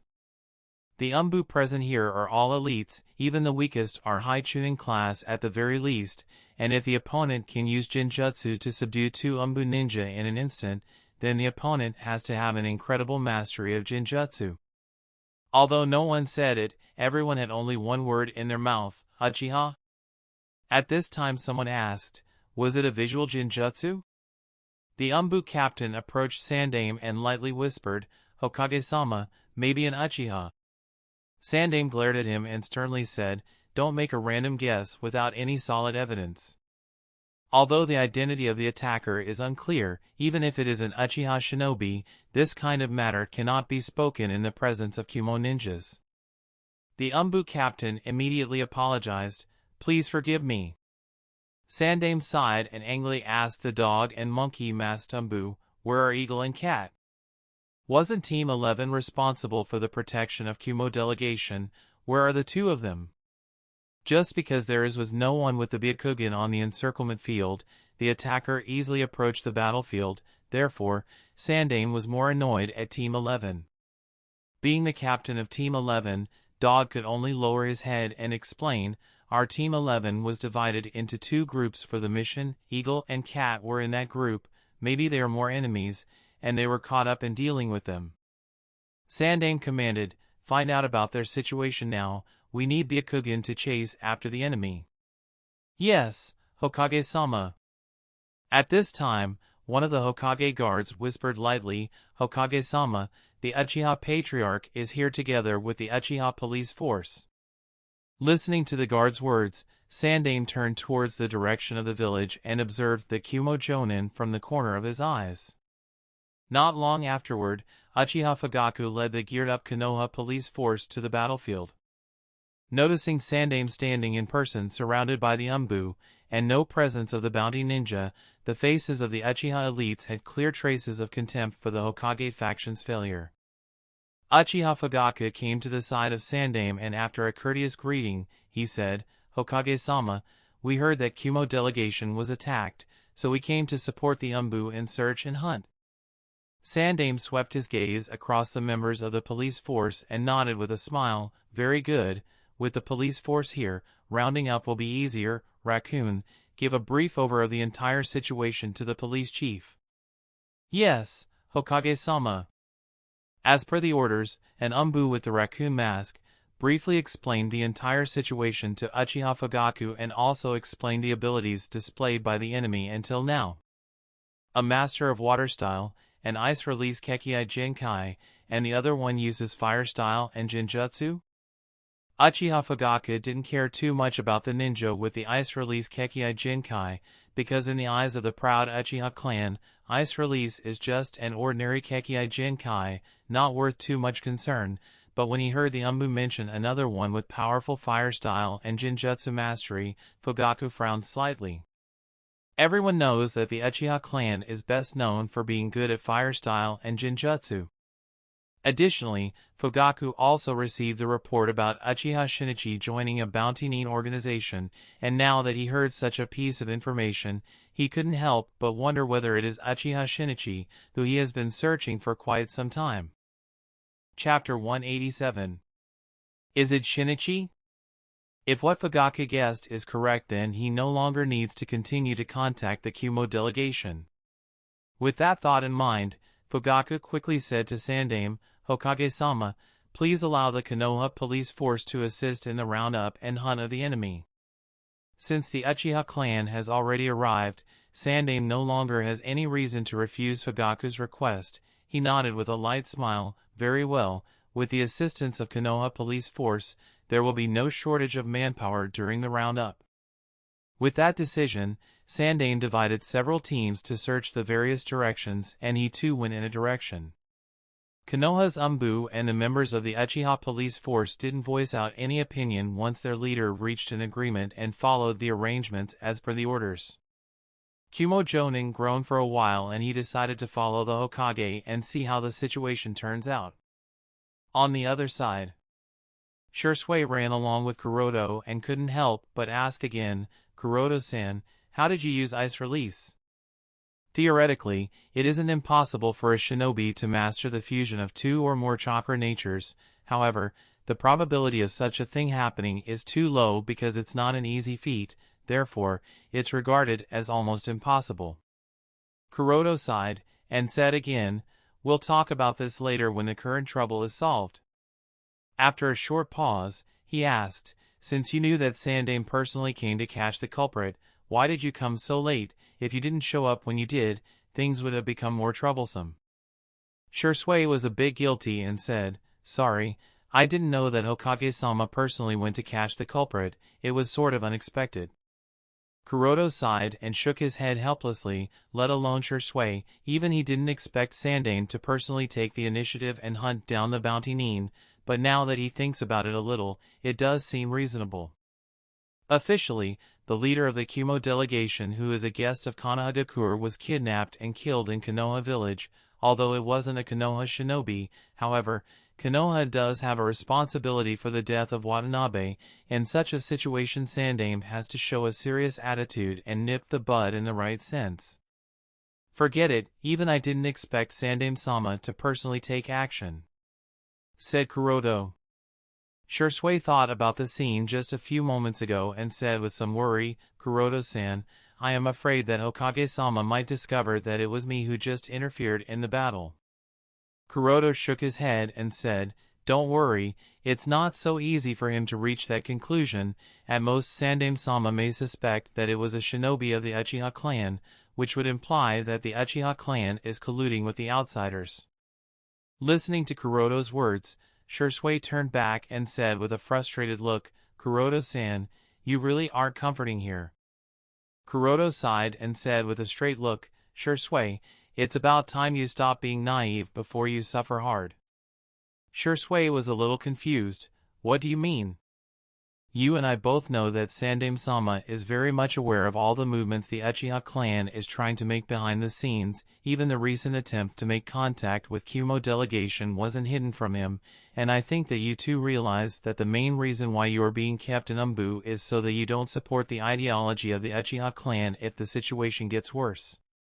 Shursui fell into silence. Kuroda continued, the movements of Uchiha clan have become more active, and these movements aren't hidden from the Umbu. The fact that the Uchiha clan has been buying a large number of weapons and explosive tags is well known to the Konoha elders. In fact, even the elites of our Hyuga clan are somewhat aware of these things. Shursui didn't know what to say. He was really sad and disappointed with how things were turning. At this time Kuroda asked in a puzzled manner, I have always wondered, if the Uchiha clan knows that they are being watched, then how can your clan let such a serious matter be exposed? If the intentions of a coup d'état are already exposed to the Konoha Council, will it even succeed? This thing has always puzzled Kuroda. In Kuroda's view, before you are absolutely ready and confident, you must not show or expose even the slightest of intentions, and only when it is the right opportunity, you should strike a decisive blow and seize the position at once. If this approach was used by the Uchiha clan, then things would have turned out much differently. Shursui said lightly, in fact, there were still many of the clansmen who were resistant to the idea of coup d'état, but after Shinichi defected, their thoughts have also started to change, so the situation has started to get increasingly messy. Just one Uchiha, who has awakened the Manjikyu Sharingan, easily broke through the root base and turned the village upside down. Not only that, Uchiha Shinichi easily got rid of the hunting and roundup organized by the village. With how much uproar Shinichi caused, the Uchiha clan deeply felt the weakness of the Hokage faction. The village is far from being as strong as it used to be. We have a great advantage. This thought has deeply taken root in the mind of most Uchiha shinobi and is also casually spoken in almost every Uchiha clan meeting. If it is said that before only the radicals of the Uchiha clan were insistent on the coup d'état for being excluded from the power center of Konoha and wanted to take the risk. Then after Shinichi's defection, even the pacifists have started to have other thoughts, because they find that there is a great possibility of the success of the rebellion. Kuroda jokingly said, so that's why the Uchiha clan is so insistent in finding the whereabouts of Uchiha Shinichi and bring him back? Shursui nodded helplessly, yes, the patriarch seems to have such intentions. Kuroda said thoughtfully, well, he is right to think that with 3 Manjikyu Sharingan users, taking over the village would be incredibly easy, but will his indecisive temperament really choose the option of coup? 3 pairs! Shursui was startled and spoke, why, you don't mean that even the patriarch? Even Fugaku-sama has awakened the Manjikyu Sharingan. Kuroda nodded, it isn't surprising, he should have awakened the Manjikyu Sharingan long ago. After all, he too is a legendary shinobi. The wicked eye Fugaku is no inferior to the Yellow Flash, it's just that his credit in the war was curbed, otherwise, he was an equally strong candidate for the seat of the Yondaime Hokage. And since the higher-ups of the village were always distrustful of the Uchiha clan, so he chose to not reveal his Manjikyu Sharingan. After all, Uchiha Madara left deep shadows in the heart of all. At that time, Fugaku faced a situation where the Yondaime couple was alive, 2 of the 3 Sannin were also present in Konoha, and finally, Sandaime, as well as Danzo, were also in the village. Therefore, it was best to not reveal his Manjikyu Sharingan. But now the situation is entirely different. Yondaime couple is dead, Orochimaru defected, Jiraiya is hardly ever present in the village. Moreover, there are also Shisui and Shinichi of the Uchiha clan who have awakened the Manjikyu Sharingan, so stopping the momentum of the Uchiha clan is hardly possible for the village. The difference in the overall strength is imminent. Shisui was at a loss at this moment. All he could see was the side of the Uchiha clan rebelling. Shaking his head to shut the horrifying thought, Shisui quickly said, "Kuroto-san, you promised that you would help me out, right?" Kuroto nodded and took out a storage scroll from the inner pockets of his cloak and passed it to Shisui. Receiving the scroll, Shisui took out the contents, only to find a midnight black cloak with various designs on it. It looked very similar to what Kuroto-san was wearing, with the only difference being the center of the chest part. There was a symbol of fire chakra nature instead of the water chakra nature. Then there was an evil spirit mask with flame patterns. Looking at the articles he received, Shisui looked at Kuroto in a confused manner. Kuroto said, "Put this on. From now on, you are an official member of Amatsukami and your alias will be Homasubi, the god of fire." Shisui was more confused. Amatsukami? Homasubi? What do you mean, Kuroto-san? Kuroto smiled lightly. You asked a way to save the Uchiha clan, didn't you? I am giving it to you. Chapter 188. Holding the mask and the cloak in his hand, Shisui asked in a confused manner, "How is it going to save the Uchiha clan?" Kuroto said, "The tension between the Uchiha clan and the Hokage faction has become increasing day by day. The dissatisfaction towards the village is growing among the Uchiha. If the village doesn't change, the Uchiha won't stand for it much longer. If the village changes, so will the Uchiha. But if the Uchiha don't change, neither will the village. As long as the two sides distrust each other, things will only get worse." "So, what do you suggest, Kuroto-san?" asked Shisui. "Using Koto Amatsukami can indeed solve the problem, but it may not be the best option. Therefore, we have to work our way with a different approach." "And what is that?" "For now, we can only delay the conflict as much as we can and wait for the situation on both sides to change," Kuroto said. "How to delay the conflict?" Shisui asked while replacing his cloak with the one Kuroto gave. Kuroto pointed at the mask and said, "Find them a common enemy." Looking at the mask in his hand, Shisui muttered doubtfully, "You mean the Amatsukami?" Kuroto said, "The alias for this disguise I am wearing is Suijin, a member of Amatsukami, already famed in the black market circle. Tell me, if the bounty named Suijin changed the body of Watanabe with the bounty on his head in the black market circle, what do you think the Konoha Council will do about it?"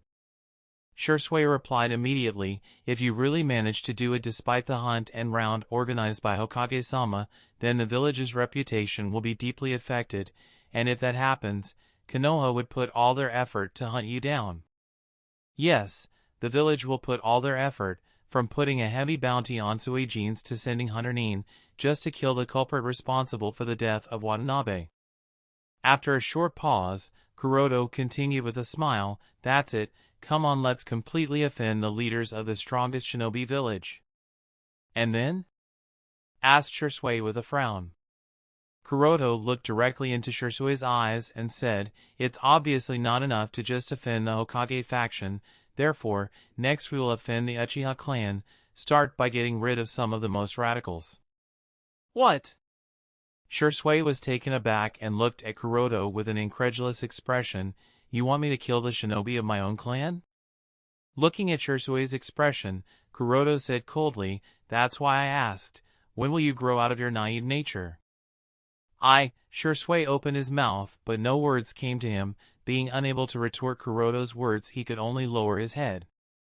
Using force to stop the rebellion of the Uchiha clan is taboo for Shisui. For that very reason he hasn't yet used Koto Amatsukami, because it would mean a betrayal. If such a day comes, he will undoubtedly use, but he would rather not want to retort to such measures.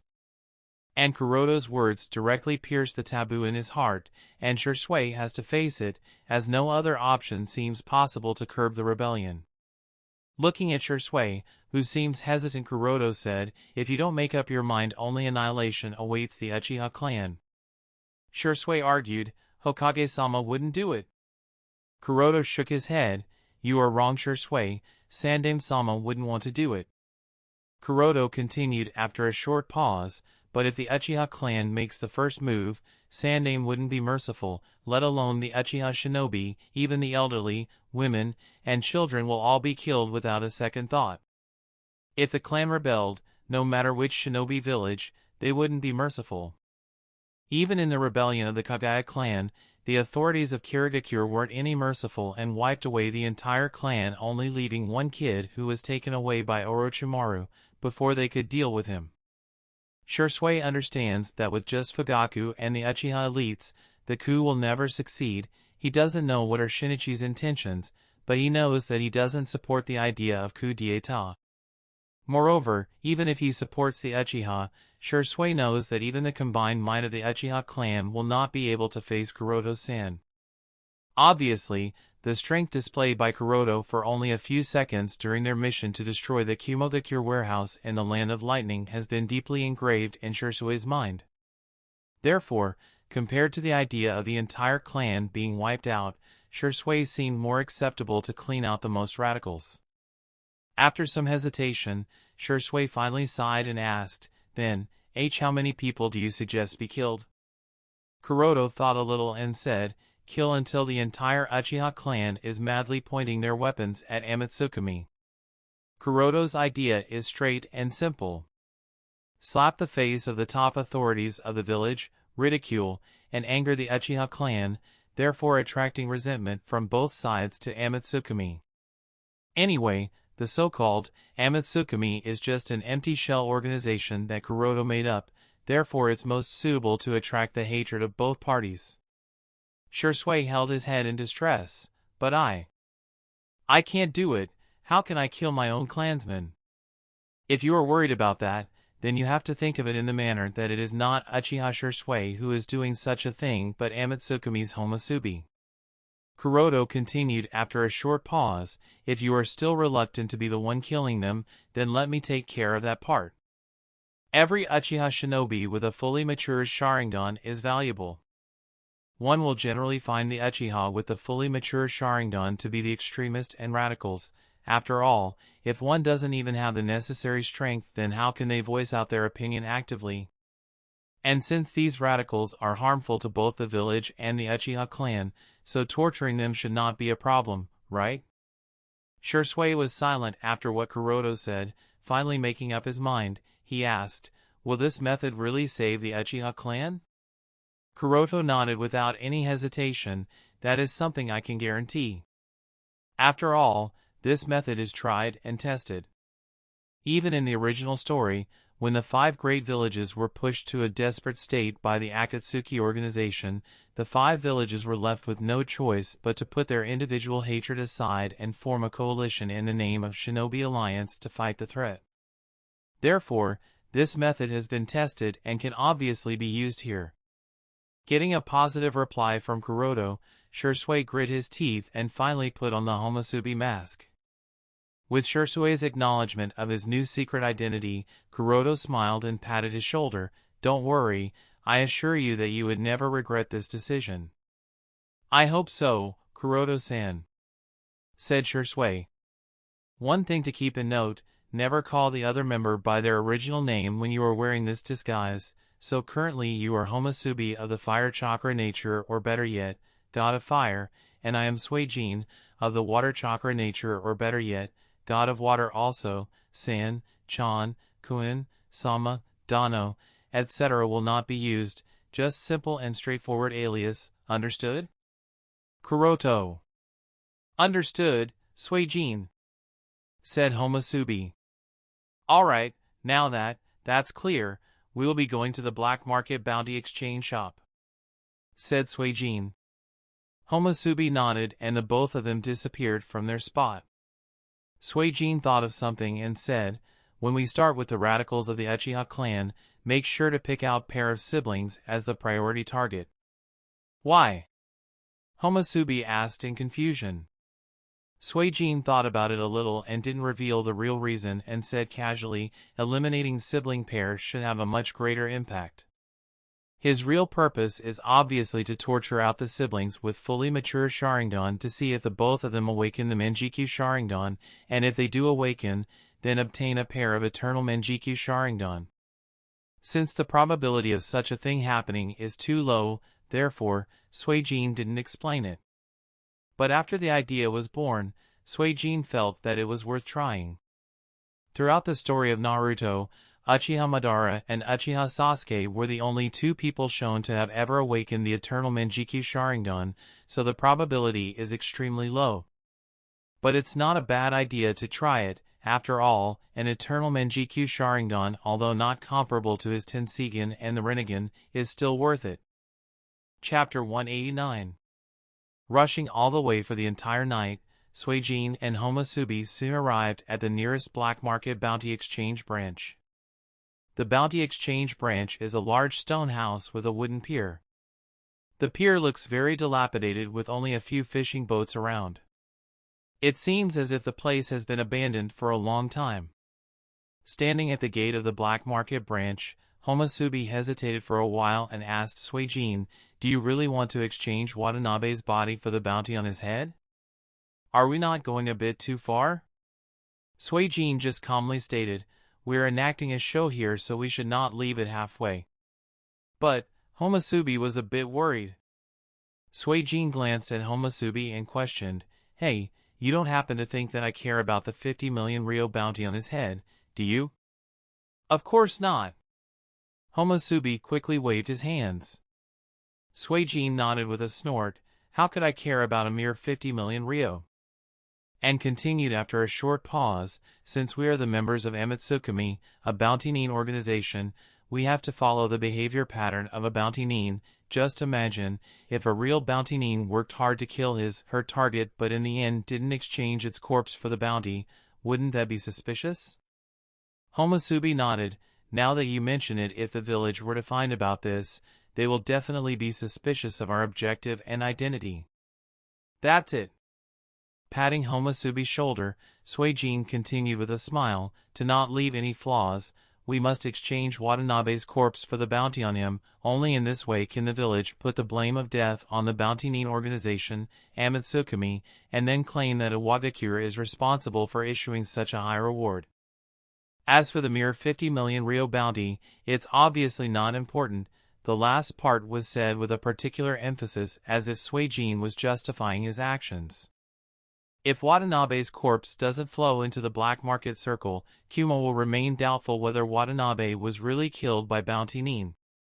But once Watanabe's corpse has flowed into the black market circle and it is confirmed that a third party was responsible for the death of their head ninja, no matter how much they want to blame Konoha, they can't pressure the village to hand over the culprit. After all, even if Konoha showed a bit of neglect the main responsibility still falls in the hands of the bounty nin who killed and Iwagakure who put the bounty. Looking at the gloomy entrance of the stone house, Homosubi sighed and said, "All right, but I still don't want to go in." Suijin didn't care and said, "That fine, so you can stay outside and keep watch. I will come as soon as I finish the exchange."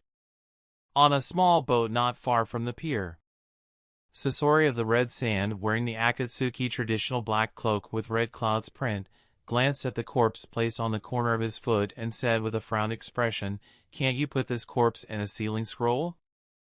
It's almost rotting." Kakuzu replied with a gruff tone, "Why bother, we will be there soon enough." "Humph, I must change the partner after dealing with Orochimaru." Sasori snorted and turned to the side. Sasori feels upset when he looks at Kakuzu, who has absolutely no understanding of art and doesn't care about anything aside from money. The more he has been traveling with Kakuzu, the more annoyed he has been getting. In Sasori's view, any corpse is a great puppet material, so when he watches the corpse before him gradually rotting and smelling, it makes him feel displeased. Kakuzu didn't care about Sasori's complaint and was looking at the bingo book in his hand to decide on the next target he will be eliminating. Suddenly Sasori, sitting on the boat, stood up and looked in the distance with a cold expression oozing out killing intent. This didn't go unnoticed by Kakuzu, and turning to look in the direction Sasori was looking, he found a figure wearing a very similar outfit he remembers very well. Inside the stone house, Suijin took out Watanabe's corpse from the storage scroll and placed it on the autopsy table. If it isn't Suijin-sama, what are your gains this time? The bounty master of the exchange office greeted Suijin with a respectful smile. The name of Amitsukami has become very famous in the black market circle ever since Suijin's last face-off against the members of the Akatsuki organization. Everyone knows that Amitsukami is a very strong organization, and it would be wise to not offend them. Suijin curled his lips and said, "How about you see it for yourself? How can the bounty master dare to disobey?" He quickly took out the bounty book and matched the identity of the corpse with the one on the reward page. With just one glance, the bounty exchange master was stunned. He is the leader of the Kumo delegation responsible for the signing of the peace treaty between Kanagakur and Kumogakure. The huge reward of 50 million ryo is not a common occurrence even in the black market. Therefore, for people like Watanabe to have such a high bounty, almost every bounty exchange master knows about him. Noticing the bounty master's shocked face, Suijin said lightly, "Sigh. In order to bring him, I had to actually fight the Sandaime Hokage of Kanagakur. It was a really troublesome job." You are really, have no, the bounty master wanted to say no scruples, but didn't dare to. After all, this person dared to kill and cause trouble for two of the great shinobi villages at the same time. Who can be more foolish than him? Seeing that the other party was left speechless, Suijin urged, "Hurry up with the verification and process the payment." Coming out of his stupor, the bounty exchange master nodded and quickly verified the identity of the corpse. Not long after, he said cautiously, "Suijin-sama, according to the regulation, 10% of the reward will be charged as the processing fees, you see." However, before he could continue, Suijin interrupted him midway. "Don't waste my time talking this nonsense. Just process the amount after taking your cut. I have better things to do than to entertain you here." Yes, I will immediately complete the processing." Understanding that Suijin has no intentions of breaking the black market circle rules, the bounty master breathed a sigh of relief and got busy with the work. Although there is a descriptive code of conduct of the black market circle, the really strong individuals often tend to ignore these rules. And since Suijin didn't have any intentions of breaking the code of conduct, the bounty master was undoubtedly relieved. Soon after, he brought out a wooden box carrying the processed amount in cash. Receiving the box, Suijin coldly said, "In the last payment I received, many bills were worn out and damaged. This time it won't happen, right?" Bounty master shook his head quickly and said, "There will no such problems. You can check it out to make sure." Suijin activated the Byakugan and carefully scanned the box, and found that the bills were indeed fresh this time. Giving a nod, Suijin prepared to leave. However, at this time, he suddenly sensed the presence of two huge chakra sources that came outside the stone house. At the gate, seeing the two ninjas in similar outfits aggressively coming towards him, Homosubi asked carefully, "Who are you two?" Sasori sneered, "It isn't the Suijin we were looking for." Although Homosubi didn't know the previous grievances between the Akatsuki and Amitsukami, the open hostility expressed by the opposite two was obvious to him, so again asked, "What do you two want to do?" Looking at the different patterns on the face and the mask, Kakuzu questioned, "Are you another member of Amitsukami? But you don't look very strong at the first glance." At this time, Suijin walked out of the stone house, but his eyes were not looking at the two people of the Akatsuki organization. Rather, he was more focused on the forest past Kakuzu and Sasori. Out came Sandaime Hokage together with many Konoha Umbu towards the bounty exchange branch. Chapter 190. Shit! Cursing heavily while looking at the incoming monsters, Suijin placed the wooden box containing money in front of Sasori and Kakuzu and quickly took out a storage scroll from the inner part of his cloak to seal the money. Kakuzu glanced at the familiar box and, judging by the size alone, He calculated the possible amount it contained and said, "It seems that you took care of a rather good target." While Kakuzu was looking at the box of money, Sasori's attention was on the left arm of Suijin. Huh? His left arm was obviously cut away by me. Did he attach a fake arm or did he possess a technique to regenerate the said arm? In the previous battle between the two, Sasori used his ice puppet to cut Suijin's arm as well as severely injure the other party. Not he sees that the RM seemed to be perfectly intact, so he couldn't help but be surprised. While sealing away the cash box, Suijin said with a smile, "The two of you will have to forgive us for the upcoming trouble you will be facing." Sasori said with a frowned expression, "What do you mean?" His words didn't fail and the sound of breaking wind appeared from the woods at the back. And with the sound of breaking wind, the Umbu as well as the Uchiha police force shinobi came out of the woods. The person leading them was none other than Sandaime with his adamantine staff in his hand, followed by Uchiha Fugaku, the patriarch of the Uchiha clan. Both Kakuzu and Sasori were taken aback by the sudden appearance of such a large force. Sarutobi Hiruzen may have been getting old, but his reputation is unquestionable. And even if Kakuzu and Sasori are lawless and rebellious, both of them still have to be very careful in the face of the god of shinobi and the wicked eye. Puff! With a cloud of white smoke, the wooden box was sealed in the scroll by Suijin and placed inside the inner part of his Amatsukumi cloak. After doing the work, Suijin said to Sandaime with a chuckle, "Hokage Dano, I advise you to be careful before you make any move. All four of us are here are Kage-level shinobi. It would be better that you think this through." Hearing Suijin's warning, Sandaime observed the two and instantly the identities of the two flashed were confirmed: Kakuzu, S-Class Missing Nin from Takigakure, and Sasori of the Red Sand, S-Class Missing Nin of Sunagakure. Kakuzu has been alive and working as a bounty nin for decades already, so his information is not that hard to find, and has been recorded in the archives of Konoha, and Sasori is the famous genius puppet master of the Sunagakure Puppet Brigade, so Sandaime easily recognized the both of them. While Sandaime was observing the two members of the Akatsuki, Uchiha Fugaku's eyes fell on Homosubi. Being watched by the patriarch, Uchiha Shursui, who was wearing the Homosubi disguise, was very guilty and nervous. His heart almost came out of his throat. He didn't expect that not only would Sandaime chase, but even the Uchiha police force would catch up so quickly. Neither Kakuzu nor Sasori are idiots and understood that the two members of Amatsukumi have probably offended and caused some big trouble that even led the Sandaime Hokage to personally chase after them. At the same time, they were also thinking about how to make their way out of this trouble, as staying here would be rather troublesome.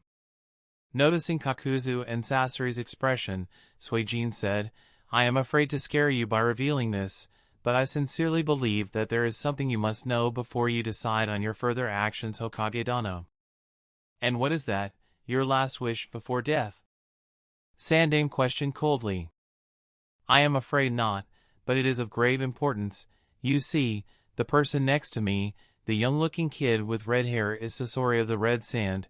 I am sure you know this, but what you may not know is that he is responsible for assassinating the Sandaime Kazekage of Sunagakure, and is an indirect fuse to starting the Third Great Shinobi War. In fact, you will be more surprised to hear that he turned the corpse of the Sandaime Kazekage into a human puppet." "What?" Everyone couldn't help but shout in shock. "And that's not it. The person with the corpse in his hand is one of the strongest and most experienced shinobi, and probably the oldest one to be currently alive, a member of the Akatsuki organization, and I am sure you would again be surprised to hear that he attempted to assassinate the Shodaime Hokage Dano of Kanagakure." "Nanny!" Hearing Suijin's description of Sasori, everyone exclaimed in shock, but hearing the deeds of Kakuzu, the Umbu elites, members of the Konoha police force, the Uchiha patriarch, Sandaime, as well as Homosubi exclaimed in shock.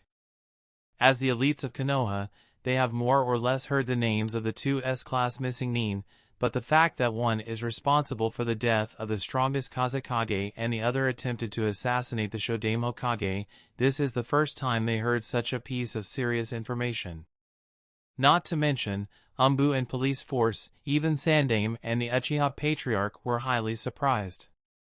The inexplicable disappearance of Sandaime Kazekage has been a mystery for a few years now, and it was the disappearance of the strongest Kazekage that Suna blamed Konoha and declared war in the name of revenge. Hearing such critical information, even Uchiha Fugaku has to pay attention to Sasori and Kakuzu. Suijin suddenly held his forehead and said with a fake tone of guilt, "Ah, I am sorry, I forgot that Konoha and Suna are allies. It seems that I shouldn't have leaked such important information." Konoha has already been under pressure from Kumo, now they can't afford to let go of their ally, i.e., Sunagakure. Therefore, Sandaime must catch the culprit responsible for the death of the allies' missing Kazekage, because if he doesn't it would be difficult to explain this to the Yondaime Kazekage and seek assistance from Sunagakure in the future. With every word that came out of Suijin's mouth, Kakuzu and Sasori's expression turned gloomier. When Suijin mentioned them killing Sandaime Kazekage and attempting the assassination of Shodaime Hokage, both of them were very surprised and suspicious. They understood that Suijin knows the information about their shadows but couldn't figure out how he knows that. Sandaime observed the four and finally made up his mind. One side is the combination of the two missing nin who attempted the assassination of Shodaime Hokage-sama and killed the Sandaime Kazekage of the allied village, while the other side is the combination of two unknown individuals who dealt with just a mere head ninja of Kumogakure. Now that he has encountered such a choice, Sandaime will obviously not allow the first party to escape. There is not even a matter of consideration and the choice is clear. With that decided, Sandaime took a deep breath and shouted, "Don't let the two of them escape." With Sandaime's order, the opposite side rushed here. Suijin turned towards the two Akatsuki members who were fuming at him and said with a chuckle, "I am grateful for the two of you acting as decoys for us and hope that you two make it through alive." "You bastard!" cursed Kakuzu and Sasori. Suijin raised his hand to say thank you and then flickered at the side of Homusubi and whispered lightly, "Let's go." Instantly, Suijin and Homusubi ran in one direction. Uchiha Fugaku's attention was on Homusubi from the start to end. He obviously thought that it was Uchiha Shinichi wearing that disguise, although he couldn't understand how come Shinichi has been acting so quiet. Whatever may be the case, as soon as Suijin and Homusubi broke out in one direction, he led the Konoha police force and chased after them. Seeing that the Uchiha Patriarch went after the two, Sandaime led the Umbu members towards Sasori and Kakuzu. Sasori and Kuroto glanced at each other, and after nodding to each other, both of them turned around and fled in the opposite direction. Even the corpse Kakuzu was carrying was discarded and thrown aside. Homusubi glanced back and noticed Uchiha Fugaku at the tail and questioned in a panic, "Suijin, what should we do next?" Suijin noticed that Sandaime-sama led the Umbu members to chase after Kakuzu and Sasori, and sighed in relief. "Don't worry, let's just introduce Amatsukami to the prideful and arrogant Uchiha clan." Homusubi nodded, but with a great amount of guilt.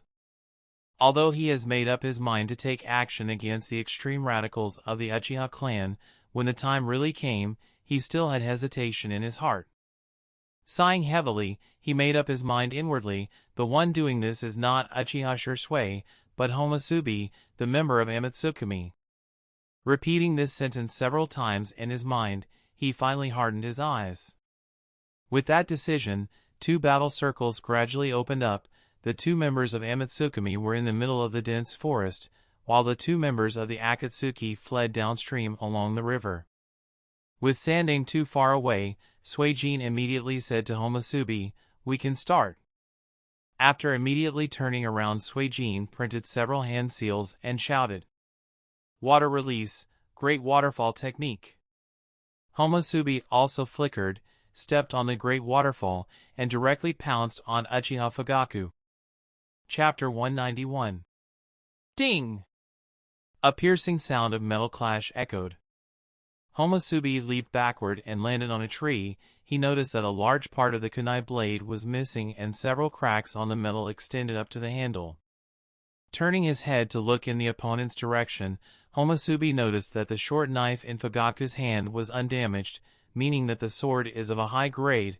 which is not strange considering that Uchiha Fugaku is the patriarch of the Uchiha clan. At this time, Fugaku, who was holding the short knife, looked up as his eyes turned red with 3 black tomos spinning in them.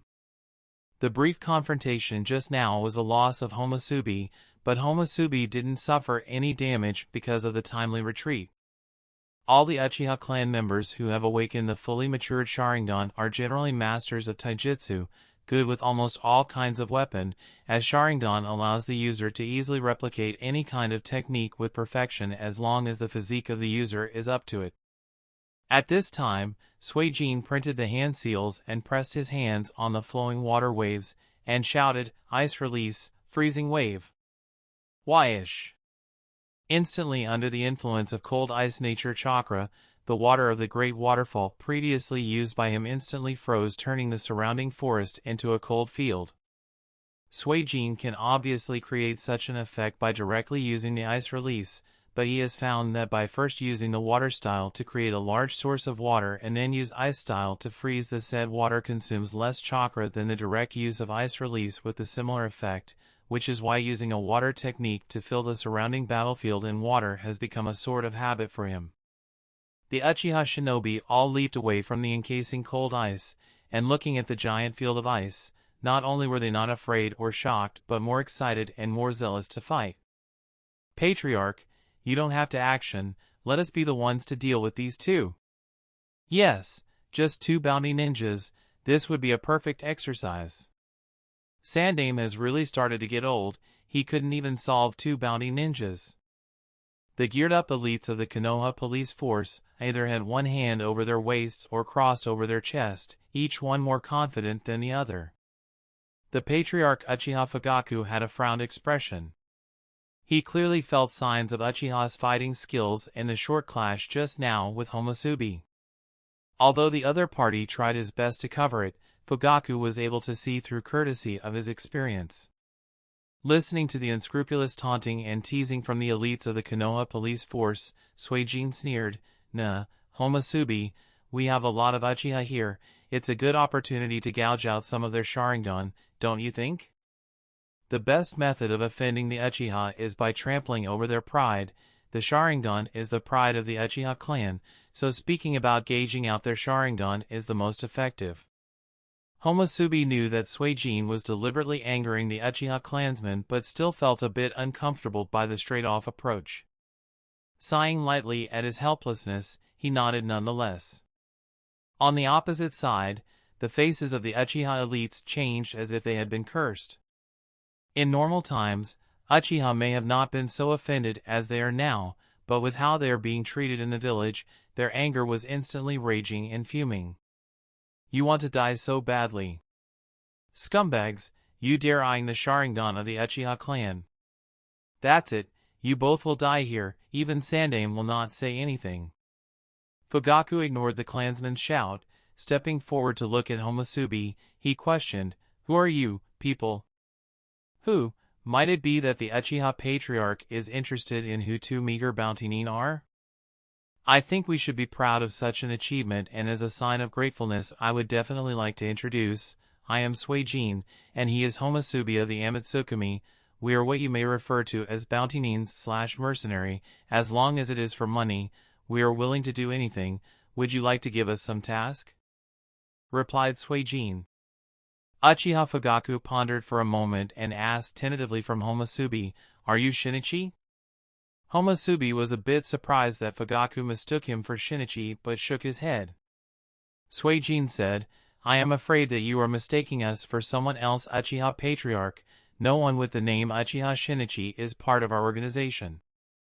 Fugaku had a thoughtful expression upon hearing the reply, although he is still not sure whether both of them are speaking the truth or not.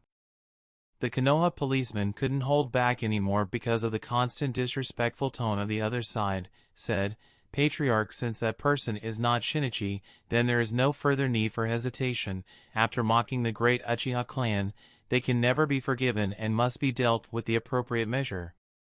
Uchiha Fugaku suppressed his doubt as his eyes turned cold and he nodded silently.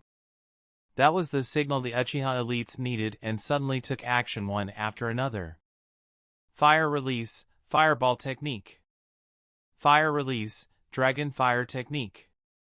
Fire Style, Phoenix Sage Fire Technique. The three leading Uchiha elites were divided into three sides. The one in the middle used the Fireball Technique, the one on the left used the Dragon Fire Technique, while the one on the right used the Phoenix Fire Technique. The three fire-style jutsus were released instantly, rushing towards Suijin. Suijin obviously didn't dare to be careless and immediately sealed. Water Release, Water Formation Wall.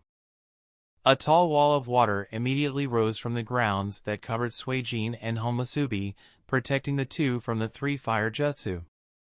Boom! Boom! Boom! The three fire ninjutsu collided with the water wall, creating the roaring sound of water vapors that enveloped the field.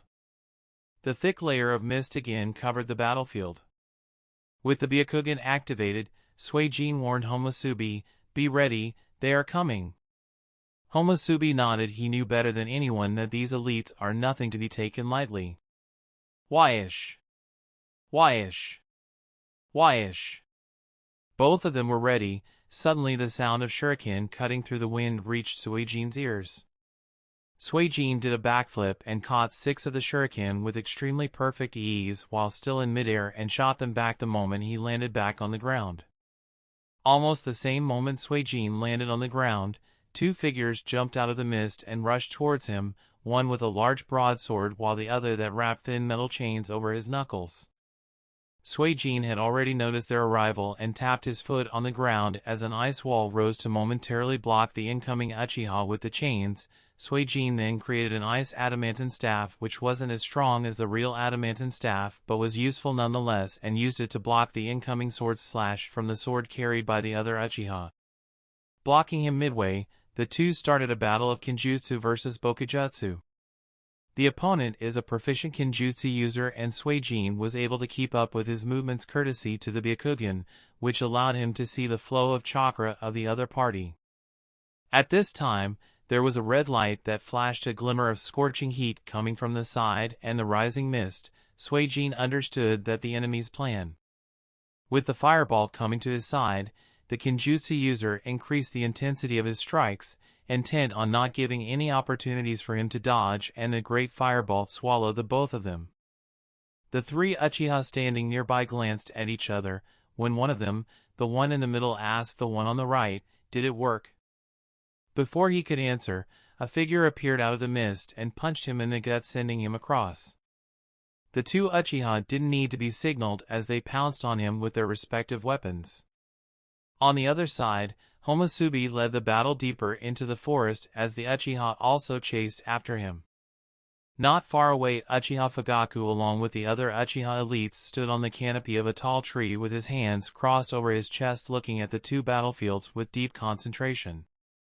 The resounding symphony of the metal collision, fist, and feet collision from time to time, the scorching heat of the fire jutsu, the chilling cold of the ice techniques, thundering lightning, and splattering mud made the battlefield extremely chaotic, and he could judge that the battle was indeed quite fierce. It seems that the 2 of them are indeed good. The elite force that Fugaku brought with him consists of 17 Jonin-class shinobi, with an absolute advantage in numbers besieging the opposite team. Fugaku wasn't worried, but the result was still a bit unexpected. Humph, even if they are somewhat good, but they still won't be able to defeat all the elites, muttered Fugaku. Although the strength that the other party displayed surprised him, Fugaku still wasn't worried. Besides, it's not like the fog is the hidden mist jutsu, therefore, the Uchiha are perfectly capable of seeing through it. Chapter 192. Being forced to separate from Homusubi, Suijin was under the siege of multiple Uchiha at the same time and didn't have time to take care of any thought then to defend himself. After ducking down to avoid a heavy punch from the burly Uchiha, Suijin turned around and punched him heavily in the ribs, at the same time, kicked his left knee to trip the balance of the other party.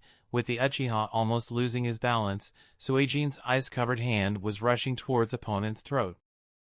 Whyish!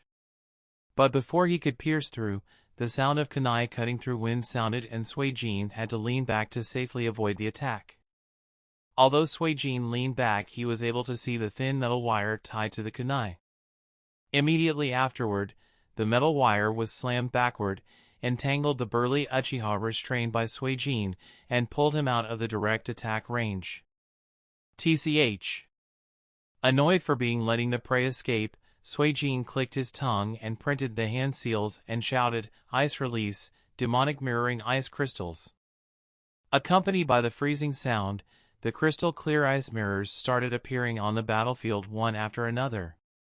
This time, Suijin used the conventional technique, so the ice mirrors appeared in a hemispherical shape.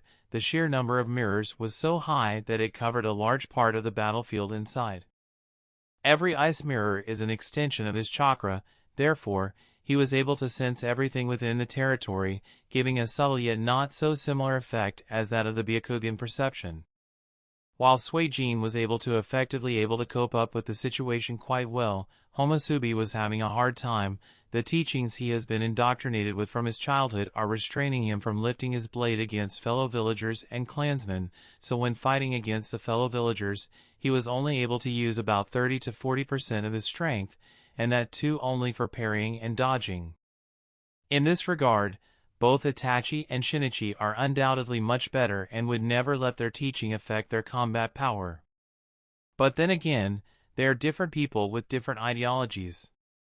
The sudden appearance of so many ice mirrors immediately attracted the attention of the members of the Konoha police force. Ads by PubFuture. One of the Uchiha elite who has previously dealt with such a jutsu immediately shouted out the warning, "Everyone, be careful, this ice jutsu is very troublesome."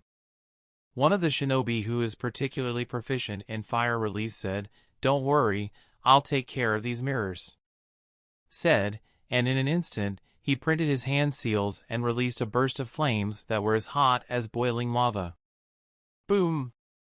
Out came the explosive sound when the flames collided with the ice mirrors, but much to the surprise of many there was not even a tiny water droplet on the ice mirror, indicating that neither the heat was enough nor was the impact enough to break the ice mirror. The main reason for this is that the surrounding ice was constantly lowering the temperature of the forest, therefore, the fire-style jutsu was not up to the task. Fire release, Fire Dragon Flame Bullet. Wind release, Great Breakthrough. Realizing that just fire style isn't going to work considering the cold surroundings, two Uchiha shinobi combined together and used a combination technique of fire and wind to flame the fire. With the added boost from the wind-style jutsu, the fire dragon was really gigantic and fiercely pounced on the ice mirrors, easily smashing through them in one fell swoop. Just when the Uchiha elites were trying to break free of the ice mirror's siege, Suijin hiding inside them was not idle. He traveled from one mirror to the other like a ghost and swapped out, knocking out one individual after another. It is said that the speed of traveling from one mirror to the other is instantaneous, or better yet, light speed, which is obviously not true, otherwise the Sharingan wouldn't able to capture the movement, but even if his movements were being captured by the Sharingan, Suijin was still able to knock out the members of the police force one after another. Although he had to endure some injuries, nothing too serious. At this time, Uchiha Fugaku, who hasn't yet moved from his position and was standing outside the demonic ice mirrors formation, frowned. The muffled sound of people falling one after another made him realize the seriousness. Now he even started to doubt that the two bounty nin could escape from Sandaime-sama, perhaps not just because of luck. Finally decided to take action, Fugaku quickly printed the hand seals and shouted, "Fire release, Fireball technique." Boom! A raging flame ball pierced through the sky, engulfing the ice mirror completely. The heat of the flame was so high that it almost melted the entire top in a moment. Whoosh! As soon as a gap appeared in the formation, the figure flickered and firmly landed on the ground. With Fugaku's arrival, the Uchiha gathered around the patriarch, supporting each other, and their heads down due to the embarrassment of not being able to deal with just two bounty nin even with such an overwhelming advantage of numbers. Fugaku didn't look away, just said indifferently, "Retreat, I will deal with the two of them." The shinobi no longer had their previous arrogance and stepped back one after another, leaving room for the patriarch. Fugaku looked at the two bounty nin on the opposite side and said in a deep voice, I seem to have underestimated the two of you, but this is as far as you go. Suijin smiled softly. He was about to say something. However, before he realized the surrounding became black and white, everything disappeared, and even the demonic mirror formation that was an extension of his perception was cut off. All he could see was just a combination of black and white. Jinjutsu was his only thought. There are very few times when Suijin had to deal with Jinjutsu. The first was a simple demonstration by the teacher in the Ninja Academy, the second was by Jinjutsu pill used by Orochimaru to give him certain experience. Other than these times, nobody bothered to use Jinjutsu to deal with small-time Chunin. Later he awakened the Tenseigan, therefore, ordinary Jinjutsu became meaningless. Therefore, Suijin doesn't have much experience in dealing with complex Jinjutsu. The moment Suijin understood that he has been hit by Jinjutsu, the first thing to do was cut off his thinking. This could be any type of Jinjutsu, and since Suijin didn't know its mechanism, therefore, it was best to not think anything it might give away some information he doesn't want to leak. And Suijin isn't much worried. There is also Homusubi with him who is actually Uchiha Shursui, and who is Uchiha Shursui. Uchiha Shursui is someone who awakened Koto Ematsukami, and his Jinjutsu shouldn't be any inferior to Uchiha Fugaku and is unlikely to be subdued to Fugaku with just a Jinjutsu. For that reason, Suijin analyzed the Jinjutsu spread before him with great interest. Is it possible that it is a Manjikyu Sharingan ability of Uchiha Fugaku? Even if he is actually using a water-clone body, Kuroto's spiritual strength that has gone through Tenseigan awakening is still very high, not something that would easily be affected by Jinjutsu, and since Fugaku could take him in a Jinjutsu with just a glance, even before Suijin could realize, must mean that what he used isn't an ordinary Jinjutsu. While Suijin was mulling over, a purple chakra invaded the black and white world from the sky. This. To Suijin's surprise, the purple chakra gathered more and more, slowly taking the form of a figure. It turned back and faced Suijin. You are. Suijin was really surprised again as he knew what it was. Chapter 193. Fugaku glanced at Suijin, who has lost consciousness but was standing still as if he was a stone statue. This scene scared Homusubi. In his cognition, Hyuga Kuroto is the strongest in Kana Adakur, even Sandame-sama may not be as strong as him. This is why Homusubi didn't expect Suijin to be taken in by Fugaku's Jinjutsu so easily. In shock and panic, Homusubi's 3-tomo Sharingan instantly turned into a 4-pointed pinwheel. At this time, Fugaku sheathed the shinobi sword in his hand, at his waist, and asked in a deep voice while slowly walking towards Homusubi, "Answer me, who are you?" The absent-minded Homusubi glanced at Suijin, who was still standing like a rock. Looking at Homusubi's action, Fugaku coldly said, "Don't bother, he is under Jinjutsu." Attracted by Fugaku's cold voice, Homusubi turned towards him and noticed the 3 dots followed by 3 curves spiraling counterclockwise around the pupil. Seeing those cold eyes, Homusubi gulped with a guilty conscience and took a step back in fear that Fugaku will figure out that it is him. Fugaku kept walking forward calmly, giving off an intimidating aura. You don't need to enact anymore. You may have tried your best to hide it, but your taijutsu, shurikenjutsu, kenjutsu, all styles have the shadows of Uchiha clan written within them. Others may not be able to see through this, but I am perfectly capable. Put down that mask and reveal just who are you. I am still willing to give you a chance to explain yourself. Fugaku feels familiar with the person behind that mask and cloak. Initially, he thought that it was Uchiha Shinichi who defected from Konoha and joined some bounty nin organization, at least according to the rumors, but after observing the so-called Homusubi for a while, Fugaku realized that this person is indeed not Shinichi, but he is undeniably an Uchiha, so his thoughts turned onto other possibilities. Maybe Shursui? But this absurd thought was soon removed from his head because with the upright, loyal, and kind nature Shui has, it is impossible to betray the village no matter how much he suffers. Shui might not choose the clan over the village, but he will never betray both at the same time and join some bounty organization. Moreover, doing something like killing the head ninja of Kumo delegates is impossible with Shui's character. Firstly, because Shui was responsible for protecting them, and secondly, because Shui should very well understand that such an action could lead to war, and peace-loving Shui wouldn't want to take such risk, just for a meager bounty. For this reason, Fugaku has been a little confused. He couldn't figure out who could be the person.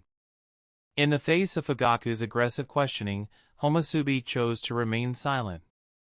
Do you still not understand? You have no chance of escaping. Seeing that you are an Uchiha, I am willing to look over your actions, but you must show sincerity and reveal yourself. Answer my question and take off that mask on your own, else the consequences will be far more disastrous than some light punishment for you," warned Fugaku. Homusubi was still silent. Ads by PubFuture. Fugaku sighed, and the next thing Homusubi discovered was that everything around him had become black and white. All the solid materials in view before him was a shade of black and white. Suddenly a pair of Manjiku Sharingan with the same pattern as that of Fugaku appeared in the sky. At this time, an indifferent omnipotent voice resounded in the black and white world. "It's your last chance. Take off the mask and explain yourself." Seeing that everything before him becoming pure black and white, Homusubi asked doubtfully, "What kind of jinjutsu is this?" The indifferent voice came again. "It's not a complete jinjutsu." "Not a complete jinjutsu?" Homusubi muttered in confusion. "Indeed, Taikyakuzu, that is the name of this dojutsu. In simple terms, it's a yin-yang prison world, a semi-jinjutsu world. Once your soul enters here, you will fall in an eternal jinjutsu bound by the struggle of good and evil in your heart. A human has both good and evil in his heart. Good and evil constantly struggle for dominance, and this struggle is something humans cannot rid themselves of. As long as someone has even a bit of both in their hearts, they will never be able to break free of this prison world. Once your soul enters this prison world, it will forever be trapped here, thus your body will be devoid of your soul, which is akin to death. But you will not die, you will be alive, bound eternally by the struggle of good and evil in your heart. There is no escape unless I wish for it, or you rid yourselves of either good or evil in your heart, which is impossible. As such, there is no escape. Halfway through the conversation, Fugaku suddenly stopped. It's because he suddenly found that the black and white, which symbolizes evil and good, yin and yang, that was about to invade the opponent suddenly dispersed, and the space filled with the caw of countless crows. Thousands of crows flew and circled around Homusubi's spiritual body, protecting from inside and out. The omnipotent vice was no longer omnipotent and spoke in a manner of surprise. "Absurd! How is this possible? You are able to break free. Does that mean you rid yourself of either good or evil? But such a thing is simply impossible." "It's actually simple. The yin-yang prison world you speak of is actually the subject's own spiritual world. What you do is cut off the link of the soul with the body, therefore, trapping the person here eternally in the struggle of two conflicting ideologies, where one will only question himself. As you said, a human cannot rid himself of either of the two, so there is no escape. As such, he is forever trapped here, alive, yet dead at the same time.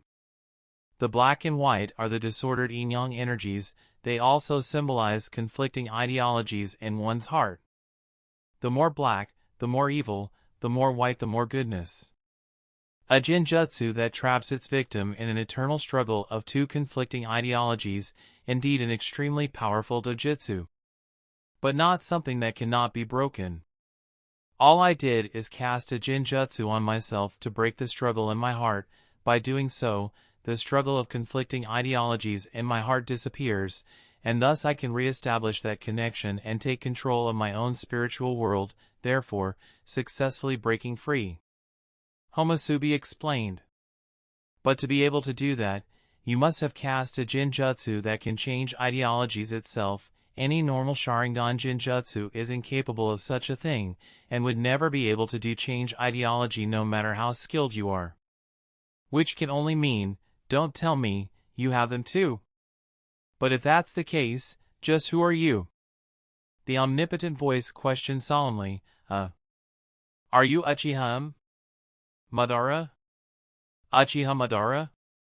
No, I am not him. I am Sai. I am Homasubi, the one who holds the seat of fire in Amatsukami. This was the moment. For the peace of village that he loves. For the glory of the clan that he loves. The final hesitation started to disappear. Now what remained was the determination to fall, no matter how deeper, for the clan and for the village. So, you don't deny that you have the Manjikyu Sharingan. After a pause the voice became furious. Neither you are Shursui nor you are Shinichi or Madara, then who are you? Why do you have Manjikyu Sharingan? Answer my question, was it you who attacked Konoha and released the Kyuubi? Are you the person behind that disaster? Are you the one responsible for the death of Yondaime? It is not just a rumor that Kyuubi was being controlled by the Sharingan on the night of the Kyuubi's attack. Fugaku himself knows that it was true as he witnessed the scarlet three-tonal ring in Kyuubi's eyes. Which signified that Kyuubi was indeed being controlled by someone of the Uchiha clan.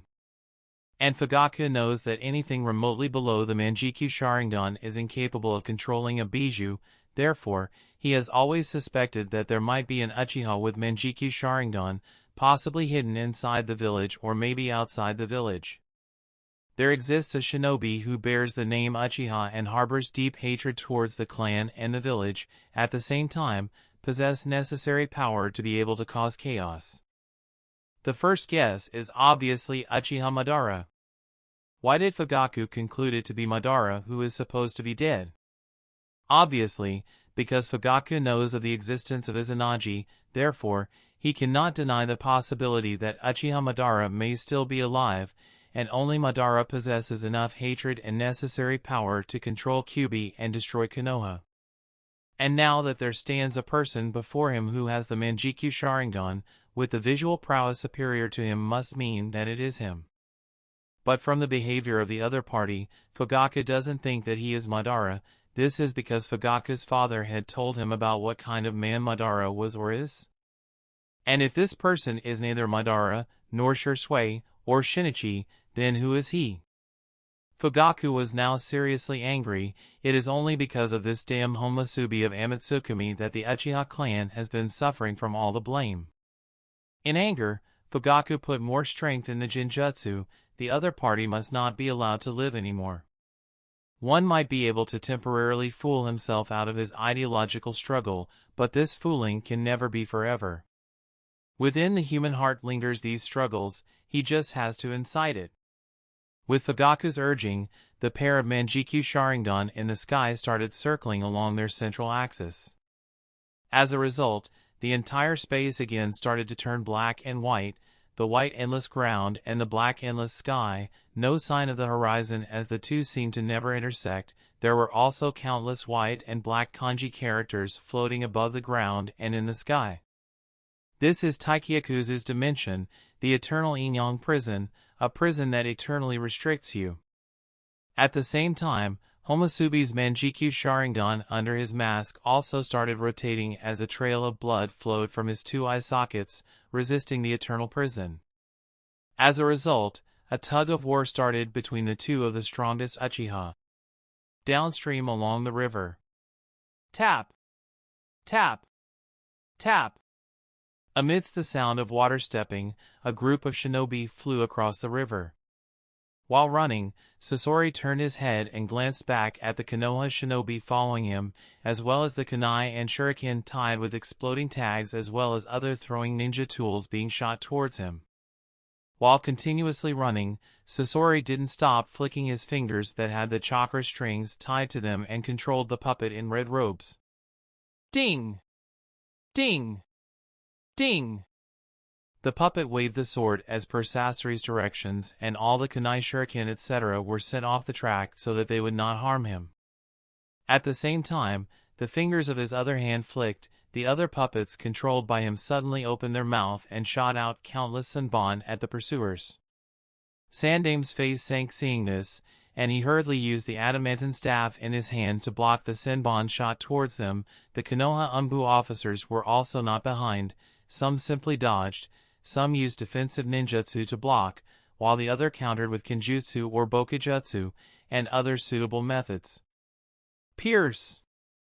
Suddenly an Anbu shinobi who wasn't able to defend against all the senbon and was pierced by a senbon that managed to get past his defense fell head-on into the river. The Anbu next to him didn't wait and immediately helped him only to find that his skin had turned purple, indicating the symptoms of poisoning. Having some knowledge of poison, he tried extracting the poison while also warned everyone, be careful of the poison. Sandane shouted at this time, the Hokage platoon will stay with me, while the rest will chase after Kakuzu. Yes, Hokage-sama. The Anbu members responded, and chased after Kakuzu. Kakuzu, who was gradually moving away from Sasori, saw the large number of Anbu rushing towards him and cursed inwardly at the two bastards. Sighing lightly, he increased his speed and dived into the forest on the opposite bank of the river. Chapter 194. In the forest on the other side of the river bank.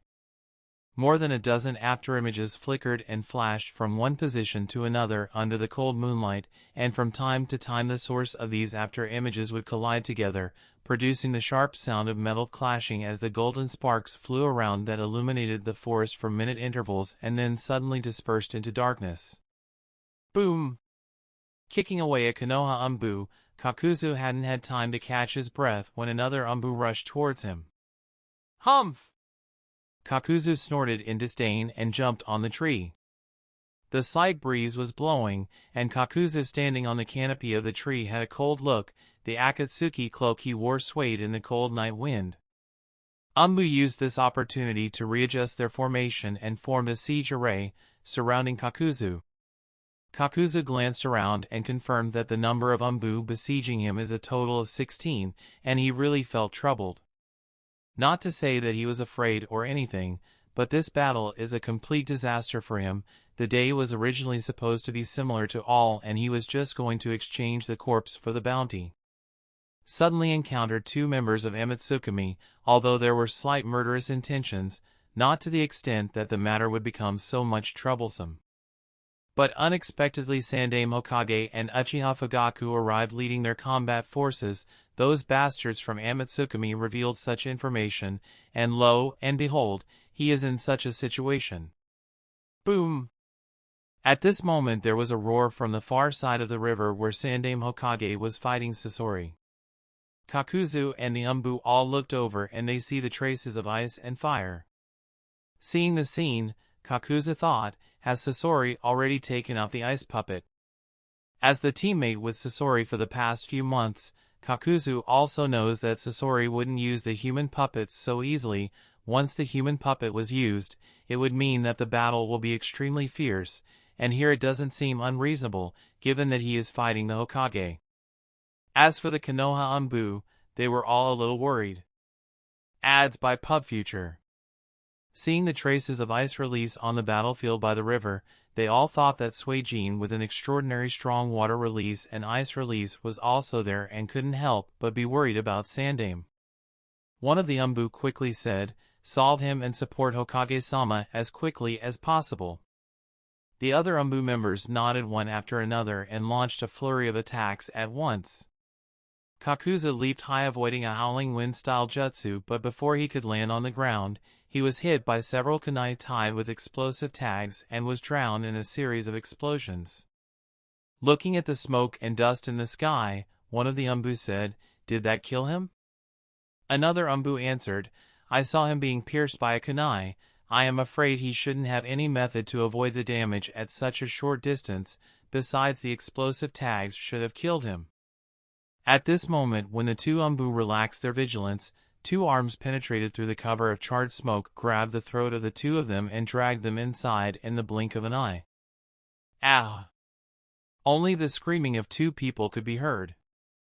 By the time smoke gradually disappeared, everyone found out that the necks of the two umbu held by Kakuzu were twisted at an impossible angle.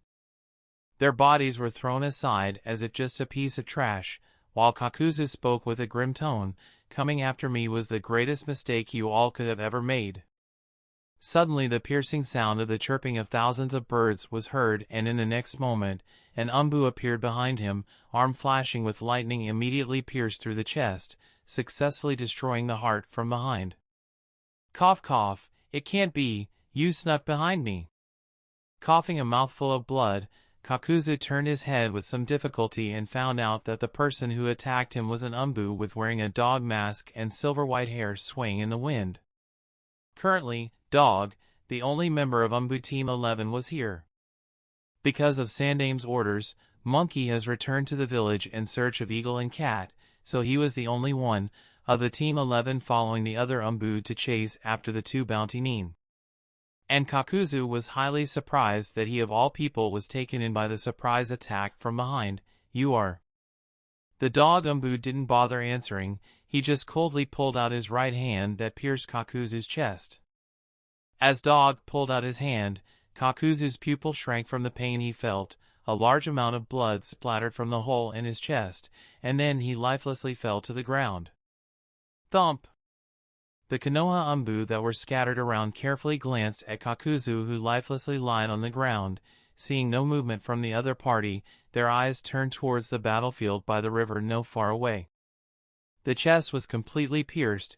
In the eyes of all the Konoha umbu, the bounty nin who attempted to assassinate Shodame-sama can obviously not survive such an injury, so everyone believed that Kakuzu, who lied on the ground, is dead. Now their attention turned towards the other battlefield. They have to support Sandame-sama.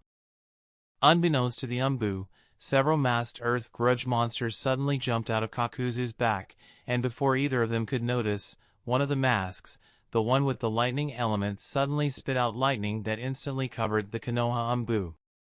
In Suijin's spiritual world, under the effect of Taikyakuzu, the yin-yang eternal prison. Seeing that the black and white was slowly fading away, Suijin, who was trapped inside Uchiha Fugaku's Jinjutsu space, immediately reacted, and asked the chubby Ryumyaku dragon lightly floating in the air, "Hey, how come it took so long to react? Your response was a bit slow. If anything, it would have come a bit difficult for me to solve it, and only with Tenseigan, something would have happened, and that would have become a bit troublesome." "It took some time to get past the barriers," spoke Ryumyaku in a childish tone. Kuroto nodded in understanding. It is not difficult for him to understand this because Ryumyaku has been sealed inside the gourd, although there is a spiritual contract between the two. Given the fact that Ryumyaku is not directly sealed inside his body, so getting past the barriers might be a bit difficult and more time-consuming. Everything has its own advantages and disadvantages. If Ryumyaku was sealed inside his body, then the situation would have been a bit easier, but this is also fine. Suijin wasn't much worried. After all, even the Yonde Mizukichi Karatachi Yagura, who was the Jinchuriki of Sanbai, with Kage-level strength, also fell prey to Jinjutsu, so there is no guarantee that such a situation cannot happen. The reality, in the forest. The elites of Uchiha saw that both Suijin and Homusubi were successfully controlled by Patriarch's Jinjutsu, and they very overjoyed. After all, Wicked Eye Fugaku is not a joke. They were only waiting for the signal from the Patriarch, and they would immediately kill both of them. However, at this time, what none of them expected, both Fugaku and Homusubi fell to the ground at the same time, vomited blood, and gasping for breath. The Uchiha were shocked and hurriedly helped the Patriarch, and asked, "Fugaku-sama, are you alright?" Fugaku just shook his head, not bothering to answer, but intently stared at Homusubi, who was not much better than him. Fugaku didn't expect that Homusubi in front of was able to forcefully break free of the semi-Jinjutsu field. However, Fugaku also knew that the opposite party must have consumed quite a lot in this process. Homusubi, whose situation was obviously not much better, glanced at Suijin and muttered lightly, "I must first help Suijin to break free of the Jinjutsu." Fugaku naturally understood what the other party was thinking and said coldly, "You can break free, that is something I can accept, but don't expect that a ninja with a mere ice-release Kekkai Jinkai will be able to break free." However, Fugaku's words were not completed, and suddenly something unexpected happened. Out of a sudden, Suijin regained his consciousness and instantly vanished from his spot, taking away Homusubi with him. The process was so fast that others could barely react to it. Chapter 195. The sudden action of Suijin caught Fugaku off guard, and even his stern face was a bit flabbergasted, couldn't hide the surprise. It had said that Homusubi was able to break free of the Taikyakuzu. It is still within an acceptable range of Fugaku, as the other party has the Manjikyu Sharingan with much higher ocular power than his, but the fact that Suijin, who doesn't have the Manjikyu Sharingan, was also able to break free of the Taikyakuzu without any help, greatly surprised him. It was beyond his expectations. Moreover, that purple creature is also something incomprehensible. What exactly was that? Thought Fugaku with a frown. Seeing that two members of Amatsukami ran away, the members of the Konoha military police force wanted to stop them. But Fugaku stretched out his hand to stop them and said seriously, "Let them go. Patriarch, why not chase? They humiliated the Uchiha clan. Do you just want to let the two of them escape? They are trying to step over the Uchiha clan and the village." The members of the Konoha military police force were puzzled and looked towards the Patriarch with confusion. Fugaku just shook his head and said with a gloomy tone that Homusubi is an Uchiha, and he has a pair of Manjikyu Sharingan. Hearing Fugaku's words, everyone was startled. One of Uchiha couldn't help but ask, "Patriarch, is he Shinichi?" As far as the Uchiha are aware, only Shinichi and Shisui have awakened the Manjikyu Sharingan, so that person has to be Shinichi. Everyone knows of Shisui's straight and honest personality, so they excluded him to be Homusubi. And since there isn't anyone else with the Manjikyu Sharingan, then it can only be Shinichi, who defected from Konoha and joined some bounty organization if the rumors are correct. However, they were all wrong, as Fugaku shook his head and said with a frown, "He is not Shinichi, nor is he Shisui. If anything, the most likely possibility is that he is the one responsible for controlling the Kyuubi and destroying the village, and for the death of Yondaime Hokage. It is him who is responsible for the problems that the clan is facing." Ads by PubFuture. "What?" exclaimed someone in shock. Another one added in anger, "So it was this bastard. Then we can't let him escape. He has to pay for what he did. He has to die." All the Uchiha were more and more furious. Fugaku sighed lightly and shook his head. "We can't rush head first here. The opponent has Manjikyu Sharingan. Even if we kill, we will have to pay a considerable price. Besides, if I didn't guess it wrong, even that Suijin has something up his sleeve that makes his strength no inferior to that of Homusubi. We have to plan out carefully from here on out." In Fugaku's cognition, the threat that Suijin posed has increased a lot. If it was only ice-release Kekkai Jinkai, Fugaku wouldn't have worried much, because he truly believes that the power of the Sharingan is superior to all other Kekkai Jinkai, even better than Byakugan, but Suijin was able to break free of Taikyakuzu.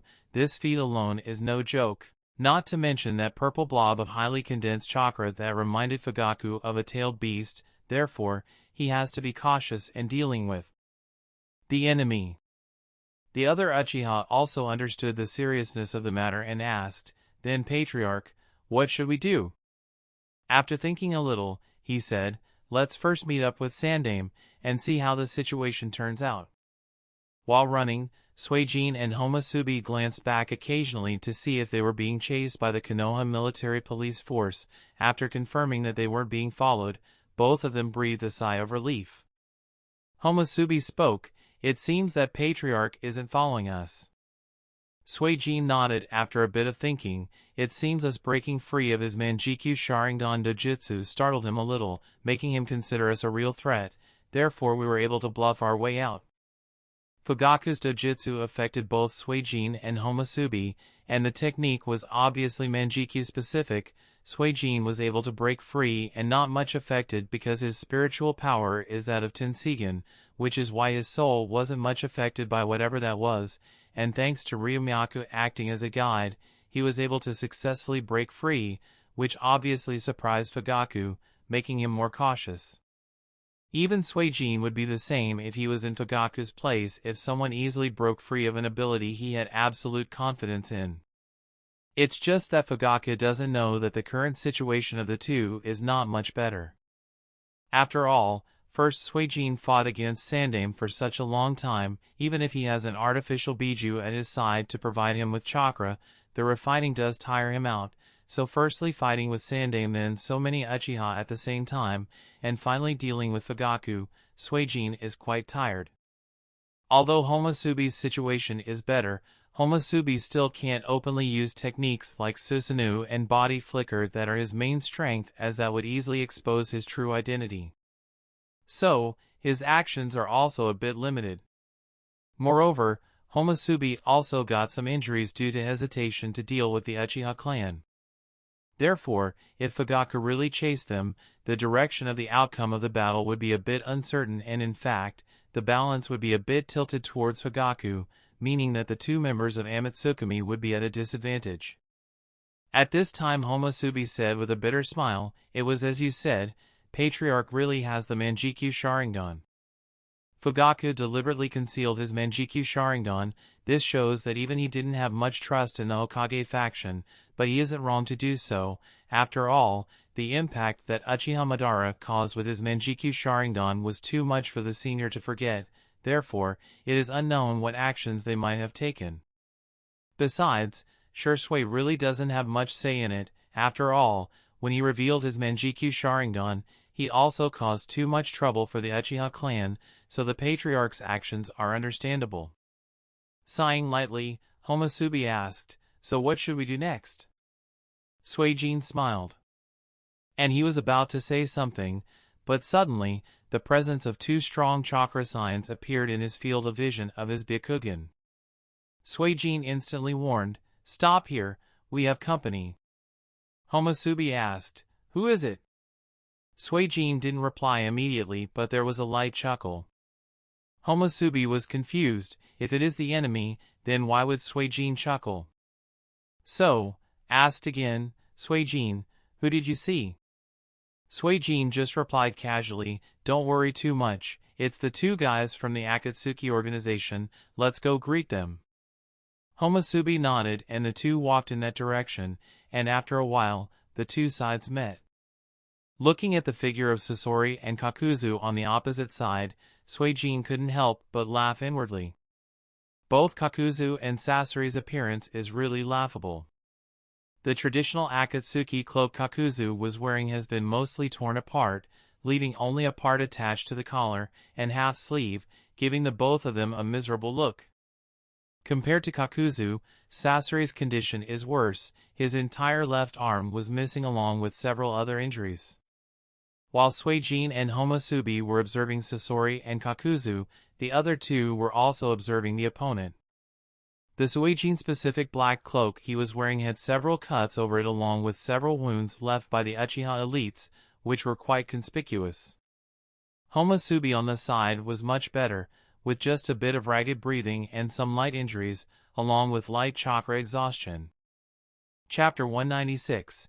The two sides that encountered each other in the forest didn't rush to fight. Under the Suijin's mask, Kuroto's Byakugan was activated as he assessed the state of Sasori and Kakuzu. From the first glance, it seems that the injuries that Sasori has are more serious. The loss of an arm is fatal for a shinobi, as it has a great effect on the strength that a shinobi can display. The difference in strength that Jiraiya showed while fighting pain before and after losing his arm is quite different.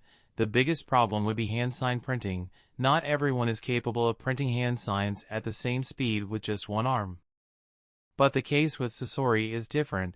As human puppet master, he can control puppets with just one arm fairly well, so even though his combat power would have been decreased, the battle still wouldn't be too easy as long as the puppets he has in his hand are good enough. Moving his gaze towards Kakuzu, Suijin found that the chakra reaction he perceived from Kakuzu was much weaker compared to before. The Earth Grudge Fear is a really strange technique that has probably altered his body to such a degree that he is no longer dependent on his normal chakra circulatory system. Therefore, in his Byakugan, Suijin isn't seeing any normal chakra veins in Kakuzu's body like that of other shinobi.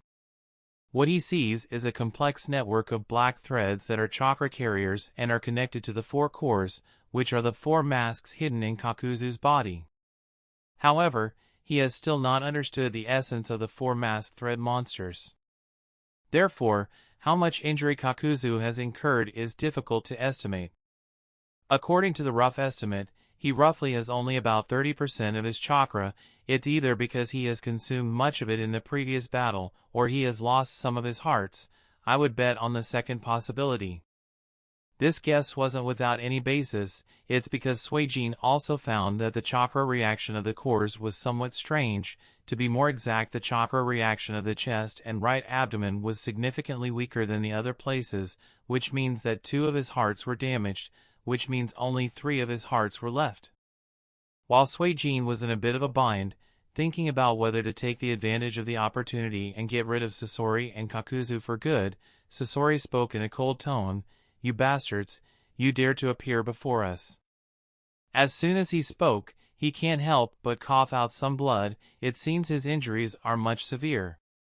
Suijin raised his hands up and said with a smirk, "Hey, don't blame me. The 2 of you have done such things that would prompt others to hunt you down. I just encouraged Kanagakur to fasten that process. After all, the sooner the S-class missing Nin are disposed of, the better, don't you think so? But I have to say, you were able to escape from the chase of Sandaime Hokage. Your skills are bad, to say the least." Sasori just snorted. "I will not forget this account." At this time Kakuzu said, "You have been meddling with us. I see that you have the potential, so I am giving you a fair warning. It would be wise of you to not make an enemy of the Akatsuki organization. You will regret it in the future." Ads by PubFuture. You don't say? Thanks for the heads up. I'll keep that in mind. Suijin nodded gratefully. "You better do," Kakuzu said. "Most certainly, but I don't like to owe others a favor, so I am also giving you a heads up. It's only fair if both sides know each other, right? Therefore, it's best that you know that Amatsukami is not afraid of Akatsuki, so we will be having quite a lot of meetings in the future, I tell you," Suijin said. Hearing Suijin's words, Sasori took out a scroll and spoke. "You want to die, don't you?" Suijin shook his head and said, No, not right now. Don't you see, there are still a large number of Konoha shinobi around. I don't think I need to explain any further." Kakuzu nodded.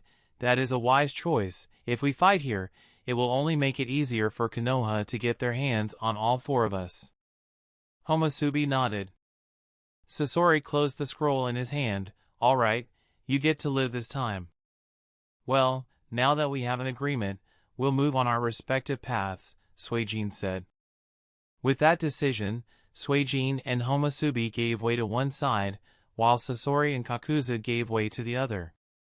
Suijin and Homosubi moved towards the village and Sasori and Kakuzu towards the opposite side of the village. Passing by each other, the 2 groups slowed down. Just at the moment the both of them crossed each other, Suijin quickly formed the hand seals and leaped into the air. Ice release, 1,000 flying needles of death. Ice release secret technique, demonic mirroring ice crystals. Homosubi did a backflip while printing the hand seals and threw a few shurikens and released fire. Fire release, great fireball technique.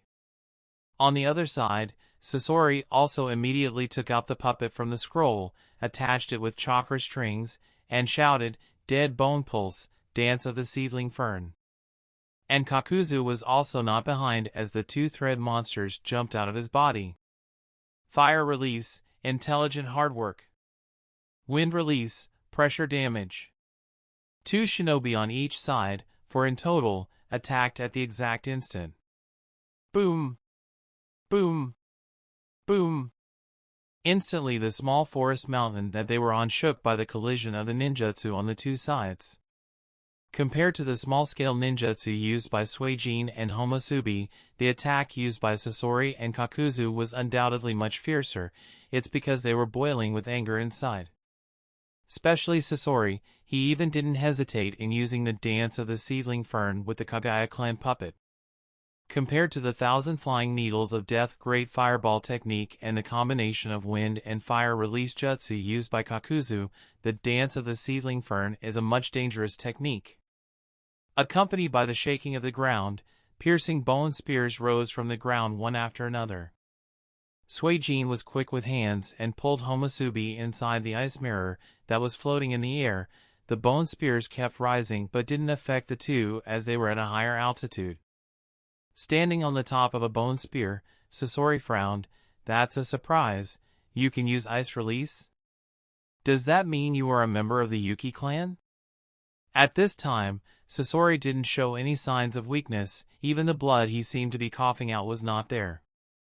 Suijin leaned out half of his body from the ice mirror and questioned Kakuzu. Hey, didn't you say that we should not fight here?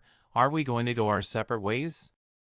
Sasori hummed lightly. It seemed that you were the one who made the move first. Suijin has already noticed that Kakuzu is hidden behind a thick bone spear, and the two thread monsters were speared around. He seemed ready to attack any moment. Understanding that both of them still retained quite a lot of combat power, Suijin did some light-speed calculations in his brain and said with an embarrassed laugh, while scratching the back of his head awkwardly, Sandaime Hokage and Wicked Eye Fugaku are still around, so let's continue on our separate ways, okay? When Suijin mentioned Sandaime, Sasori thought a little and said, alright, it seems that the attack just now was only a misunderstanding. Suijin nodded. Yes, it appears that all four of us had a bit of a misunderstanding. With that said, Suijin didn't deactivate the ice mirrors, just lined them up in a queue and flew away. Whoosh! Whoosh! Sasori and Kakuzu also didn't wait any longer and flickered and disappeared from the forest of bones. Whoosh! Whoosh! Whoosh! Whoosh! Whoosh! Whoosh! Not long after the four shinobi disappeared, Sandaime, still carrying his adamantine staff, led the Umbu members and arrived at the forest of bone. Looking at the endless number of bone spears, Sandaime had a solemn look on his face, and muttered, "This is dead bone pulse, Kekkei Jinkai of the Kagaya clan?" While the Umbu spread around searching for the traces of the two members of Akatsuki, Uchiha Fugaku led the members of the Konoha military police force and arrived. Fugaku was surprised when he noticed that even Sandaime seemed to have failed in capturing or killing either of the two members of Akatsuki, which, at this moment, whether it was the god of shinobi or the Wicked Eye, both of them had an embarrassed face. The silence and the Aho crow made the atmosphere quite awkward. Sandaime said with some emotion, "These bounty ninjas are not easy."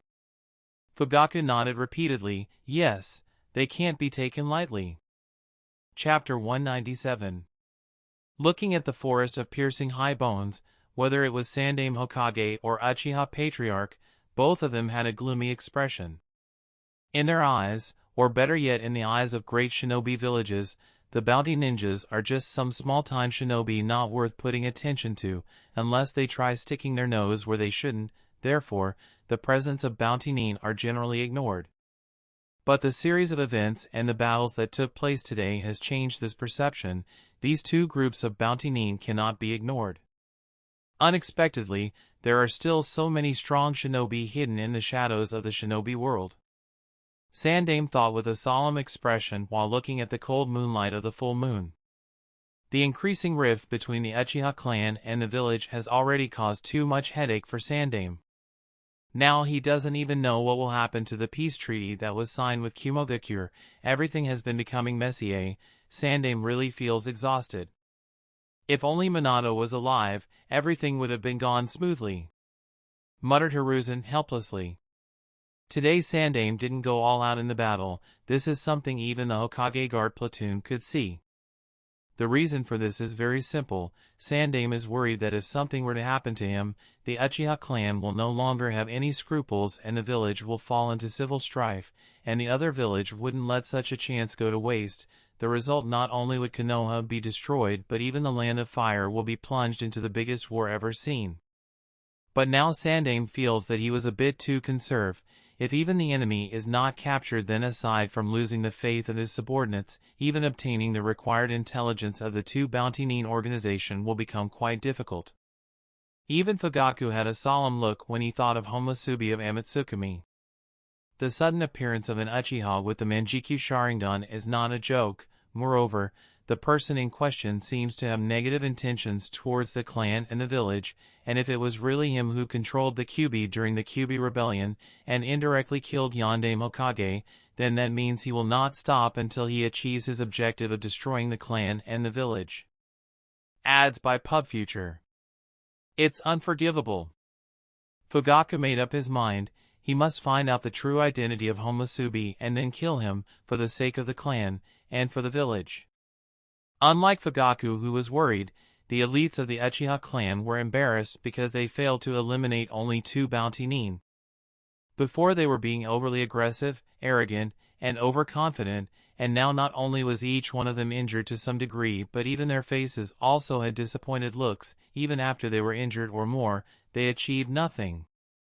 Uchiha Fugaku is still considering whether to reveal the fact that Homosubi of Amatsukami has Manjikyu Sharingan to Hokage-sama. After all, in his opinion, Homosubi must die, but the pair of Manjikyu Sharingan he has can be used by the Uchiha clan. However, another problem lies here. Will the Hokage faction allow the Uchiha clan to take back that pair of Manjikyu Sharingan? Or will it lead to a more severe conflict? Allowing Hatake Kakashi to keep the Sharingan is already the biggest compromise the Uchiha clan has made, and it was solely done because of the fact that Uchiha Obito willingly passed it on to Hatake Kakashi. Otherwise Uchiha clan wouldn't have allowed Kakashi to keep the Sharingan. So, this issue is a bit troublesome. On the other side, after getting away from Sasori and Kakuzu, Suijin didn't go all the way in the Ice Mirror and deactivated the Jutsu. After a series of battles, Suijin was a bit overwhelmed even if he has the Ryumyaku chakra, so it was best to not keep the ninjutsu activated for too long. Homosubi asked, "So, what's next?" Suijin spoke, "We will have to return to the village first." At this time Homosubi questioned again, "But how are you going to explain this situation to Hyuga Patriarch? He knows that it was the eagle and cat of Anbu Team 11 who took away Watanabe's corpse, but the body suddenly fell into the hands of two bounty-nin. This flaw is too obvious. I am worried that Hayashi-sama will see through our disguise." Suijin shook his head. "You don't have to worry about Hayashi-sama figuring us out. Besides, he wouldn't be revealing the involvement of Hyuga clan with this incident. This incident was caused because Watanabe deliberately wanted to cause conflict between the Hokage faction and the Hyuga clan. As the patriarch of Hyuga clan, Hyuga Hayashi will obviously not be stupid enough to show the involvement of the Hyuga clan with this incident. In fact, he would be really glad that the two bounty-nin took Watanabe's corpse and claimed the bounty on his head. With this, there would no longer be any official involvement of the Hyuga clan with this incident anymore." Shursui was still worried.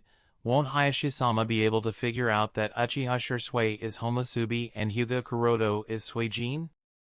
As I said, he won't, even if he might be a bit suspicious, but the fact that Suijin had ice-released Kekkei Genkai, so he couldn't be sure about it, because the shinobi named Hyuga Kuroto doesn't have ice release. "And what about me?" asked Homosubi. "Since he can't be sure of me, so he would obviously be unsure about you. We just have to present a good enough alibi and we are all clear for the time being," explained Suijin. Homosubi nodded. After thinking a little, Suijin questioned, "By the way, when you broke free of Uchiha Fugaku's technique, was your Manjikyu Sharingan exposed?" Homosubi quickly said, "With the sealing techniques you engraved in the mask, it blocked Patriarch's exploration. Therefore, Patriarch shouldn't have seen my Manjikyu pattern, but he did realize that Homosubi has Manjikyu Sharingan." After a short pause, he continued, "But Patriarch used his Manjikyu technique, and I had to break free of it using my ocular power, therefore if he experiences my ocular power again, he might be able to guess that was me." Suijin nodded, and continued, "Don't worry about it, we will come to that problem in the future." With that out of the way, Suijin asked again, "Given that Homasubi used all his ocular power to cast a Jinjutsu, what would be the result if he uses a sneak attack on Uchiha Shisui? Would it be possible to defeat Uchiha Shisui?" Homasubi was taken aback for a moment and immediately understood what Suijin was trying to ask. "You mean that we use the alibi that we encountered a sneak attack from both the members of Amitsukami at the same time, that way we wouldn't be under suspicion?" Suijin nodded. In Suijin's opinion, as long as both Eagle and Cat of Umbu Team 11 encountered a sneak attack from Suijin and Homasubi of Amitsukami at the same time, and end up being defeated, then the suspicion would obviously be resolved. After a little consideration, Homasubi nodded. "As far as I understand, the power of Manjikyu Sharingan can vary from person to person, and since Homasubi is very strong and experienced, then it isn't strange for Uchiha Shisui to be defeated under the combined sneak attack from Suijin and Homasubi at the same time. In that case, we will have to carry on the preparation of the alibi." With that said, Suijin started devising the plan to set up their alibi. Chapter 198. Might Guy in his monkey umbu vest returned to the village. He didn't care that his breathing was disordered, he was hurriedly searching for the presence of Eagle and Cat of Team 11. The first place he searched for was obviously in and around the mansion assigned to the Kumo delegation, which was supposed to be guarded by Team 11. Even after searching the whole perimeter of the mansion, he didn't find any trace of either of Eagle and Cat. Countless questions were running in his heart. Where could the two of them have gone? If they're not here, then they should have most likely gone in search of Watanabe, or maybe after the two bounty nin. But if that's the case, then why didn't we meet them? If they're not present here, then only one case is possible. Monkey obviously understood that the only other possibility behind their mysterious disappearance is that the two of them encountered the bounty nin somewhere else and were defeated. However, he has been trying to avoid thinking of this possibility, because this entails the possibility of something he doesn't want to think about or accept. But the current situation gives him no other choice, so he returned to the point where Cat and Eagle were stationed, and estimated the possible directions they could have gone. He also ordered some of the umbu to search for Cat and Eagle. After a long while of searching, along all the possible routes, the team arrived at the woods past the outer walls. Dog and I intercepted the enemy ninja more than a few dozen miles ahead. According to the path that the bounty nin have taken, he should have passed this forest area first. Search the entire forest in this area." "Yes." With that said, the umbu got busy in their search. Monkey himself was not free and continued the search. Not too long after, he received a message from one of the umbu teams. Arriving at their spot, he felt that the temperature of the surroundings was quite lower compared to other forest areas. This caused him to doubt, and he quickened his pace. Arriving at the spot, Monkey found an ice tree that was covered in some sort of Jinjutsu enchantment, which was wearing off as it was being cracked by the sealing masters. As soon as the Jinjutsu enchantment wore off, a hollow ice tree was revealed, and in the hollow part of the ice tree, he found Hyuga Kuroto in his umbu gear, unconscious and tied up with several wounds. Similarly, Uchiha Shisui in his cat umbu gear was also found unconscious and tied up in the hollow part of another ice tree that was also covered inside a Jinjutsu enchantment. The life and death status of both the shinobi unknown. Kuroto, Shisui. In a panic, he was unable to keep calm and subconsciously exclaimed the real names of his two teammates. 3 days later. Ads by PubFuture. Team 11 was currently summoned to the Hokage office. Of the 4 members of Team 11, Hatake Kakashi had his right arm wrapped in bandages. With his face somewhat pale, it seemed that he was injured after the battle. Hyuga Kuroto and Uchiha Shisui also had bandages wrapped over their bodies. The injuries they suffered at the hands of Uchiha elites were all cured. The reason for wrapped bandages is the frostbite. It wasn't strange that both Kuroda and Shisui suffered from frostbite given that they were trapped in a cage of ice tree while they were unconscious. Among the 4 members of Team 11, only Might Guy was uninjured and seemed perfectly fine and energetic self. At this time, Sandame looked through the report and asked with a tired look, "How is the injury of the 2 of you?" "The injuries will recover soon enough," said Kuroda. Sandame nodded and questioned, "I have read the report, so after you figured out that Watanabe used a shadow clone, both of you rushed towards the Hyuga clan based on what little memory Shisui extracted from the shadow clone, and also used the crow summons to pass on this information to Kakashi and Guy?" "Yes, but unfortunately it seems that Watanabe never made it to the Hyuga clan territory and was killed midway. As for the message passed to Kakashi-san and Guy-san, they did not receive the message. By the time Crow Summon reached their spot, both of them were already gone," explained Shisui. "We reached the Hyuga clan territory and were confused as there was no sign of Watanabe. After confirming from the Hyuga patriarch that Watanabe didn't arrive here, the situation was a bit confusing.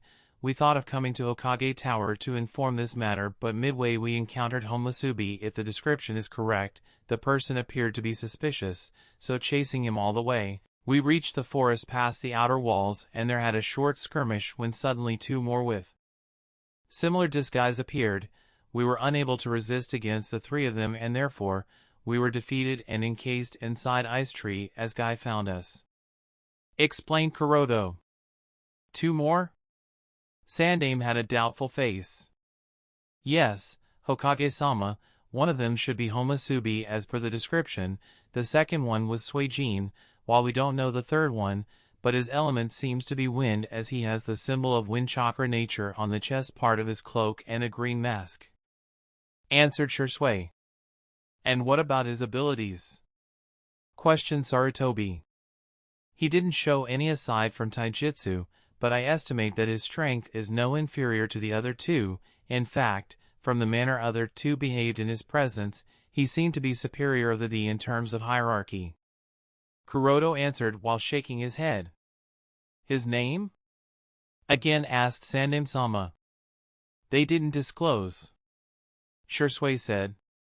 Sandame had a frowned expression. Initially, they expected that only 2 were part of this whole incident, but now there is the presence of a 3rd member of Amatsukami.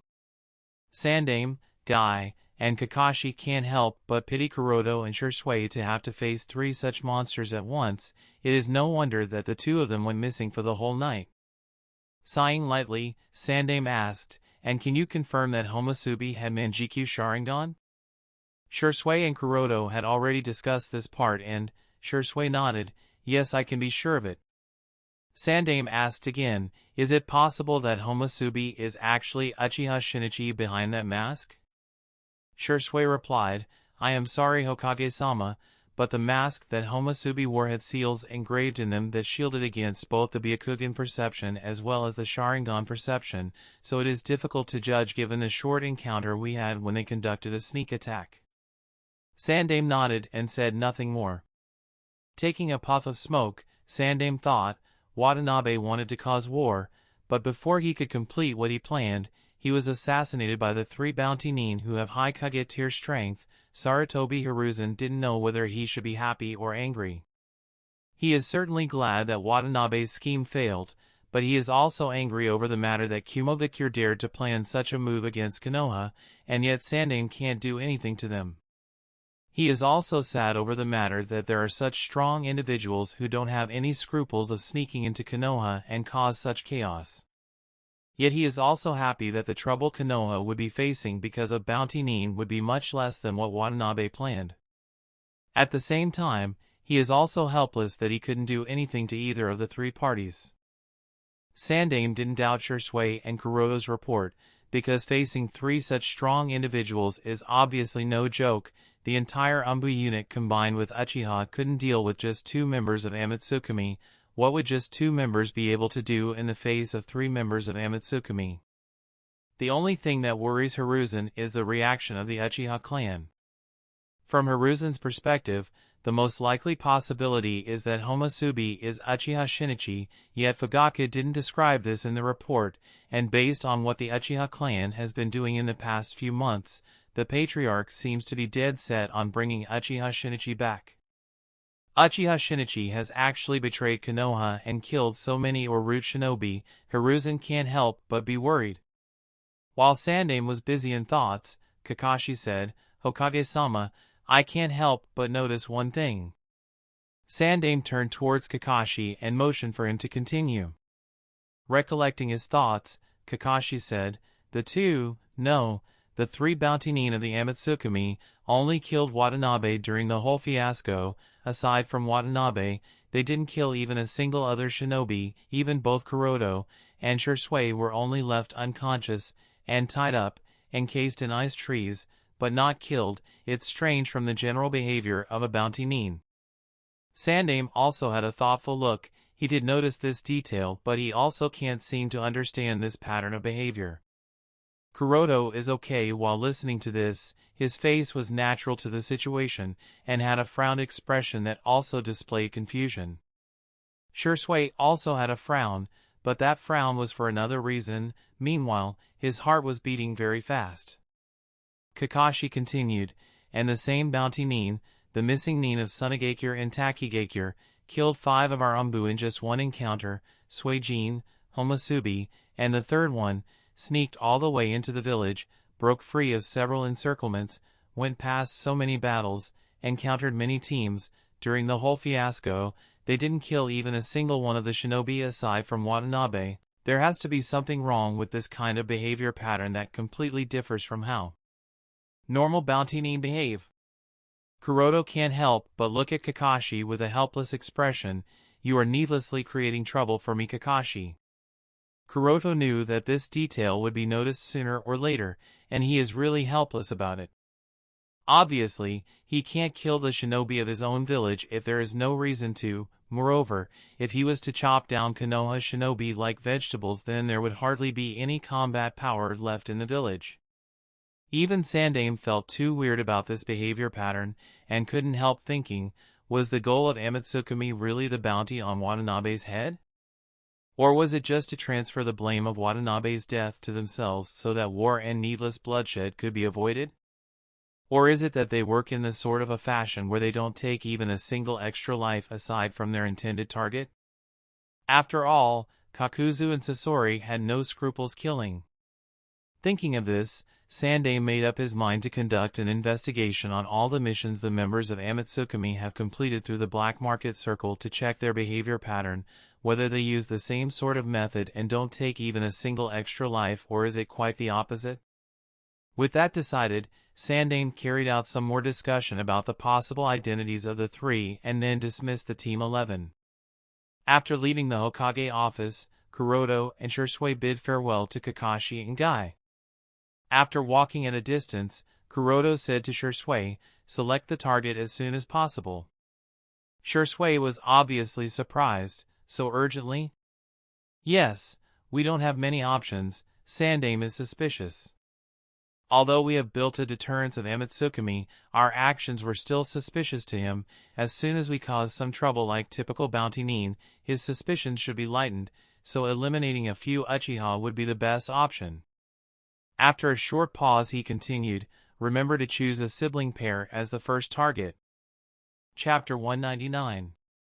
To be honest, Kuroto is not worried whether Sandaime-sama will figure out that it was he and Shisui who disguised as Suijin and Homosubi just based on their abnormal behavior. After all, no one knows what kind of personality traits does the 2 members of Amatsukami have. What he cared about was the reaction Sandaime-sama would have once he hears that Homosubi has the Manjiki Sharingan.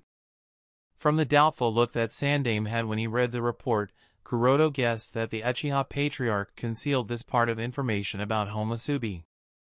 Honestly, has Uchiha Fugaku finally gone mad? Why not use this opportunity to blame Homosubi for the Kyuubi's attack? Kuroto was really confused by Uchiha Fugaku's actions. In Kuroto's opinion, This was an excellent opportunity. As long as the blame for Kyuubi's attack is transferred to Homusubi, the hostility that the village leaders have towards the Uchiha clan will decrease, and slowly and steadily the two sides can mend their relationship. But Uchiha Fugaku concealed this from Sandaime-sama. By doing this, not only did they miss the perfect opportunity to solve their problems, but it also increased the distrust between the two factions. Kuroto couldn't help but shake his head in disappointment. Uchiha Fugaku also expressed his true intentions by doing so, and it really disappointed Kuroto. Taking a look back at the Hokage building, Kuroto withdrew his thoughts. Following the rules, if a ninja performing the task fails to complete it, like in the case with Team 11 where they were unable to protect the Kumo delegation, he will be severely punished, so accordingly, Team 11 must receive serious punishment. But the fact that even Sandaime himself was not able to capture or kill the bounty responsible, and return without any success, so no one mentioned the matter of punishment. Therefore, Team 11 not only did not get punished but in fact, they received 1 week-long vacation to perfectly recover from all the injuries that the team suffered. Therefore, the first thing that he did was to go to the Konoha hospital. Their injuries were all treated by the Umbu medical unit in the past 3 days, but a careful check has to be conducted at the hospital. Ads by PubFuture. At the Konoha hospital. After checking the injuries on Kuroto's body, the medic on duty nodded and said, "The frostbite you suffered has been cured and all that's left are just some skin wounds, nothing to worry about, take enough rest and you will recover soon enough, there is no need to use Iryo ninjutsu." Kuroto nodded and said with an embarrassed look, "I have to start with some serious training, so it would be really helpful if Furofuki-sensei heals these injuries." The medic Furofuki-sensei shook her head helplessly and used Iryo ninjutsu to heal all the skin injuries. After the treatment was finished, Kuroto removed the bandages wrapped over his body and quietly left the hospital. The purpose of him coming to the Konoha hospital and getting his injuries healed was just an excuse. Because next he is going to be meeting the Hyuga Patriarch, and since the water clone body doesn't have the curse of caged birds, so he obviously can't use this clone body to meet the Patriarch. After all, Hayashi-sama must have his ways of sensing the curse seal. Therefore, Kuroto can't risk it, he must be in his main body when meeting the Patriarch, but there was a problem, his water body had suffered several injuries, and he was to take the main body that does not have any injuries, then it would be hard to explain, so he came to Konoha Hospital to get his wounds healed to get rid of loopholes. With that out of the way, Kuroto, who had changed his body, came to the Hyuga clan territory. Hyuga Hayashi was obviously restless for the past 3 days, so as soon as he received the news that Kuroto came to see him, he immediately asked the maid to bring him in. Under the escort of a maid, Kuroto came to the study of Hyuga Hayashi. After the maid was done pouring tea for the two, she withdrew from the study, leaving Kuroto and Hayashi. The Hyuga Patriarch couldn't take it anymore. "I heard about everything that took place. Who are the two bounty nin?" Kuroto just shook his head and apologized. "Please forgive me, Hayashi-sama, it would be best for you to not know the details of all the event, as we have been ordered by Hokage-sama to not reveal them. What I can tell you is that I and the other Umbu were ambushed and Watanabe's corpse was taken away by the two bounty nin. Their reason seems to be the bounty on his head." Hayashi nodded. If Hokage-sama has restricted them to not reveal this matter, then Hayashi wasn't going to pressure Kuroto, but he worried nonetheless. "I heard that even Sandaime-sama and the Patriarch of the Uchiha clan failed to stop them, and some of the Umbu also died?" Hayashi obviously didn't suspect that Kuroto was one of those bounty nin. For one, the bounty nin seems to be the user of ice release, and secondly, the strength displayed by the bounty nin. Hyuga Kuroto is undoubtedly very strong, Hayashi knows this, but he doesn't believe that Hyuga Kuroto would be strong enough to go toe-to-toe against Hokage-sama. What Hayashi considered was the possibility of a cooperative relationship between Kuroto and those bounty nin. Therefore, he asked about that bounty nin. Now that Kuroto has confirmed that he didn't know the two, Hayashi has mixed feelings. Hayashi is relieved that Kuroto didn't collude with shinobi of unknown origin, but he is also worried that the bounty nin took away Watanabe's corpse, which means that they now know the true cause of his death. If they openly publicize this matter, whether Kuroto, Hayashi, or the rest of the Hyuga clan, the implication would ultimately land upon them, and I am afraid that the follow-up trouble would be worrisome. Kuroto seems to realize Hayashi's worries and said, "Patriarch, you don't have to worry too much. Firstly, no one would believe the words of a bounty nin over the words of a loyal shinobi, and the possibility of Hokage-sama suspecting the Hyuga clan just based on the rumors is very less. Besides, even if he suspects the Hyuga clan, he wouldn't make any move without any solid evidence. The same case applies to Kumogakure." Hayashi nodded in understanding. In fact, he also understands that unless Watanabe's body is directly found in the Hyuga clan territory, it would be impossible to implicate or cause any substantial harm to the Hyuga clan. At this time Kuroto said, "Patriarch, I am sure you must have also realized this, but there are still many loopholes that are yet to be filled. For one, how did Watanabe manage to sneak into the Hyuga clan territory? How was he able to get past all the security? Most of all, how did he know the layout of the Patriarch's mansion, that he was able to find Hinata-sama's sleeping quarters? Not to mention, Watanabe, who is a ninja of another village, even the shinobi of Konohagakure shouldn't be able to do this. An enemy being aware of such precise details is quite concerning." Hayashi nodded with a serious look. He has been considering these matters for a while, and the only possibility is that there is a traitor in the Hyuga clan, and he is hostile not only towards the clan but also towards the village. Hayashi can be sure of this because the layout of the Patriarch's mansion is even unknown to the Hokage. Only the members of Hyuga clan with Byakugan can help the outsiders to get past all the security of the Hyuga clan territory and sneak into the Patriarch's mansion to be able to kidnap the young lady. It is impossible for others to do so. With a light sigh, Hayashi said, "I did a preliminary investigation in the past 3 days, but I have yet to find anything or any sign that would give away any clue." Even Kuroto pondered a little. Who could it be? Initially, Kuroto thought that it might be Shimura Danzo, but then he quickly eliminated that possibility. For one thing, Kuroto can be sure that Shimura Danzo is not aware of the layout of the Hyuga Patriarch's mansion. Secondly, Shimura Danzo has no reason to do so. Danzo may have some hostility towards Kuroto, and certain dissatisfaction towards the Hyuga clan for not allowing him to recruit any Hyuga shinobi en route, but Danzo wouldn't be foolish enough to do anything against the Hyuga clan before he destroys the Uchiha clan. Because if he takes any action against the Hyuga clan before that, then the Hyuga would be offended and forced to ally themselves with the Uchiha, and since the Hyuga shinobi are the most amicable in the village, so they would obviously get support from the other major shinobi clans. Overall, Danzo would be offending pretty much all the clans if he takes any action against Hyuga. Besides, Kuroto doesn't think Danzo would collude with the shinobi of an enemy village and let him harm Konoha, at least not until he can be sure of his position. Even if the original story, whether it was destroying the Uchiha clan or letting Sandaime be killed at the hands of Orochimaru, Danzo's main purpose was the position of Hokage, not to destroy Konoha. And the person who assisted Watanabe obviously wanted to drag Hyuga clan into the muddy waters, instigating both the major clan, Uchiha and Hyuga to take part in a civil war. In other words, the ultimate aim of that person is not only to destroy the Hyuga clan but also to destroy Konoha. Chapter 200. And if it can be determined that the traitor is an insider, then the scope of the investigation will be narrowed.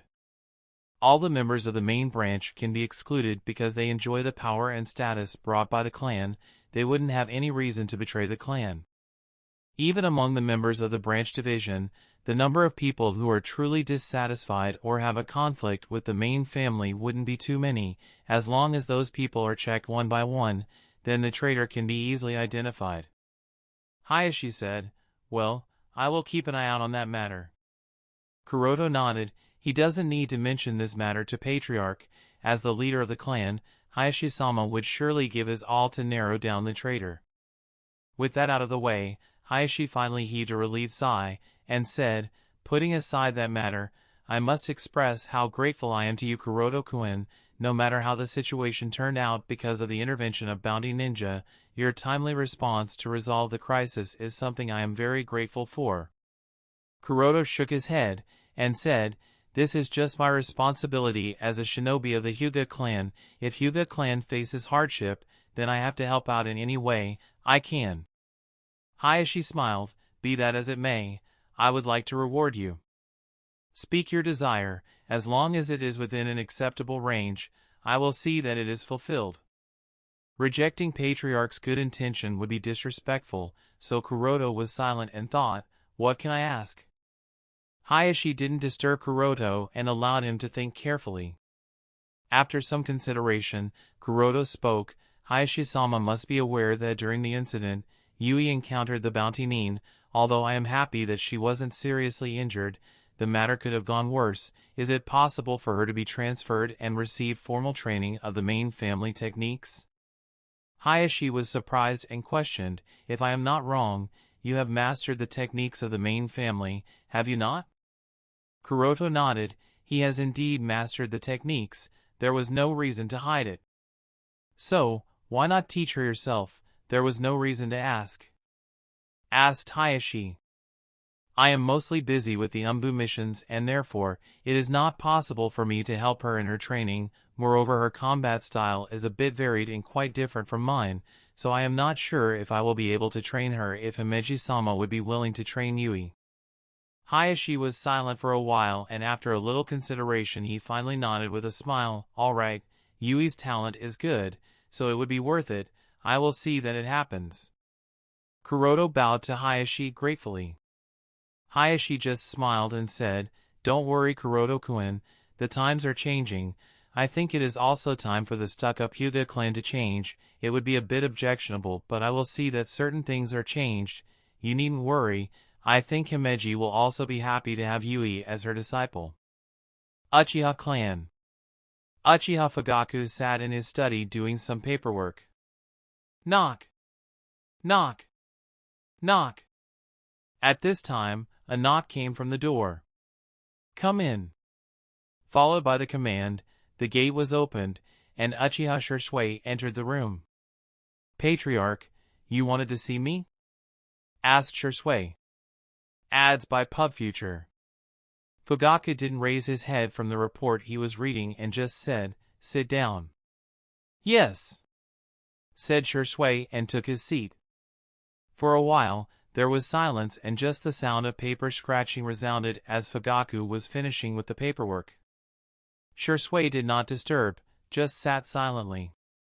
After he was done with the paperwork, Fugaku lifted his head and observed the injuries on Shisui's body. He had a worried expression seeing those injuries.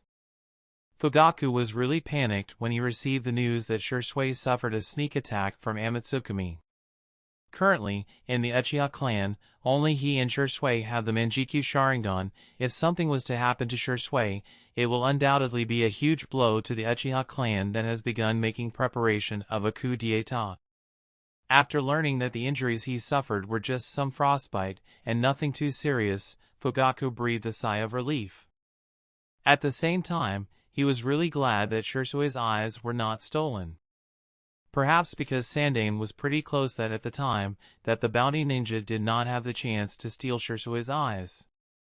Thought Fugaku, as that could be the only reason he thinks of.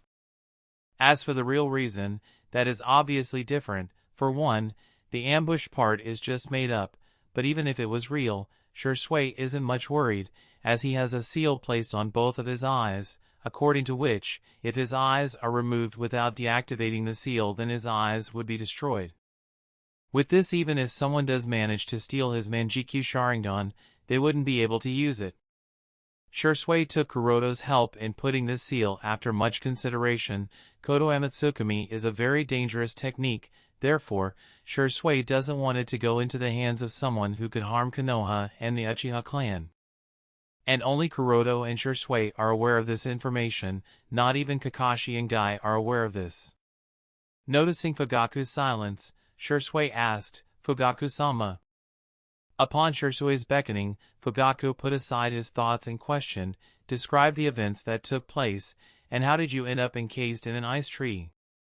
Hearing Fugaku's questioning, Shursui didn't hesitate and reveal the same information as they have revealed to Sandaime-sama, and finally, he said, I didn't expect that all three of them would be so strong, and was caught off guard when Homusubi used Manjikyu Sharingan. Fugaku nodded. Although he didn't know what Manjikyu Sharingan Dojutsu Shursui has, Fugaku understood the strength that Homusubi has, and no matter how talented, Shursui is still somewhat young, so it's not strange for him to have lost. At this time said, I can be certain that Homusubi is not Shinichi, he is a traitor and most likely the person responsible for controlling the Kyuubi, although I haven't yet figured out as to who exactly he is. Betraying the clan and the village is unforgivable. I have deployed people to collect information about him and keep track of him. As soon as he appears and we get the wind, you will come with me to kill him. Letting an unstable figure with Manjikyu Sharingan is highly problematic and must be resolved. Yes. Shursui nodded. Also, I am quite certain that Sandaime will deploy personnel to collect all the possible intelligence about both Amatsukami and Akatsuki, so keep your eyes and ears open. Yes, I will make sure. Shursui agreed. And lastly, do not run around carelessly. Both Amatsukami and Akatsuki are dangerous, so it would be best to be very careful when dealing with them, lest damage will be irrecoverable. Is that clear? Fugaku warned. Shursui again nodded helplessly. Yes, Fugaku-sama, I will be careful. 3 days back. Inside a dark cave somewhere in the land of rain. Several illusionary projections of different members of the Akatsuki organization could be seen standing in a circle. This is another one of a rare gathering of all of the Akatsuki members. Pain, the leader of Akatsuki, looked at Kakuzu and Sasori and said flatly, tell me what exactly happened, in detail. Sasori was silent, he didn't say a word. Seeing this, Pain turned towards Kakuzu, who spoke, we encountered 2 members of Amatsukami last night. At that time, they seemed to have offended Konoha and were being chased by Sandaime Hokage and Uchiha Fugaku, along with many Umbu and Uchiha clan elites. Kakuzu described the details of the entire incident. Everyone was again surprised by the bold actions of Amatsukami and the fact that they escaped the siege of such people. Pain has to also acknowledge and seriously pay attention to this seemingly new organization called Amatsukami. Hirako said, with Yama, Suijin, and now this Homusubi, there are 3 known members of Amatsukami, right? Kakuzu nodded, yes. Shino said, are members of Amatsukami really so strong? Without waiting for Kakuzu to speak, Sasori said coldly, are you questioning me? Shino just smiled lightly and did not speak any further. At this time, Uchiha Shinichi spoke with a smirk, do you know why Amatsukami was being pursued by the Hokage and Uchiha Patriarch? The eyes of all the members turned towards Uchiha Shinichi.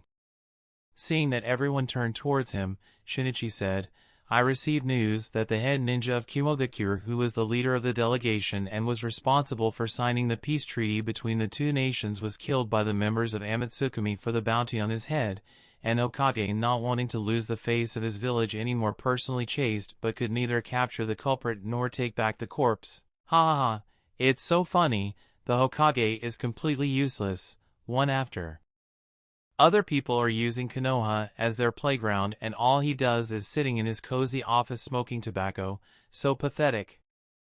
Shinichi is obviously very happy that Konoha is facing so many difficulties one after another. The Hokage doesn't value his people, he should suffer. As for the question of whether he is worried about being destroyed?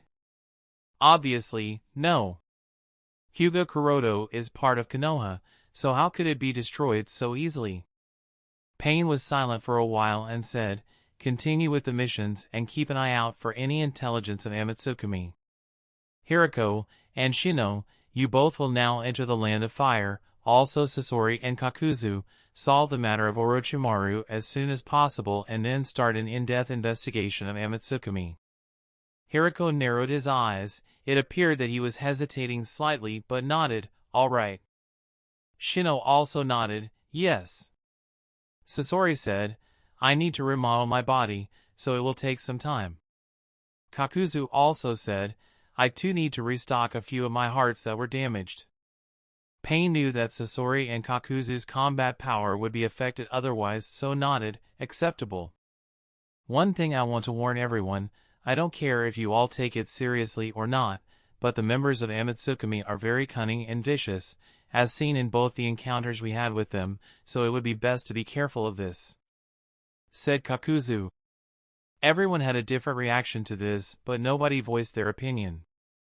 With that out of the way, one by one the holographic projections of the magic lantern body technique disappeared one after another, and the view of the eternal reign of Amagakure came into the view. Taking a look at the clouds, Tendo Pain sitting on the tongue of the stone statue stood up and walked inside the room. Inside, Uchiha Madara wearing the orange mask stood leaning on the side wall. As Pain walked in, he questions, so? Tendo Pain didn't turn to look at Madara, just relayed all the information and said, perhaps we have to pay some attention to Amatsukami. In Pain's view, just 2 members, who aren't even leaders of that organization, played around with Konoha, one of the great shinobi villages, like tools in their hands. The entire pursuing force returned empty-handed, moreover Kakuzu and Sasori were involved in the fiasco against their will. As for how strong is Yama to have shinobi of such capability under his command, Pain knows nothing about it. As such, Pain has to consider Amatsukami a threat, even if a minor one. Should I search them? Asked Kunoichi. She has short, straight blue hair with a bun, gray eyes that are cold and devoid of any emotion, along with lavender eyeshadows, and elaborate piercing. A grayish-blue paper flower clipped on her bun, and fair skin. Finally she wore the traditional Akatsuki high-neck turtle Akatsuki cloak. Pain turned towards the Kunoichi named Conan and shook his head, it's not time yet. Because Pain has a feeling that he will soon have an encounter with Yama. Madara pondered a little and said, I will soon be going to the land of fire for a while, the Uchiha clan needs someone to add fire. That's the end of this tale for now. Thank you for watching, have a great rest of your day, and as always peace.